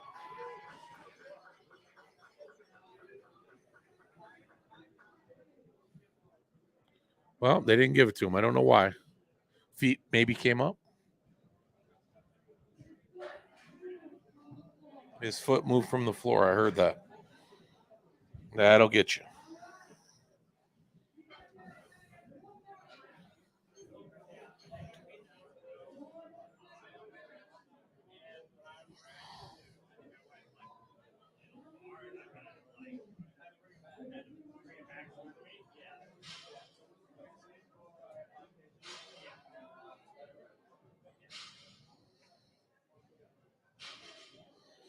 Next lifter, Ryan.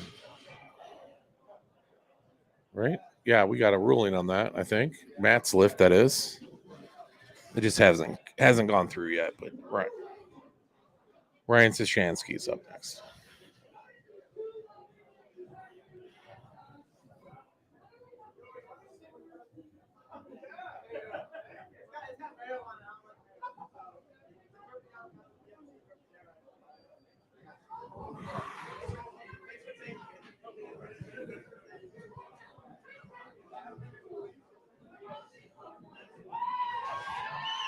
All right.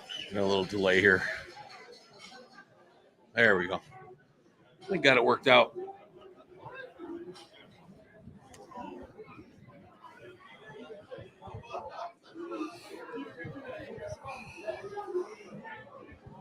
Okay. Ryan Sishansky state record attempt. 286 pounds. This is a Masters 1A record. This is a 90 kilo class record here. So roughly 290 pounds with 286 on the bar.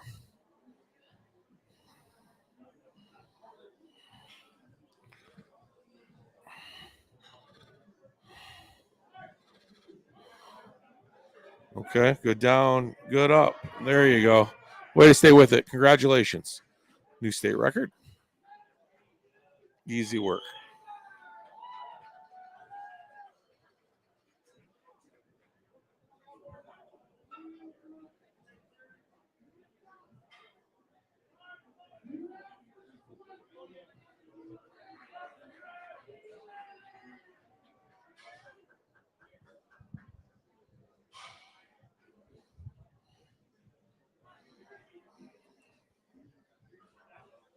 Steven Sterlitz, 286 pound bench, Raw Junior, University of Michigan.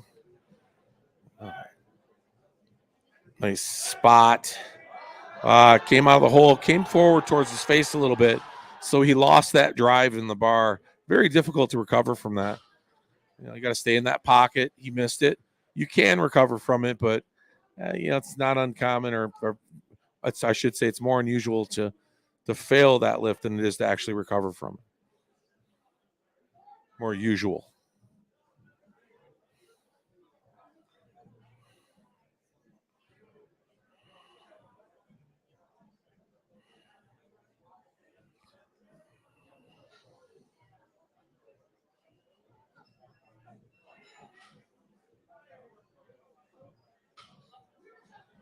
All right. Nick Coltsonis, my friend, USAPL announcer, USAPL lifter, Masters competitor, 45 to 49. He's only doing bench today. And Nick did say he's going to try to break the record today. So apparently he's going to do it on his third attempt. So let's make sure he gets his second one out of the way first. So I'm sure he will.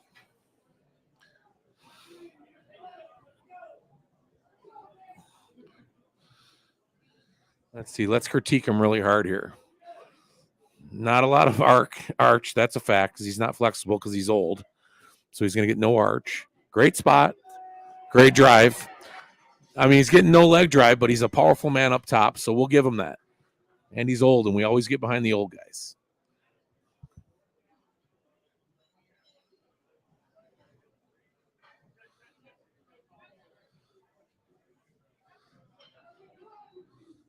Good job, Nick. I'm assuming that record's coming next.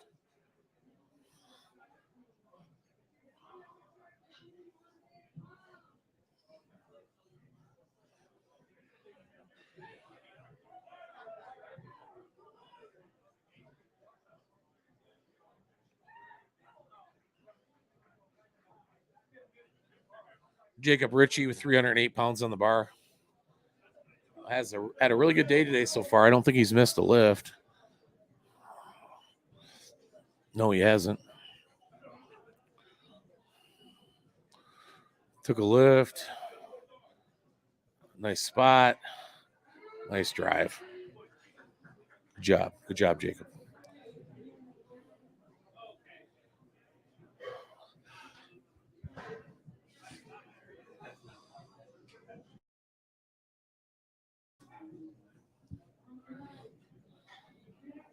Chris Erskine up next.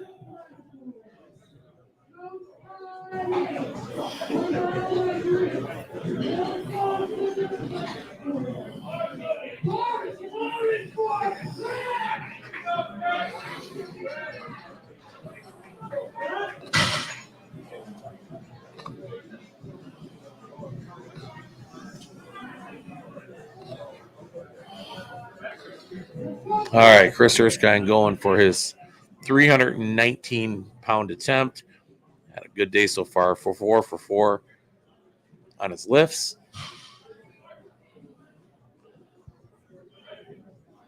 Yeah, there you go. Nice drive in the bench press. No problem. 5 for 5.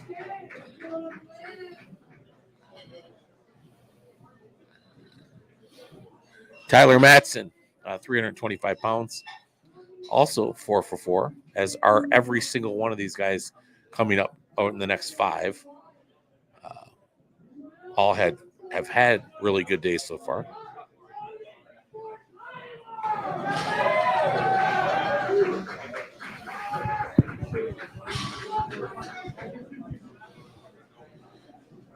Tyler's had a good day, of course. As I mentioned earlier, his form and determination. 2 good qualities in any lifter. Yeah, he's power. The guy's power.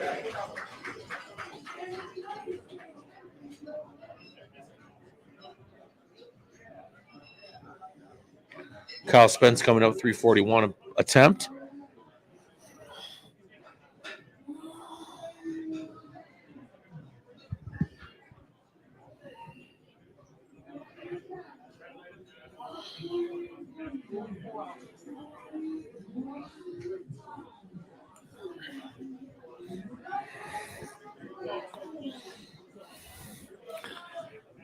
£341. University of Michigan guy. Big guy here. Tall guy. See how he does on the second attempt. Like I mentioned earlier, tall guys are a little bit more handicapped in bench pressing for obvious reasons. That movement becomes a lot longer. Sure, it seems a mile away sometimes.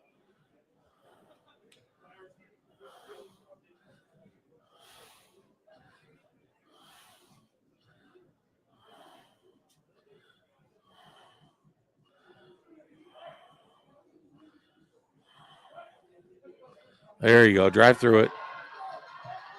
Okay. Maybe you'll get that next time. Throw a little more leg drive into it. Get it off the chest quicker. Maybe drive through that sticking point. It's not the end of the world sometimes when you miss that second lift like a lot of people think it is. You can recover from that. That wasn't a bad attempt.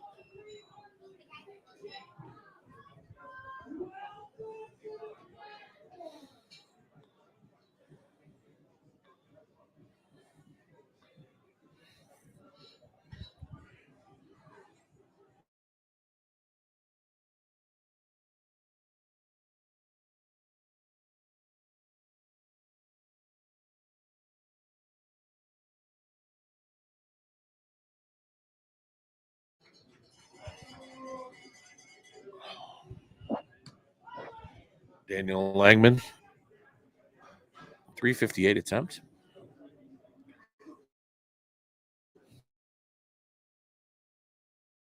Bench.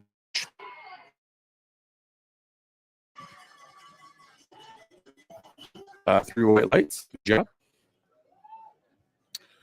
Namho Ko. University of Michigan. 374 pounds.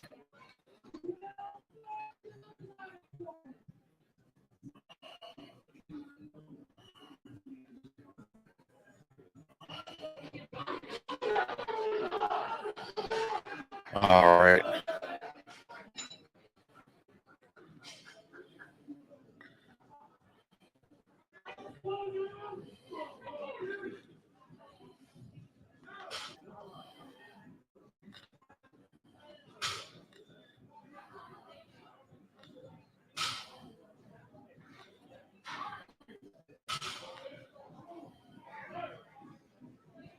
Nice spot there. Yep.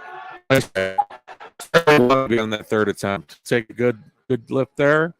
Think about his third attempt. We might see, well, maybe up to 390 or so. Antonio. Andrew Gross, state record attempt, 418 pounds, men's raw open, 140 kilo class, which, of course, about 300 pounds.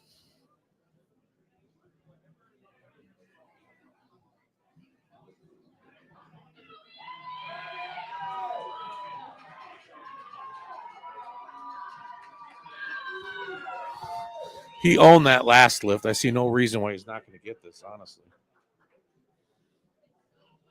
Very impressive lifter.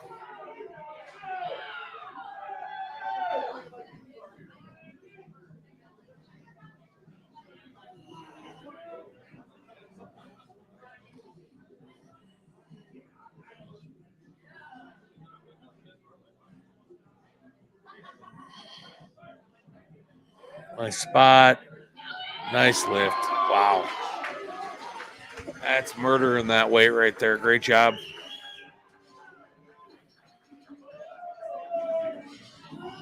Let's see. I can't remember if he did. Yeah, I think he got that last lift.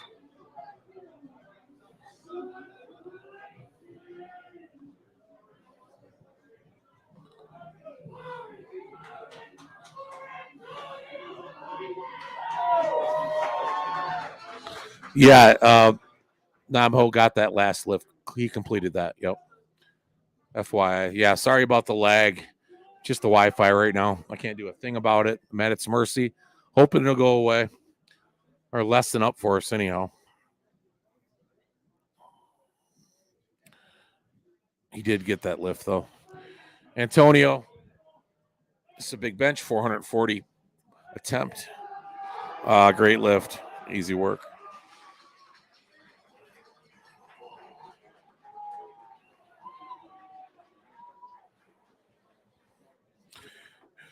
Remember, I think when this downloads to YouTube, it should correct itself a little bit with the lag, or at least when I re-download it with the platform that I'm using to record it, should take care of that. We'll see, and hopefully it does, and you guys will have some of this footage that you missed, which shouldn't be an awful lot. I get it that it's been happening, but I'm watching it as well. Over the 5-hour broadcast so far, there might be 5 minutes worth total, but in any case, it's coming at inconvenient times, and I apologize.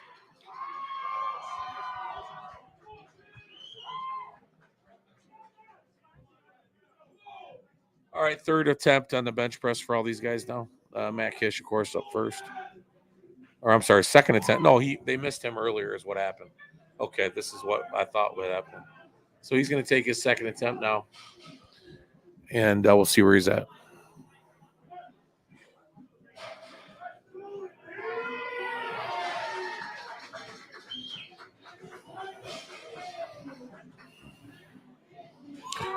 Yep, no problem. Great job, Matt.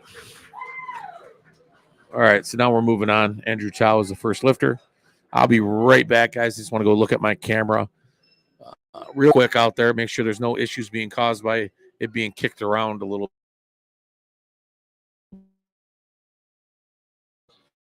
out there.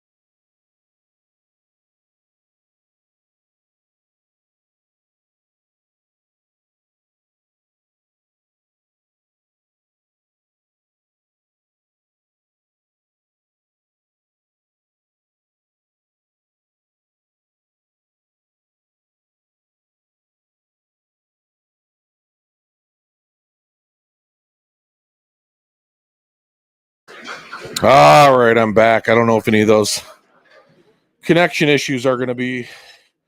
Yeah, man. I don't. Marcus, I'm sorry. McFadden, stream going crazy. Yeah, it's not me, man. Checked everything. It is the Wi-Fi. I'm watching it on my phone too, and I just checked all the connections. Like I said, I've had better luck here in the past. For some reason today, this Wi-Fi just isn't working the way it should be working. Hey, but I'm glad it's free, bro. That's the best I can say is I'm not charging for it. I hate to be charging for something that wasn't working. That would suck. But in any case, hopefully it cleans up a little bit.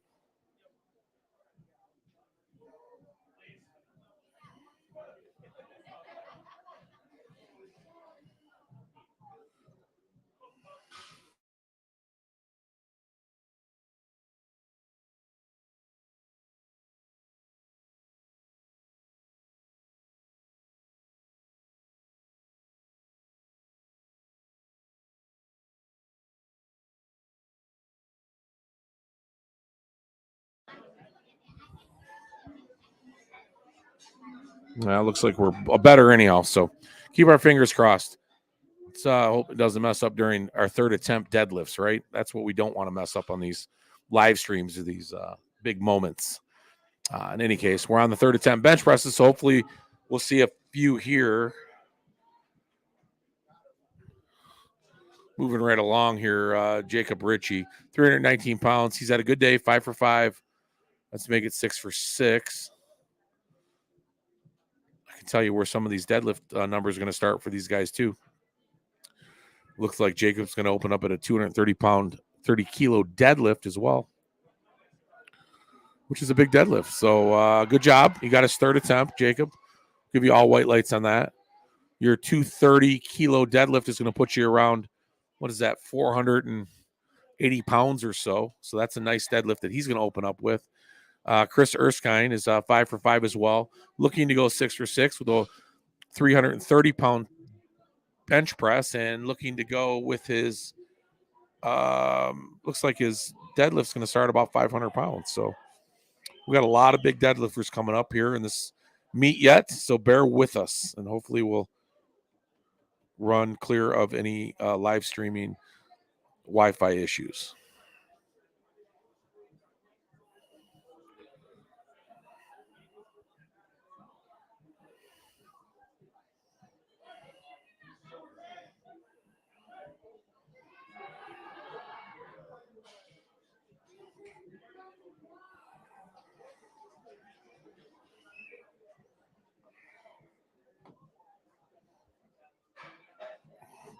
Chris missed his lift there.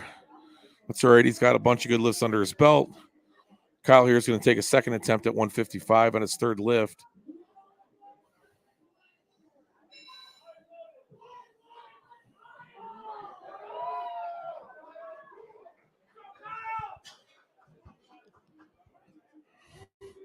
Remind all you guys, too, if you would, like, subscribe, and share to the YouTube page, Gym Life Media.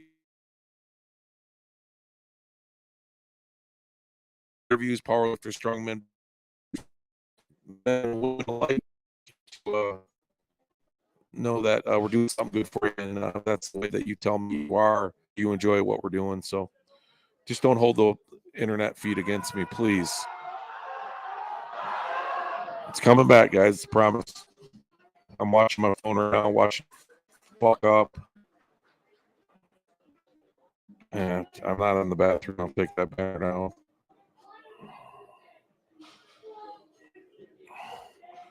Okay. Yeah.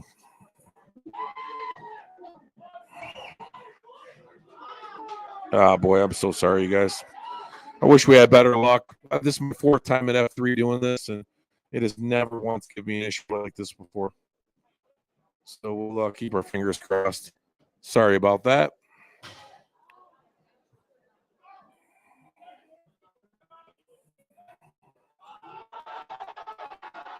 I will fill you in on everything you need to know.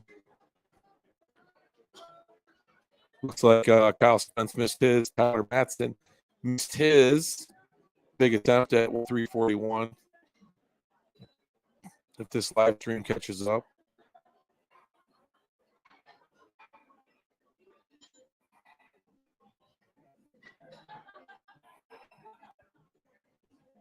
Oh, so interesting. Sorry again.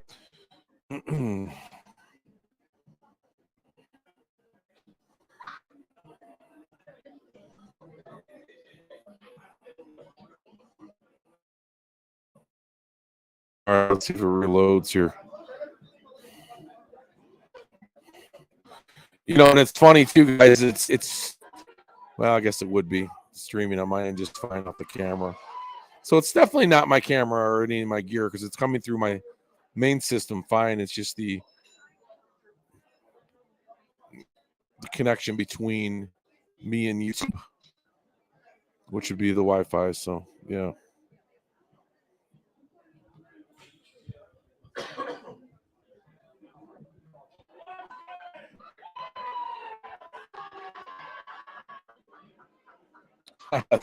Hey, thanks, Ben. Appreciate it.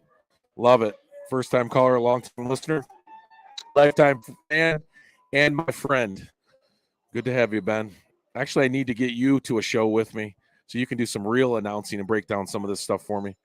You know, I'm winging it a bit. I'm kind of bro science in this stuff. You can take people to school on this.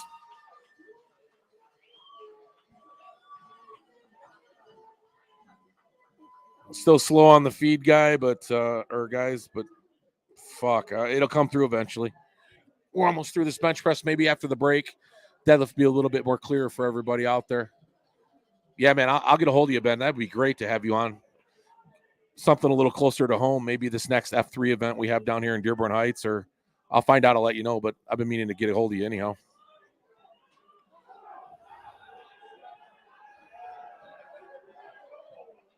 Ben, you got any guys from RPG going up to War of the North?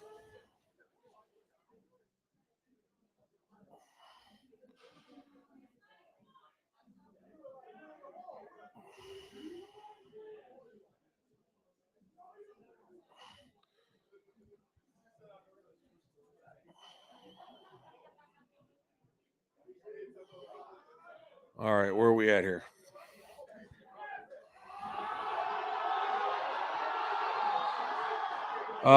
Daniel Langman got his lift. Let me see here. Let me go back and give you guys. Let me fill you guys in here. Let me fill you in. Give you a little heads up here.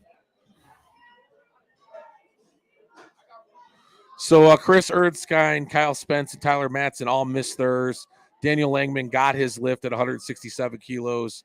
And Nam Hoko missed his lift at 172 kilos. Looks like Andrew Gross is up now. I believe so. And yeah, Andrew's up now. So we got a big bench come from Andrew at 440 pounds. State record attempt, and he's already hit it twice, so this will be his own state record to his state record, or beating his own state record. Yeah, that's going to be a fun show up there, Ben. It's going to be a blast. George has pulled out all the stops on this one, man, so I wish you guys had some dudes going up. We'll get you in. You know, we know people. We're live streaming it anyhow. Hey, I'll give you a call on that live stream. I'll give you the link to that. The courtesy link. Good job by Andrew. Got that up.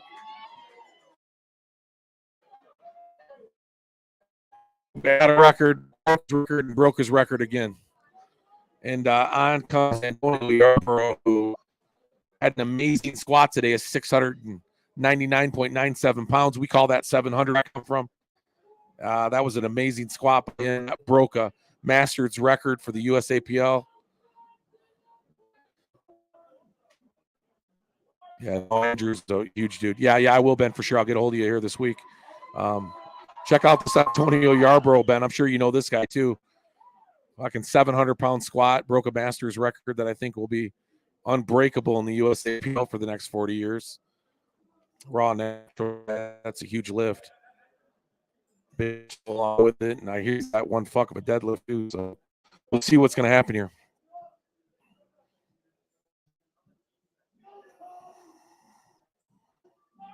Shit there. Nice lift. Go on, finish it off. Nice try. Guy's a monster. Good job, Antonio. Way to represent the Masters class out there, man. You're a beast.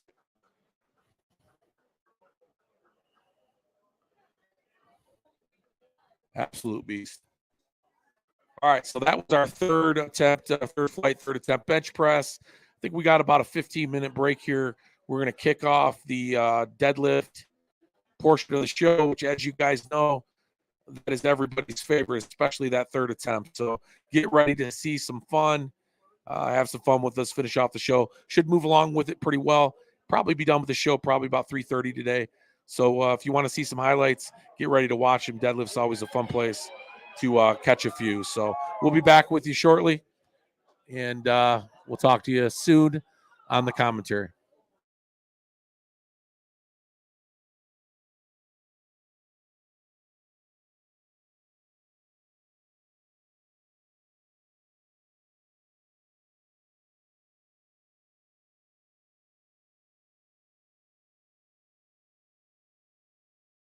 This is not a joke.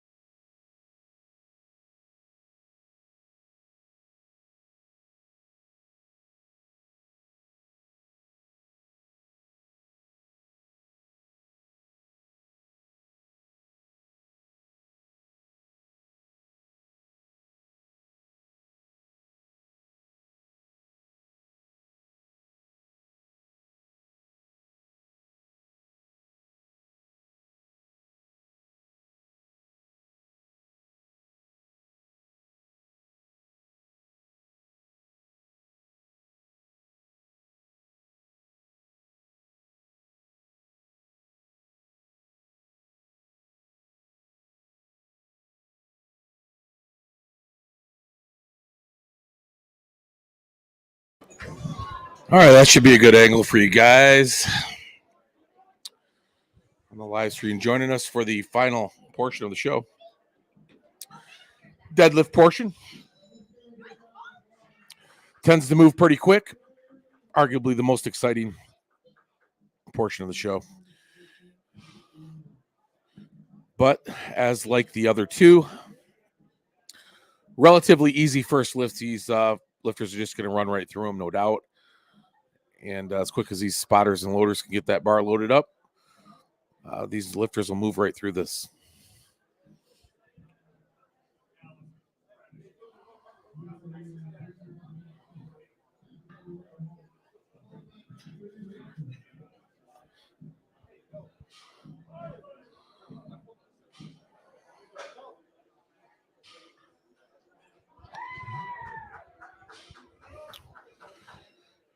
So let's see here. What can I tell you about the deadlift? There's two versions of it. One I like and one I don't like. I'll let you be the guess. I'll take some heat from my friends who hate it when I say that. But anyhow, they have the sumo deadlift and conventional, and really nothing arguably wrong with either of those lifts, other than I think ultimately they should be separate categories. But despite that, my opinion means nothing. In this meet, you can do both, either or, and you're going to see a lot of these lifters go back and forth. You'll see probably half the field do conventional, half will do sumo. Always been a conventional guy, and largely just because I'm a strongman and they don't allow sumo and strongman. So I do conventional, and I've always trained it. We're going to see a lot of the women, of course, they generally will do. Of course, the next woman steps up, does conventional, to no surprise. It's pretty equal across the board.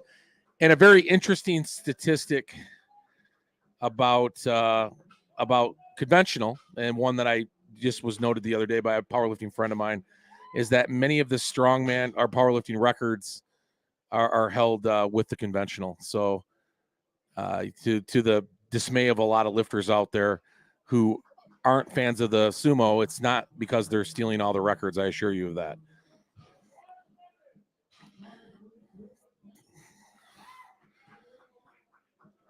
Ben, I think you told me that, as a matter of fact. Most of the records are still all conventional. So we're seeing a lot of conventional pulling going on right now.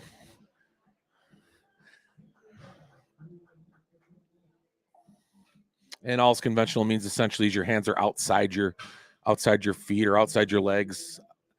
They're not inside your knees, like a sumo will be. And it's very evident, of course, as you see a setup for sumo. If we see one here. And here it comes. Nope, another conventional. Well, there we go. Sumo. There you go. Feet outside the hands. Over under grip here. A lot of the women will use that grip. You see a lot more guys going with the hook grip, which is an overhand. Very painful, very difficult to train, but once you get good at it, ultimately is a better grip for bigger pulls, as many would agree. Two commands in the actually one command in the deadlift. Once you step at the bar, it's your job to lift it off the ground, lock it out. Lock it out means the knees have to be back. Shoulders do not have to be back. However, it's always misconstrued that they do. They just need to be in the upright locked position. It doesn't necessarily mean all the way back. There you go. Perfect example. Upright and locked, where they're not rolled forward. And good to see the judging's moving in that direction right away, because we've seen it at shows where lifters would be penalized for that type of lockout at the top simply because they're not rolling those shoulders back, which isn't required. We'll talk a little bit more about that as this deadlift goes on, but for the most part, pretty easy to judge. When the lifter is pulling the bar from the floor, at no point should the knee pop underneath of the bar or the bar rest on the quad. That's called hitching. Hitching's only allowed in strongman, and it's not allowed in powerlifting of any kind. So knees back and then bar up. Now, that doesn't necessarily mean the bar can't ride on the quads. You'll see that a lot with a lot of big quad lifters, but as long as that bar is pulling up and not actually setting back down, which is very evident when you see it, you shouldn't get called for it. However, there are those judges, again, which simply a slow pull up the quad will get you a red light. And I guess that's a conversation for another day, and maybe one to have with some of my very, very knowledgeable powerlifting coaching friends. But I don't think there's anything wrong with a lift like that, but oftentimes they do get called And I the explanation is it eludes me. I don't know why sometimes. One lift looks a little different than the next. Both good lifts. Both should be called good lifts. Yeah, we're seeing quite a bit of conventional here today. Wow, the revolution has begun. I'm kidding. Just so happens in this show.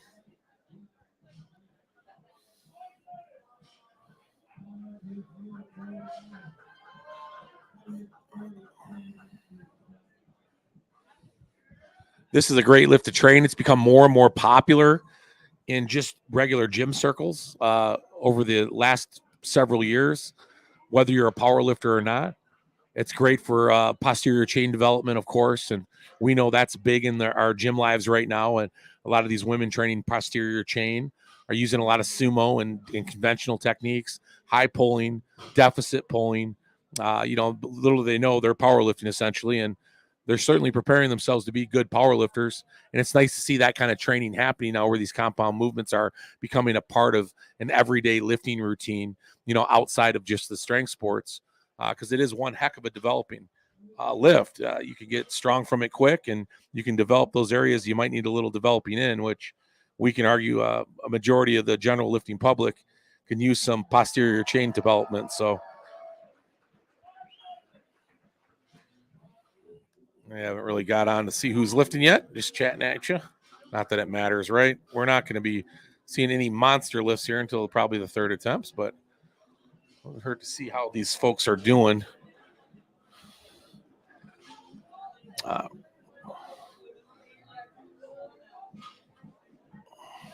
And there are some deadlift experts out there. A good friend of mine that's listening in right now, or was earlier, Ben Paul of Rochester Performance Gym, is one of those guys. He'll break down a deadlift in its finest detail for you. I'll give you the nuts and bolts of it, a little bit of bro science and anecdotal stuff that I've picked up over the years. But in large part, this is a very technical lift. Easy in sense to do, very technical to train and learn how to do it correctly and be very, very good at it. Everybody can deadlift, yes. There are those that are just really, really good at it because they understand the technical eccentricities of the movement. This is somebody that does. Tram Vo, she's amazing, great young power lifter, just over 100 pounds, already currently holds the state record in bench press, holds the state record in squat. I have no doubt, and I think she actually holds the state record in deadlift. There's a very good chance if she doesn't, or even if she does, she'll probably go to try to break it again today. Tram's amazing. Pound for pound, the strongest lifter in this entire show. And that just keeps things in perspective, especially after we see these dot scores move in towards the end of this show. You'll get a good idea as to where these lifters are in the calculation, which ultimately decides best overall lifter or a winning lifter in any class is a dot score, which is a calculation done with weight. And then, of course, successful attempts. There's a lot more to the equation than that. But in any case, it narrows it down to the 10th of a point when these lifters are, just only a couple pounds difference from one another when it comes to body weight and amount they're being lifted. Mary Happ, exciting lifter herself. She had a very good day today. Looks like that last squat attempt she decided not to take isn't holding her back from deadlifts. So perhaps it was just one of those things. She hit her mark on the second attempt, didn't want to push it on the third, wanted to finish off the day and have a good meet score. So maybe that's where Mary's thoughts were when she went into this deadlift, and it's good to see her out there on the platform. She's going to be a big puller here today. So back up to the top, as I mentioned, deadlift's going to move very, very quickly. Kathleen Algaretto here on her second attempt. I think everybody got their first attempt. We'll see some folks here going after some lifts on the second attempt to try to set up maybe a personal best third attempt or a full send type of scenario where they want to go after a number maybe they've touched in the gym and haven't touched on a platform in competition yet. As I mentioned, there's quite a disparity between gym lifts and competition lifts, more than people would imagine. In some cases, up 20% worse in a meet than perhaps you're performing in the gym. And of course, you're dealing with judging criteria as well, which makes you slow down the movement a bit. And anybody will tell you in powerlifting, You train like you're going to compete. That means you do the lifts properly in good form and also according to the way you're going to be judged on them. Give you a real good barometer where you need to be at these shows. Kathleen with her second good attempt. Stephanie here, Rebnicki, their second attempt at 110 kilos, 242 pounds. We should see some pretty big lifts coming from these women here. And when I say pretty big, I'd like to see, any 65 kilo plus woman getting up to those attempts of 400 plus pounds. There's always these sort of benchmarks within the weight classes of these different, lifting organizations that kind of give you an idea where you need to be to compete at the highest level. And we all take a look at those. We see the best when they compete. Kira Wilson's a perfect example of that, state champion. I use her as kind of a benchmark for everybody upcoming in the state in that 75 kilo class. She's the one to beat, and I think she's pulling well into the mid fours, close to 5.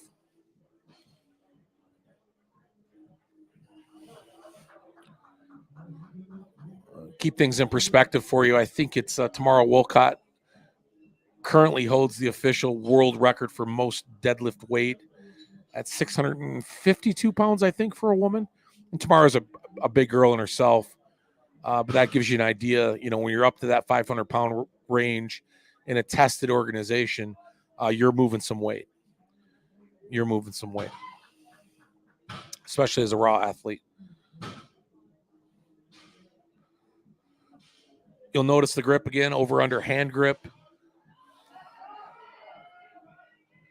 Pretty slow pull, but I didn't see any issue with that. I think that 3 white lights. These lifters grab a hold of that bar, whatever their hand position is, as a sumo lifter or conventional lifter. You're essentially trying to rotate your scapulas back, or if you could imagine putting a couple tennis balls underneath your armpits, and as you're grabbing that bar, you're trying to squeeze those tennis balls, underneath your armpits. That kind of retracts that scapula. That's going to set your body in a position where you're going to take tension, or you're going to bring tension to that bar with your body. So when you initially start your pull, that inertia is going to pick that weight up for you. It's just one of those things that's very difficult to do. Somebody who trains deadlift, who hasn't trained in a while, myself, coming off of a hip replacement, it's tougher than it sounds to get back into the groove of deadlifting and understanding, all the different cues that need to be taken in order to perform a good deadlift. And you often find yourself scratching your head a bit, and reaching out to those people around you and going, okay, what am I doing wrong? And usually it's Occam's razor. It's the simplest thing and probably the easiest guess, and something you kind of figured out yourself, but it's helpful when you have some other eyes on you when it comes to deadlift. So here's Rachel Merrill, second attempt, 120 kilos, sumo stance, sets herself. Boom, nice lift. And she's got a ton in the tank here. That's why I hope these third attempts really go through the roof. A lot of good young talent here at USAPL, as usual. It's fun to see these meets. Full Send's the first big meet of the year, down at F3 here in Dearborn Heights. As we move throughout the season, you're going to see more and more of these lifters getting ready for states again and nationals this year. See some people come out of the woodwork a bit that'll just shock and awe when it comes to what they're capable of doing. And all these people here today are gunning for those type of numbers. Michigan lifter, Alexandra Trechakova. She's got a really good day today. She is 7 for 7, 8 for 8. I see no problem with that. A little bit slow on the pull, but she got her knees back. Yeah, there you go. That's a very cautious lift there.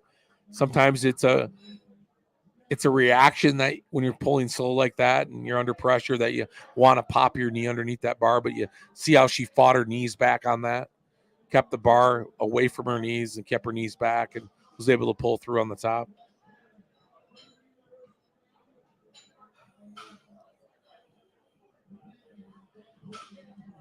Karen Butt with a 292-pound attempt. That would be 132 and a half kilos.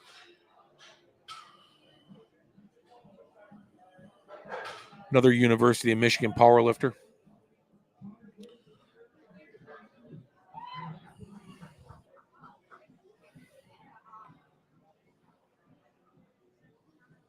Very narrow stance conventional. She's a bit taller too. One would assume that a shorter lifter would be a better deadlifter by default of range of the bar, but in all actuality, we see a lot of tall lifters do really, really well at deadlift. Their leverages are just better, I think, within their the way that things work within their posterior chain. Tall, lanky guys can be great deadlifters. And listen, we see that at the strongest band level, when we see these 1,000-pound deadlifters who do them conventionally, who do them without hitching, and generally they're taller guys.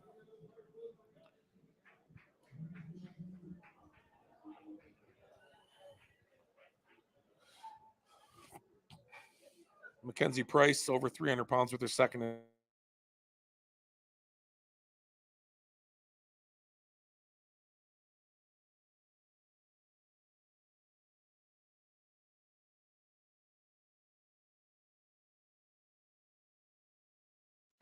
No red lights today. Good. That's 3 white.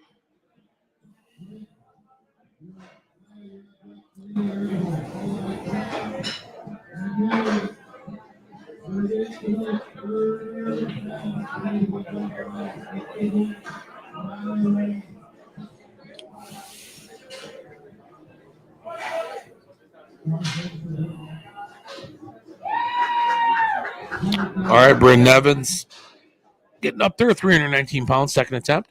Nice big jump here. Wow, 40-kilo jump. Whoa. Roughly, what's that? About 90 pounds. I can't say I've seen a jump that big in a competition in quite some time. She knows herself. She really kind of just used deadlift number 1 as kind of a nerve buster and get right to it on the second deadlift. Maya Morgan, 152 and a half kilos, 336 pounds. Moving right through flight 1 here.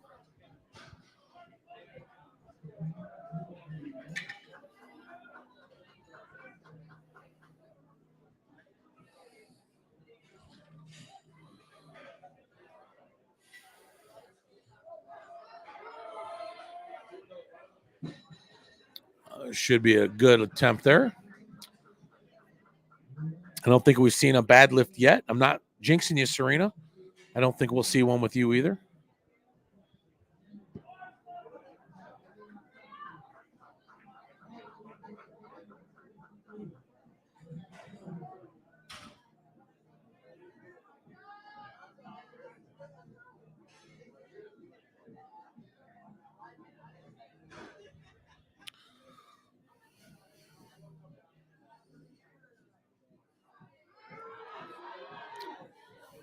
Nice pull by Serena.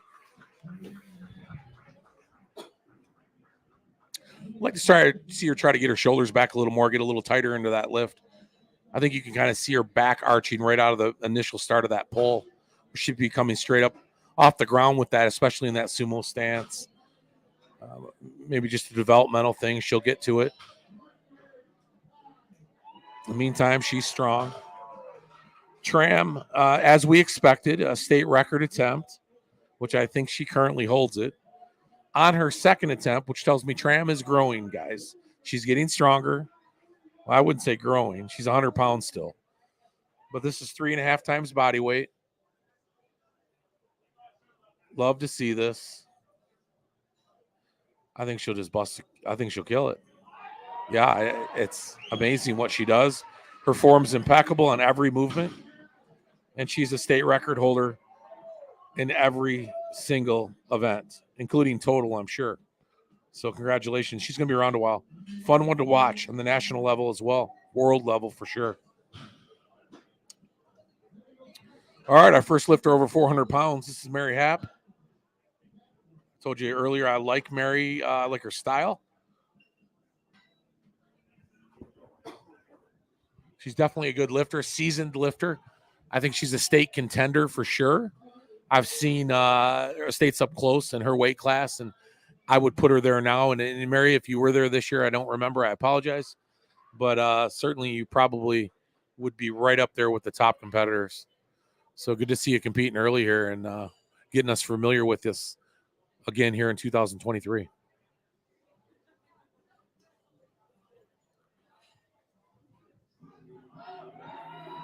Nothing wrong with that lift, says me. Judges, however, have their own perspective on things. 3 white, make it right. There you go. All right. Great job. 407-pound attempt. And she's right where she needs to be. She'll come in that third attempt for 20 something. And, by the end of the year, she'll be right where she needs to be be one of the better pullers in the state in her weight class, if she isn't already. So her third attempt already. Kathleen Algaretto's up, moving right through flight 1 here and get on to the other 2 and get on with our day, right? Super Bowl weekend.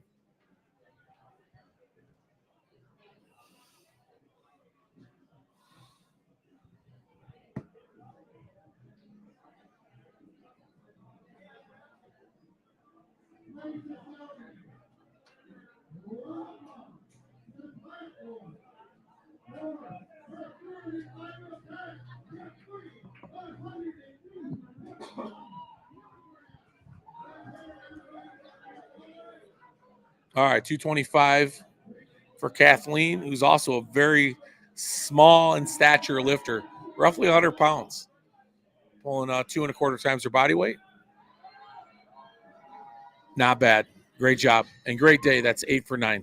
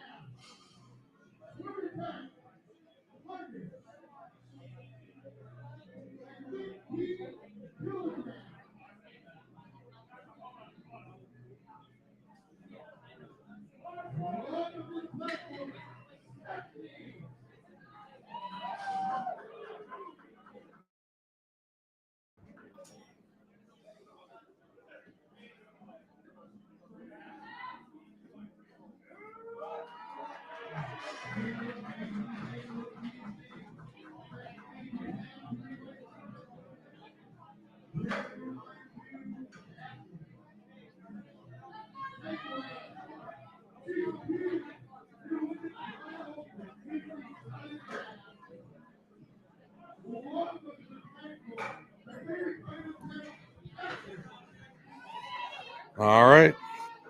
Sorry, I got caught in the middle of a text. Told you guys earlier I got a birthday party for my son to go to right after this. Looks like we're on perfect time to get things done. Catherine Munholland. There you go, Catherine. Nothing wrong with that lift. It was a slow pull. Reward her for a good lift. She deserves it. Great. I love to see that. I think all these judges listen to my last podcast. I really do. Because I will tell you what, last show she would have been called for that. And you'd have been saying the same thing I would have been saying. What was wrong with that lift? So, maybe there's just sometimes you got to hear things to change things. And no, I'm not suggesting that USAPL judging listens to my rants on my podcast.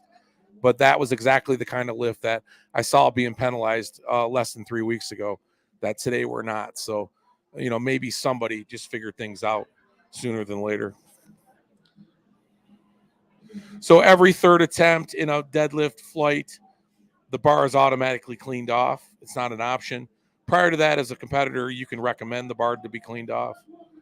It just gets gucked up with chalk. Sometimes it loses its knurling's ability to really grab a hold of your hand, and it could cause some slipping.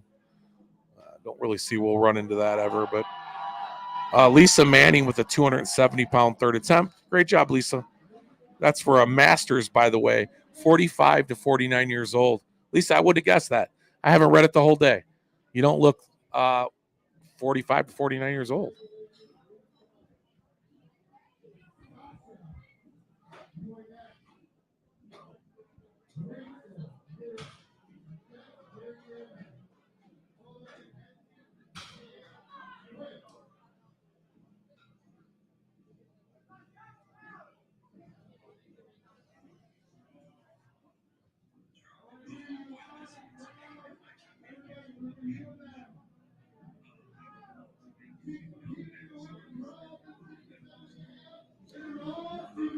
All right, here's Alexandra Tetriakova. I'll get it right if it kills me the last time there.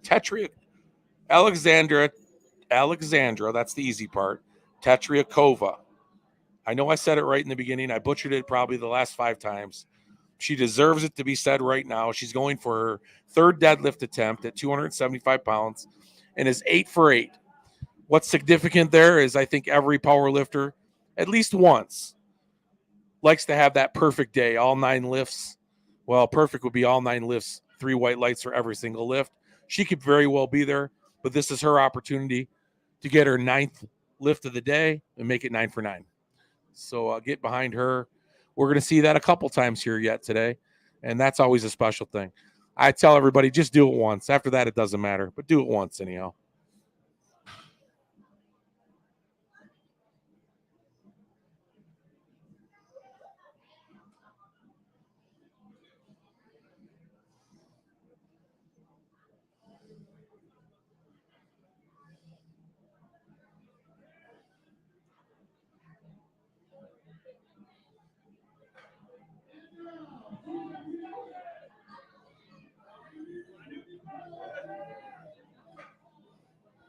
I like her style, too. It's got some swagger, this Alexandra does. Having fun with powerlifting, having fun with lifting. Love it. Having fun with strength sports in general. That's what it's all about. Oh, nice try. I'm not laughing at you. I'm laughing with you. That was a hell of a day you had. And you hung it out there on that third attempt. Boy, sometimes it bites you, but great job. That's just a great job. She'll get that 9 for 9 someday. And maybe it's not even important to her. It wasn't much to me. But, that was a great day. Good for her.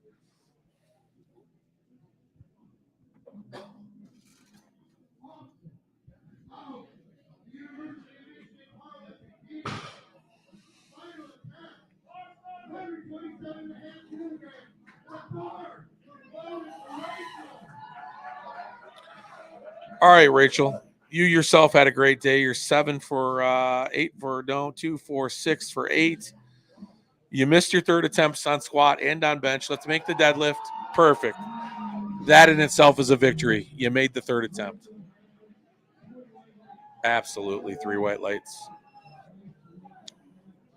Yep. I know these judges are afraid to get picked on. That's why they're doing it right, guys. They're doing it right. I always tell folks I'm not a company man. I say it the way I see it. Okay, here we go. We got Karen Butt up next, and she is 7 for 8 right now. Missed her third attempt bench. Just a little conservative bump here on deadlift, 5 kilograms, 303 pounds. So perhaps a personal best for her. Anytime you cross that century mark on the deadlift, that's a big moment she'll never forget. So if this is her first attempt over 300, let's do it. Yes. Good lift. Good lift. Absolutely. We're on a roll today. We are on a roll. The judges have yet to decide a lift, guys. I love to see that. Don't leave it in their hands. Lord knows they'll get it wrong 8 out of 10 times.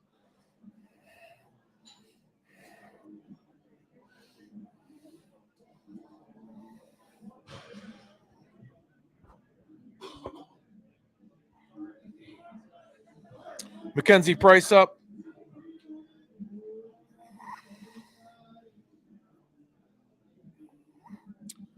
Oh, this is still the first flight, isn't it, guys? Or is this second flight? Oh, it is the first flight. Oh, boy.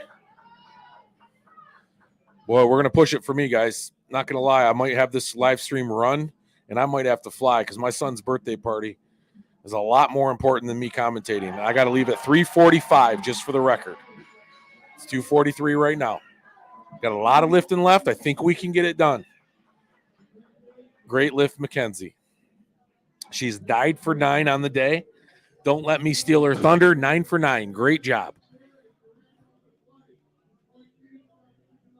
Bryn Nevins up next. What happened to the time there? Just kind of flew by at the last minute here, didn't it, guys? Wow.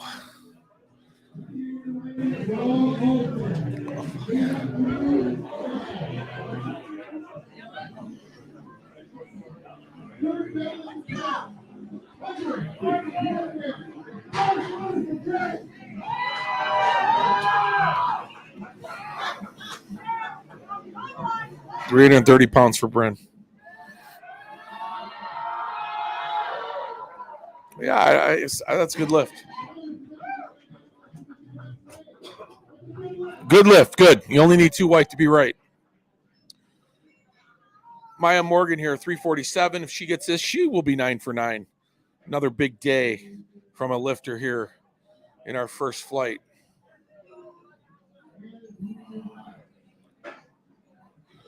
Just a reminder, all you guys, we are going to be live streaming War of the North, which is one of the biggest new strongman competitions in the nation that actually made the top 10 strongman shows in the United States in 2023. That's going to be in Traverse City this weekend, coming up next Saturday, 6 p.m. Eastern Standard Time. It's going to be live streamed on Gym Life Live. That's www.gymlifelive. You can find it on IG, of course, on the Gym Life podcast page, which you see on the screen, or Gym Life Media. You'll see the post. And you want to check out a real cool strongman competition? That'll be it. All right, Maya, let's go. 9 for 9. Of course, 9 for 9. Great job. That look of course, I know I did a great job. Great job. So War of the North is going to be really exciting. 60 lifters or strongmen and women, 60 spectators. George Bullard built one hell of a venue. He's decked it out to make it look like a medieval dungeon. Light show, smoke, a lot of pageantry and effect to this show that you normally aren't going to find in a strongman competition anywhere. And we're going to live stream it for you. We're keeping our fingers crossed. Could be smoky in there, but it'll be a lot of fun. Serena, she's 7 for 8 right now. Big day for her. If she gets this up, 358 pounds. That's going to be a hitch, even if she got it. Again, you saw the knees come under the bar. Really tried to pull back hard. Kind of ramping up the legs. Not as dramatic as I'm making it sound, but certainly noticeable. So again, nice attempt.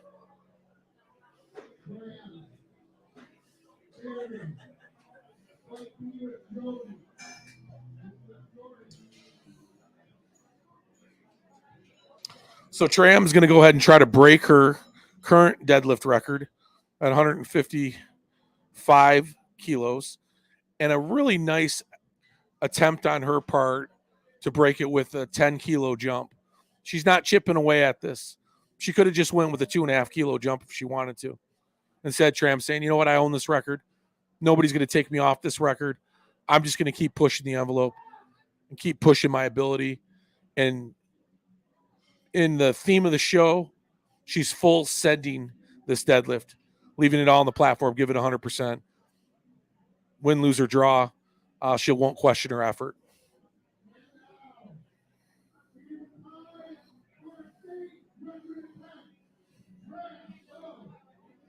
One of the best young lifters, not only in the state of Michigan, but probably nationally, without a doubt.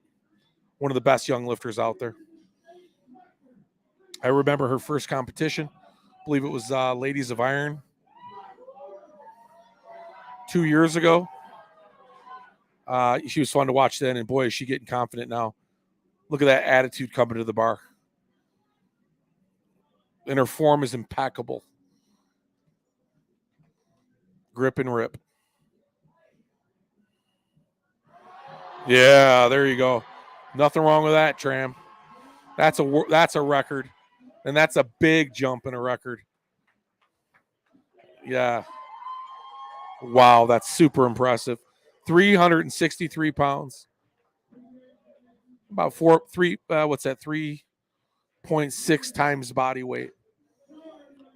She'll get 400 pounds this year, guys. If she can keep her body weight where it's at, that's what gets difficult. She's growing, and she's got to, if she wants to stay in that weight class, Of course, she's got a lot of room in that weight class, but she's certainly going to get bigger.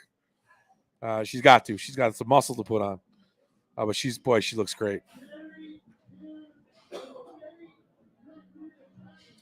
All right, Mary Happ's up here, 418-pound deadlift, state record attempt for herself.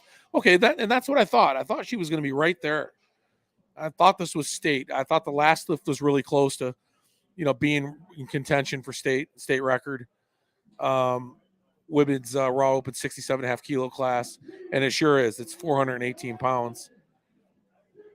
I think Kira Wilson's a 75 competitor, as a lot of the girls I'm thinking of. So at 67.5, this would be Mary's record to have.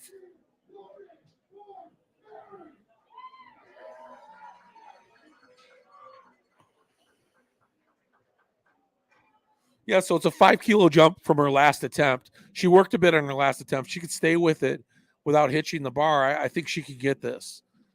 And listen, it could be even easier than the second attempt. She gets it right off the ground. There's nothing wrong with that lift. Now, if they call that, I'll be very disappointed. Exactly what I was getting at earlier with these slow calls. There you go. Good. I think they did listen to the podcast. I'm not going to lie. Or look back at the tape anyhow. Again, that was a great lift, great record, state record, 3 white lights, as it should be. All right, we're up to that next flight. First lift of the next flight. I'm going to take a break. I'll be right back, guys. These first attempts, as we know, they're going to fly through them and get them all. I promise they'll be all green by the time I get back, or all successful attempts.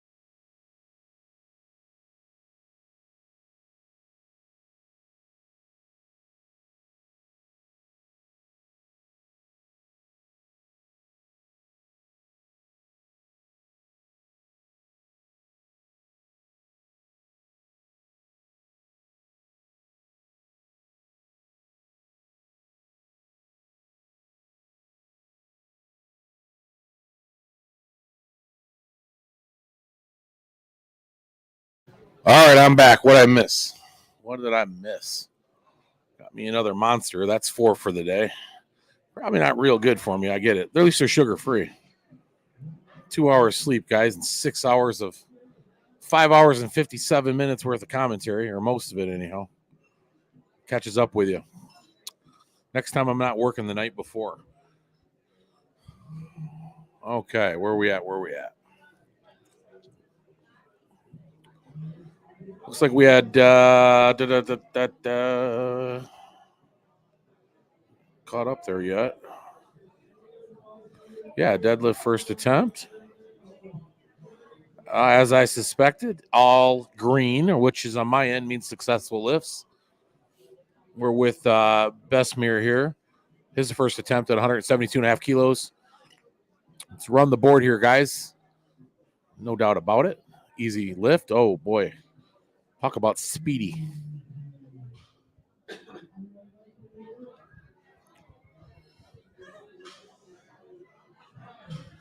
Again, I might have to find somebody to take over some commentary if you guys care about it or not. I will be taking off at 3:45. The camera will be running no matter. I just have to make it to my son's birthday party, which I won't miss. Maybe I'll find somebody out there that can lend to a little commentary, at least give you guys some noise on the back end of this. I often get asked why I can't live stream the show and announce from the venue, or I'm in a room separate from where they're lifting. And it's not because I couldn't do that with headphones and make it work for you guys, because I could. The problem is if YouTube picked up on any of the music that was being played out there, they would shut the live stream down because I don't have rights to play the music. So that's where kind of live streaming these type of shows gets a little sticky.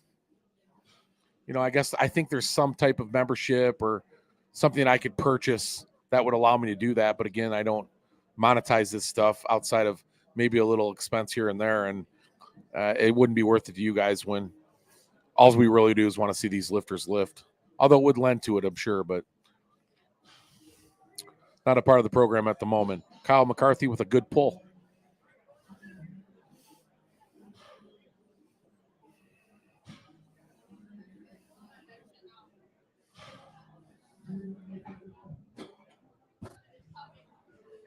You know, I remind everybody to go to IG page, the Gym Life Podcast. At the bottom of your screen there, the Gym Life Podcast, or Gym Life Media. Both are mine, of course. Gym Life Media is just going to cover all the stuff that we do, a good portion of it, anyhow, in respect to everything Gym Life's a part of, including the Mr. Olympia this year, the Arnold coming up. We'll be a part of the Clash at the Coast this year, thinking about Alabama's Strongest Man.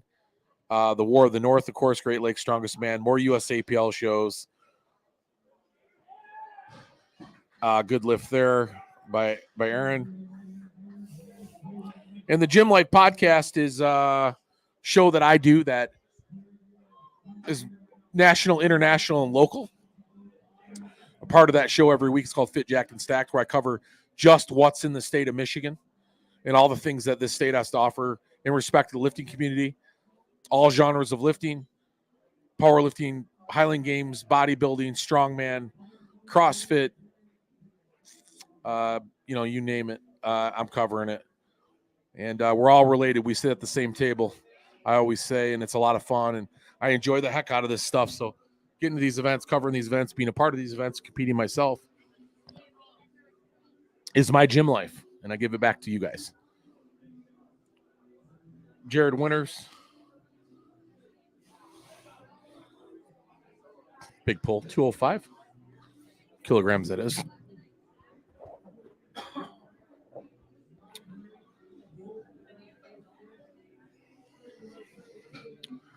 So much appreciated if you follow the Gym Life Podcast, pass along to family and friends, anybody you know that might be interested in that sort of thing. It's hard to really get this kind of stuff out into the ether, into the public, without help from you guys that are listening in. I sure do appreciate it. I just ask you if you could subscribe to the YouTube page as well. Anything comes across that interests you, please share it, pass it along. Do a lot of interviews with a lot of local athletes, a lot of national, international athletes from all lifting genres. So some very interesting people, I can tell you. This is Joseph Valentine with a easy 210 kilo attempt. looks like we're on to our second attempt, flight 2. Maybe. Nope. We're going to put more on the bar. That means we got a couple more to go here. Yep. We got Gonzalo and then Zachary, and then moving on to flight 2. Both going 255 kilos.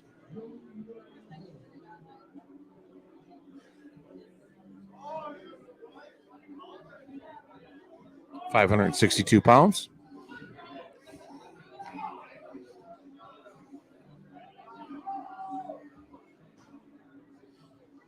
Conventional. Good for you, Gonzalo.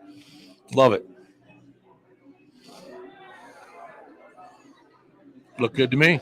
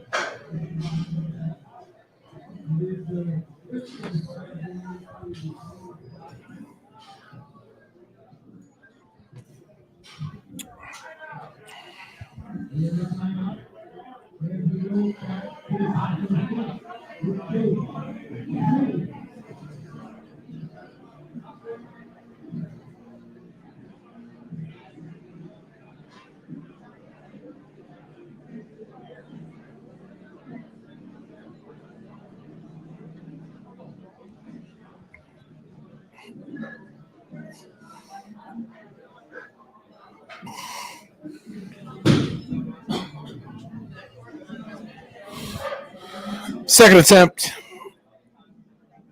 Jody Matla cleaning the bar here for her. This is a second attempt bar clean. Of course, as you know, it doesn't have to happen until the lifter's request, but perhaps that's what happened there.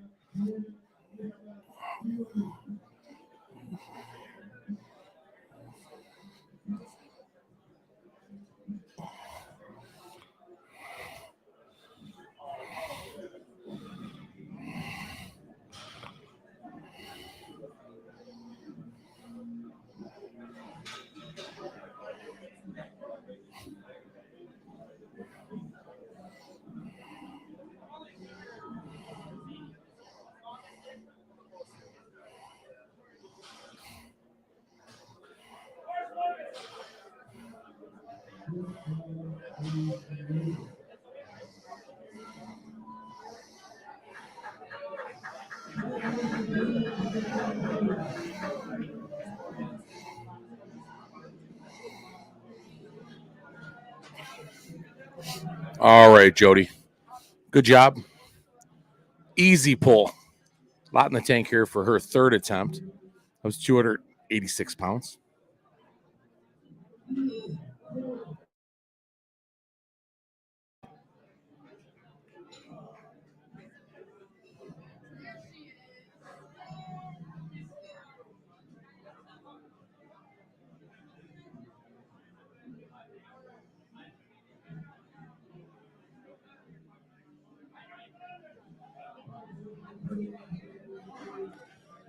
Here comes Julia Kravchenko, and she also is going with 314-pound deadlift, slightly more than Jody, and about 7.5 kilograms better than her last deadlift, with a lot more in the tank. So these girls are setting themselves up for a big third attempt.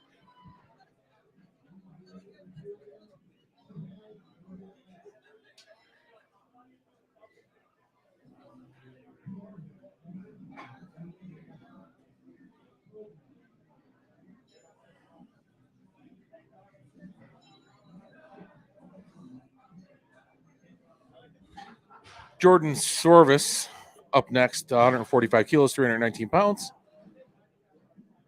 She's had a good day today. This could be a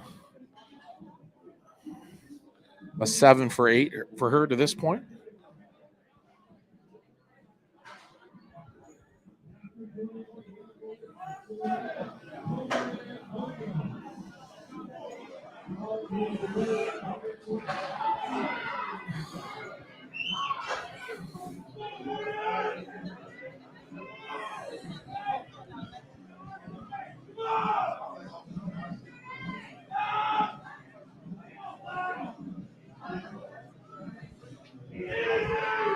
Easy attempt. Oh, my goodness.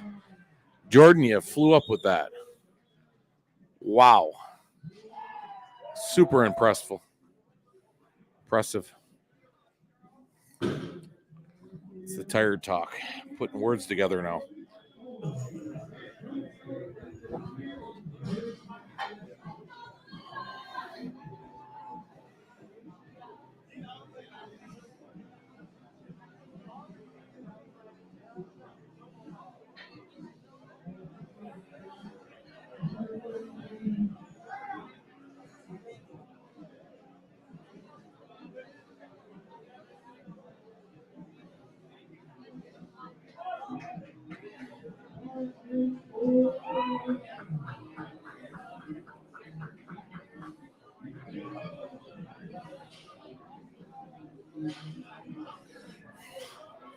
Easy work by Melissa.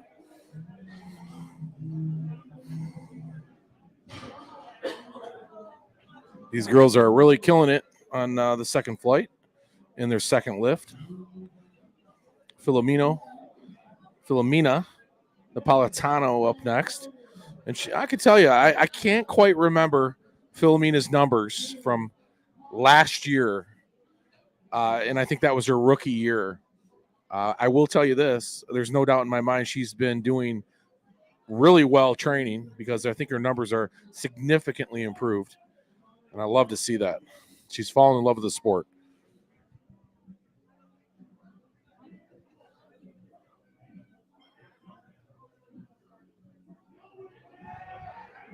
Yep, no problem. Give her another good lift.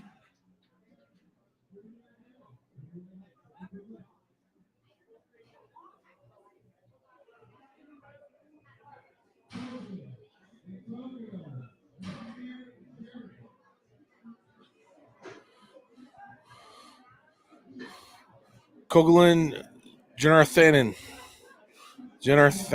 Yes. I know I said it right one time at least today.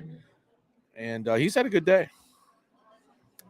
He is 6 for 7 right now, and first successful attempt at 160 kilograms. 374 pounds on this one, 170 kilos.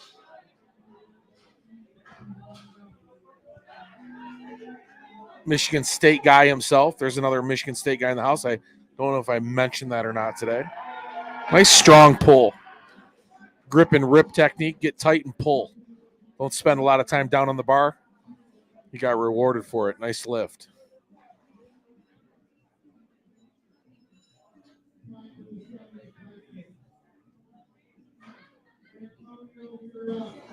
Antonio Yarborough Jr. Well, we all know his dad. His dad is the Goliath in this show. And this young prodigy, this men's raw teen, 16 to 17 years old, is having one hell of a day. Obviously, he's learning from his father. He's 7 for 7. This will be 8 for 8. 75 kilogram guy, roughly putting him at, 170-ish something pounds. 380 pound deadlift conventionally, and did really well with that. Little belt flip, little attitude there. I like that. Bringing a little swagger to the platform. He's got his dog chain flying. His dad's got his big, thick necklace flying. I like this duo, this young and more mature Antonio out there. Both good lifters. Love to see that. I can't wait till my 5-year-old son, by the way, today, 5, is going to be lifting himself someday, as I know he will. He loves going to the gym with me, loves hanging out at the gym, loves messing around with the plates and weights. The gym I go to, he can.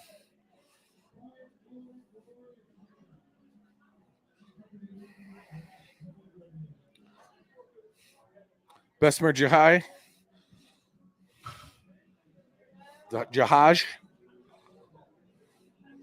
402 pounds, breaking that 4th century mark. Might be a first for him. Killed it. Totally killed it.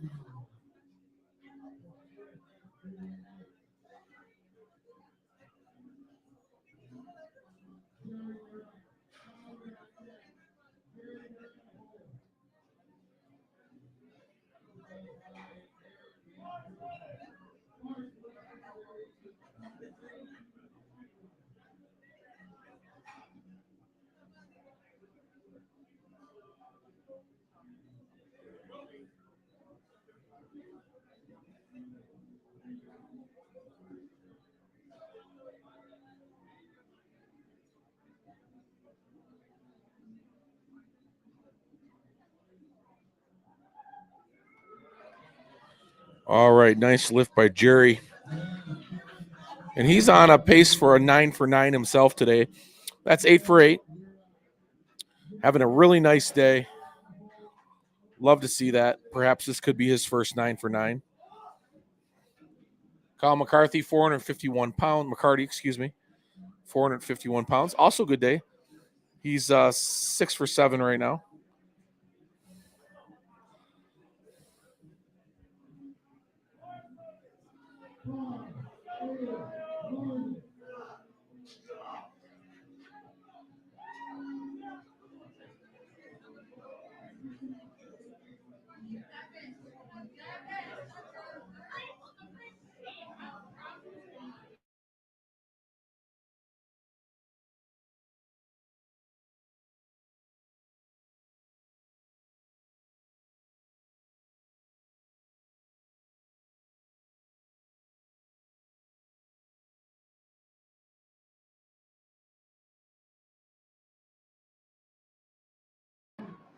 All right, good attempt there by Kyle.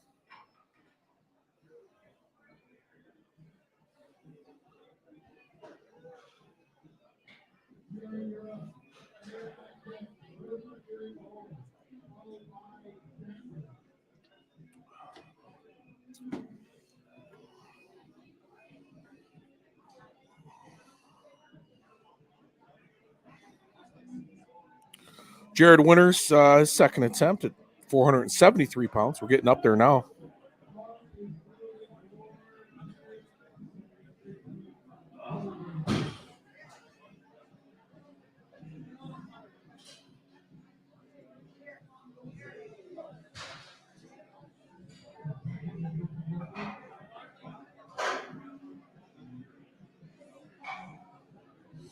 Cleaning that bar off here on the second attempt for Jared.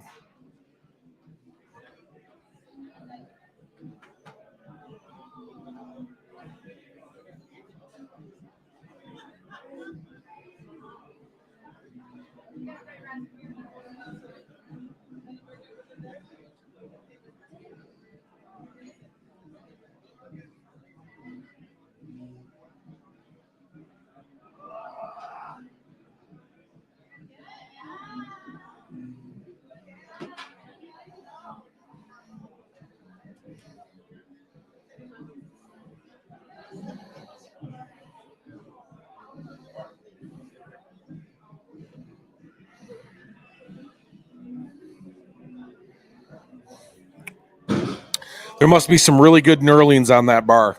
Just collecting that chalk. Maybe a little bit of skin to go with it. That could have been the case there. If they sprayed it off and get any blood on the bar, they got to clean the bar. And it's not uncommon. You rip calluses when you deadlift. We've all been there. It's painful as it could be, especially on those very knurled bars.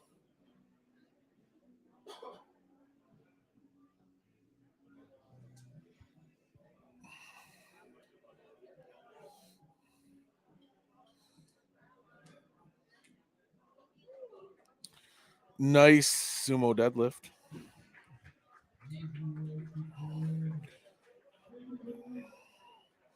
You sumo lifters are catching me on a really good day right now.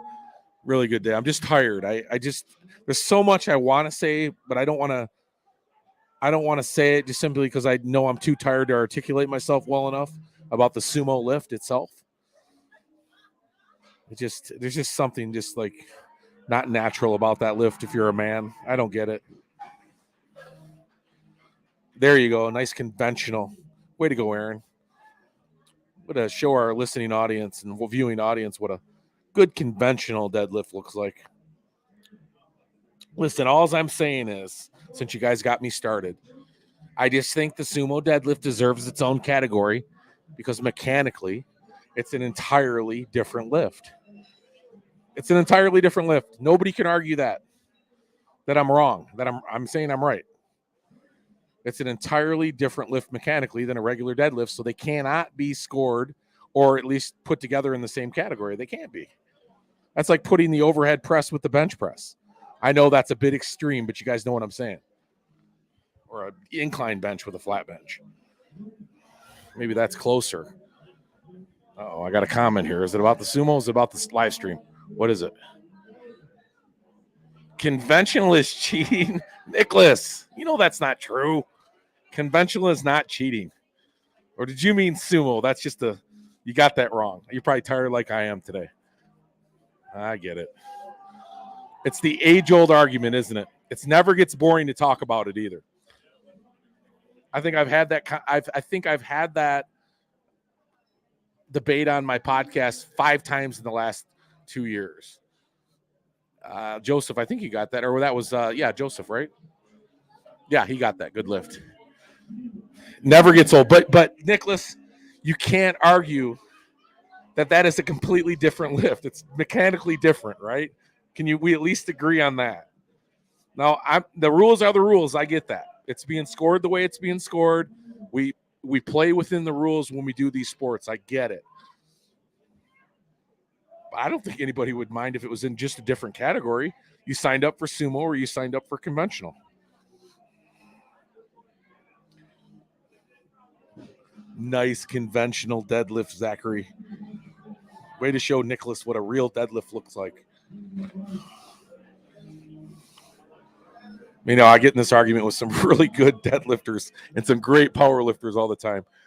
A good friend of mine, Ben Paul, who was on the feed earlier, as you guys know, is a well-known coach, powerlifting coach and powerlifter. Powerlifter.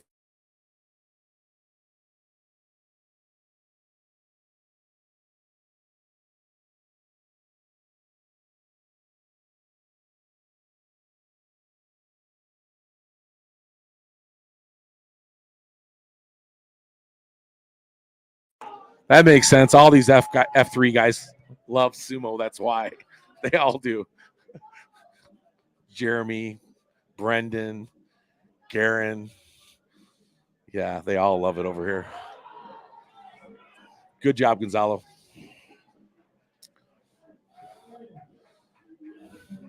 See, I used to say that's why strongmen don't sumo. And then you powerlifting guys always beat us up because we allow hitching and straps. So I keep my mouth shut about that anymore. Although, interestingly enough, you guys know that strongman does conventional deadlifting, but we can hitch the bar and we can strap the bar. But you know that the conventional deadlift record is still held by a power lifter? I just find that crazy because you think you would be able to lift a heavier weight if you had straps and you could hitch it up your legs. So, I mean, I don't know. It's worth noting, I guess. I think it's a pretty awesome statistic or awesome fact, really. Because even that, I think it was the, what was it, that 501 kilo lift by Eddie Hall. Well, that was straps. So, yeah, that would be a strongman deadlift record. Although it was a good conventional deadlift. I don't think he hitched it at all, but he did have straps on.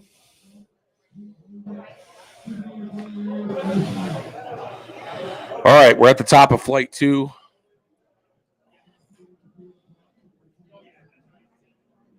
Third deadlift, third attempt. 25 minutes for me, guys. Just got the text. I'm being picked up in exactly 27 minutes. So at about the 20-minute point, I'm going to go find somebody else to finish up this commentary if I can. Hopefully we're halfway through that last flight. But I have to make my son's birthday party. These are key moments in his life. I'm really excited about this fifth party, or this big birthday party, this first really big one. Good job, Jody. I'll give you that. I think that deserves 3 white lights. And she finished off with a really nice day. That's 8 for 9. Nothing wrong with that. She missed her third attempt bench press. And then Julia Krivchenko has got an opportunity to go 9 for 9 right now with 330 pounds on the bar and moving right through it. Darn it, I'm going to be about 15, 20 minutes off from finishing this show, and I so wanted to see Antonio's last deadlift along with those other guys. Oh, well, I'll see it on the live stream replay.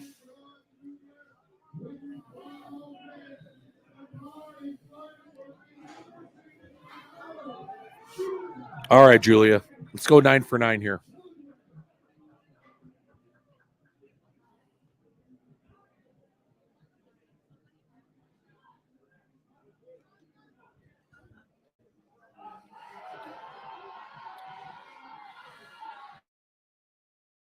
Great. 9 for 9. Congratulations.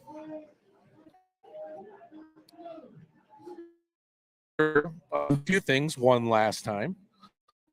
And I really appreciate it if you subscribe to Gym Life Media.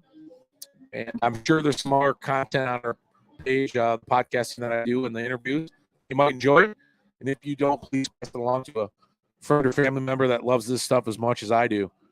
I have a lot of fun doing it. And again, just a hobby, but more people I can get involved. It just it lights the fire for sure.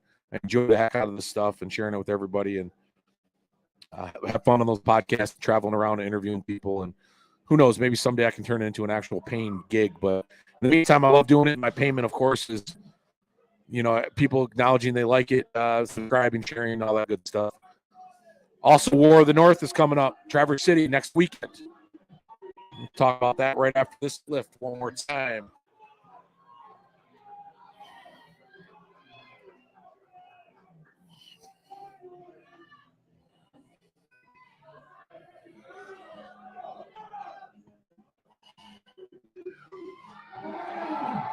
Nice lift.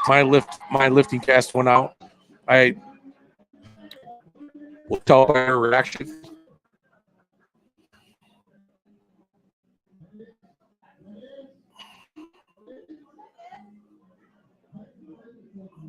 Lifting cast is rose up. That's why they can't see it.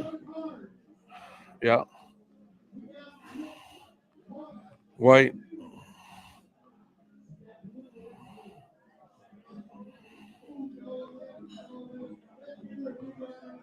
Well, she didn't get the lift. The judges have had it right the whole day. They can make mistakes. They made a mistake there, but I'm going to go ahead and just chalk it up as a mistake. I don't think it was intentional. Looked like she got the lift to me, guys. She got big quads. It stuck on her quad, but again, I don't think she was actually resting the bar or hitching the bar. And that's where it gets kind of gray area. But the judges have done a great job today. I'm not going to agree with them ever, honestly. Well, maybe I will. But for the most part, they did a great job today. And that was a questionable call, but one I could definitely give them. Melissa Lee, 347 pounds.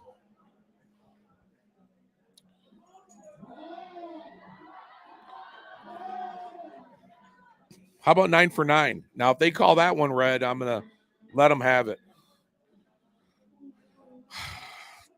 I don't see anybody out there want to tell me what they saw when it comes to a no lift on that. I'd love to hear it. Again, I don't see it. Her knees were back. Yeah, the bar drug up her quad, but her knees were back. She did not hitch that. Very, very interesting area there with powerlifting judging. I don't agree with at all. But in any case, great day. Great day for Melissa. She was 8 for 8 leading up to that lift. Finished off 8 for 9. Disappointed on third lift for sure, but not to her surprise. I mean, she's aware of the kind of the judging and the way it works. And Yeah, she'll get it next time. Filomeno Napolitano becoming a really good deadlifter. Love to see this. Now that should be a good lift, right? So let's not replicate last lift. I saw the same thing. Okay. And maybe it was just because Melissa's knees weren't locked back. Maybe she had soft knees in that pull. Maybe. Or maybe her shoulders weren't back. I mean, it really gets subjective towards the end of a good, a very slow lift sometimes.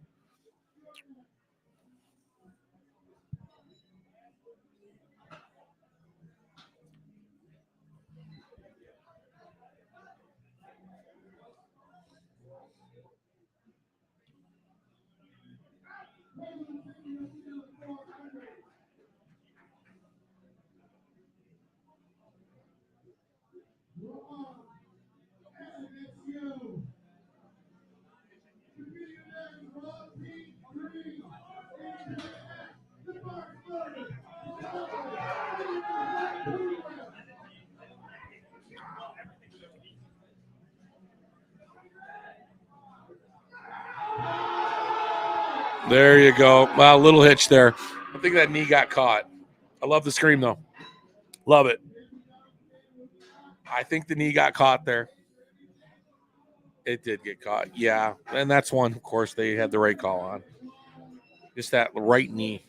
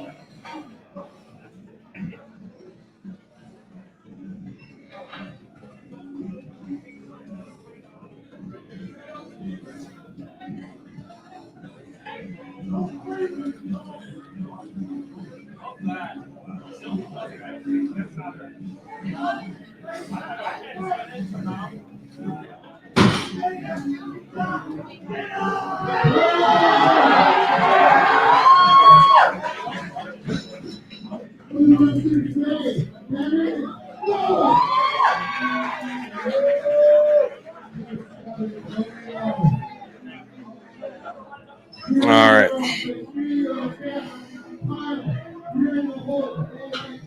Typing up banner. So here's Antonio's Yarbrough Jr. His 9 for 9 actually. So if he gets this lift, he's 9 for 9, and that's a big day for a young guy. And this is a huge lift for a young guy. Again, he's 16, 17 years old, roughly 165 pounds, 170 pounds, 413-pound deadlift. No, what am I talking about? Okay, just updated. That's Jerry Sue, everybody. 418-pound deadlift. Boy, that was weird. Antonio got his, right. Okay. Well, there you go. Antonio's 9 for 9. It just updated on my end. You guys are like, what's this guy talking about? Great job, Antonio. I was typing a banner when you lifted. It went so quick. Jerry, great job, sir. That's 9 for 9. So I'll say it the same way I would have told Antonio. Great job, 9 for 9, 418 pounds, third deadlift, men's raw teen, 18, 19 years old. Boy, these two might be in competition soon. Very, very similar numbers. Interesting.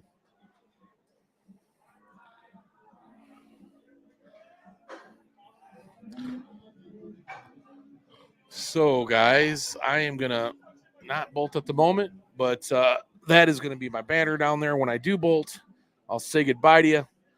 Remember, War of the North is next weekend. That's in Traverse City, Michigan.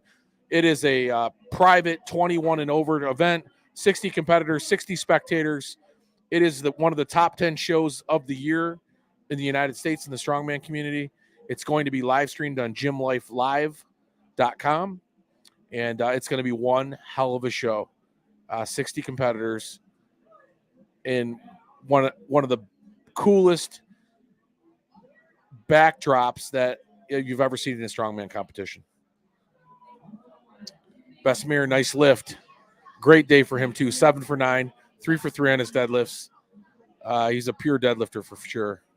So, yeah, that's going to be a great show. And, you guys are, of course, everybody's welcome to join the live stream and check it out. And it's going to be a lot of fun. And the Great Lakes Strongman and the Great Lakes Strongman community at large is a growing community. Lots of shows going on this year. Raw Strength in Kalamazoo's got a show going on. I'm going to be a part of that. That is going to be in August, I think. And Jeremy, I'm sorry I didn't bring that date with me. I'll start promoting that show a little bit more as we get closer to it, as will the Great Lakes Strongest Man in Traverse City in September. Jeremy's show is in August. Then we have another one that was just announced that's going to be in June, I believe. So the community is growing very, very quickly out there as far as our strongman competitions are concerned. And boy, there's a lot of room in the sport for anybody who enjoys lifting and strength sports. It's get your feet wet, find a training group nearby, get involved in lifting some of these apparatus, get involved in training heavy. You might find yourself falling in love with the sport of strongman. We try to encourage all these power lifters to get involved as well. And a lot of them are crossover athletes, like myself and many others. We do power lift, and a lot of power lifters out there, of course, do strongman. And that's one goes with the other for sure. A lot of deadlifting in strongman, a lot of posterior chain. More and more squatting's coming around. No bench pressing, of course, but there is log pressing, axle pressing, overhead pressing, stuff like that. So anyhow, a lot of fun stuff going on in our state. You guys got to get involved. Kyle McCarty here, 7 for 8 so far, 2 for 2 on the deadlift. This is 462 pounds for his third attempt. Wow, shake the bar, man. Get it up.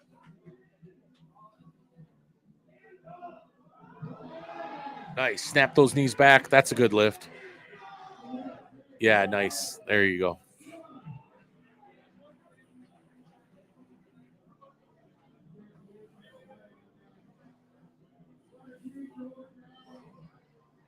All right.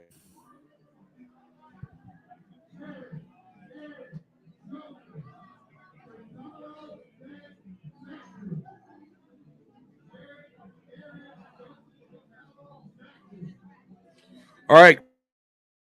Time announcing for you here today. I'm going to leave the live stream running. I got to get out and turn the mic over to somebody else if I can. If I can't, of course, you'll see all the lifts. You got one more flight left, part of a second one here. And if I get somebody in here, maybe take over this mic. Otherwise, thanks for joining the show here today. And if there's anything that you want to find out about the lifting community in the state of Michigan, send a question my way at Gym Life Media or the Gym Life Podcast. Be more than happy to share and get you pointed in the right direction. So thanks again, and enjoy the rest of the show.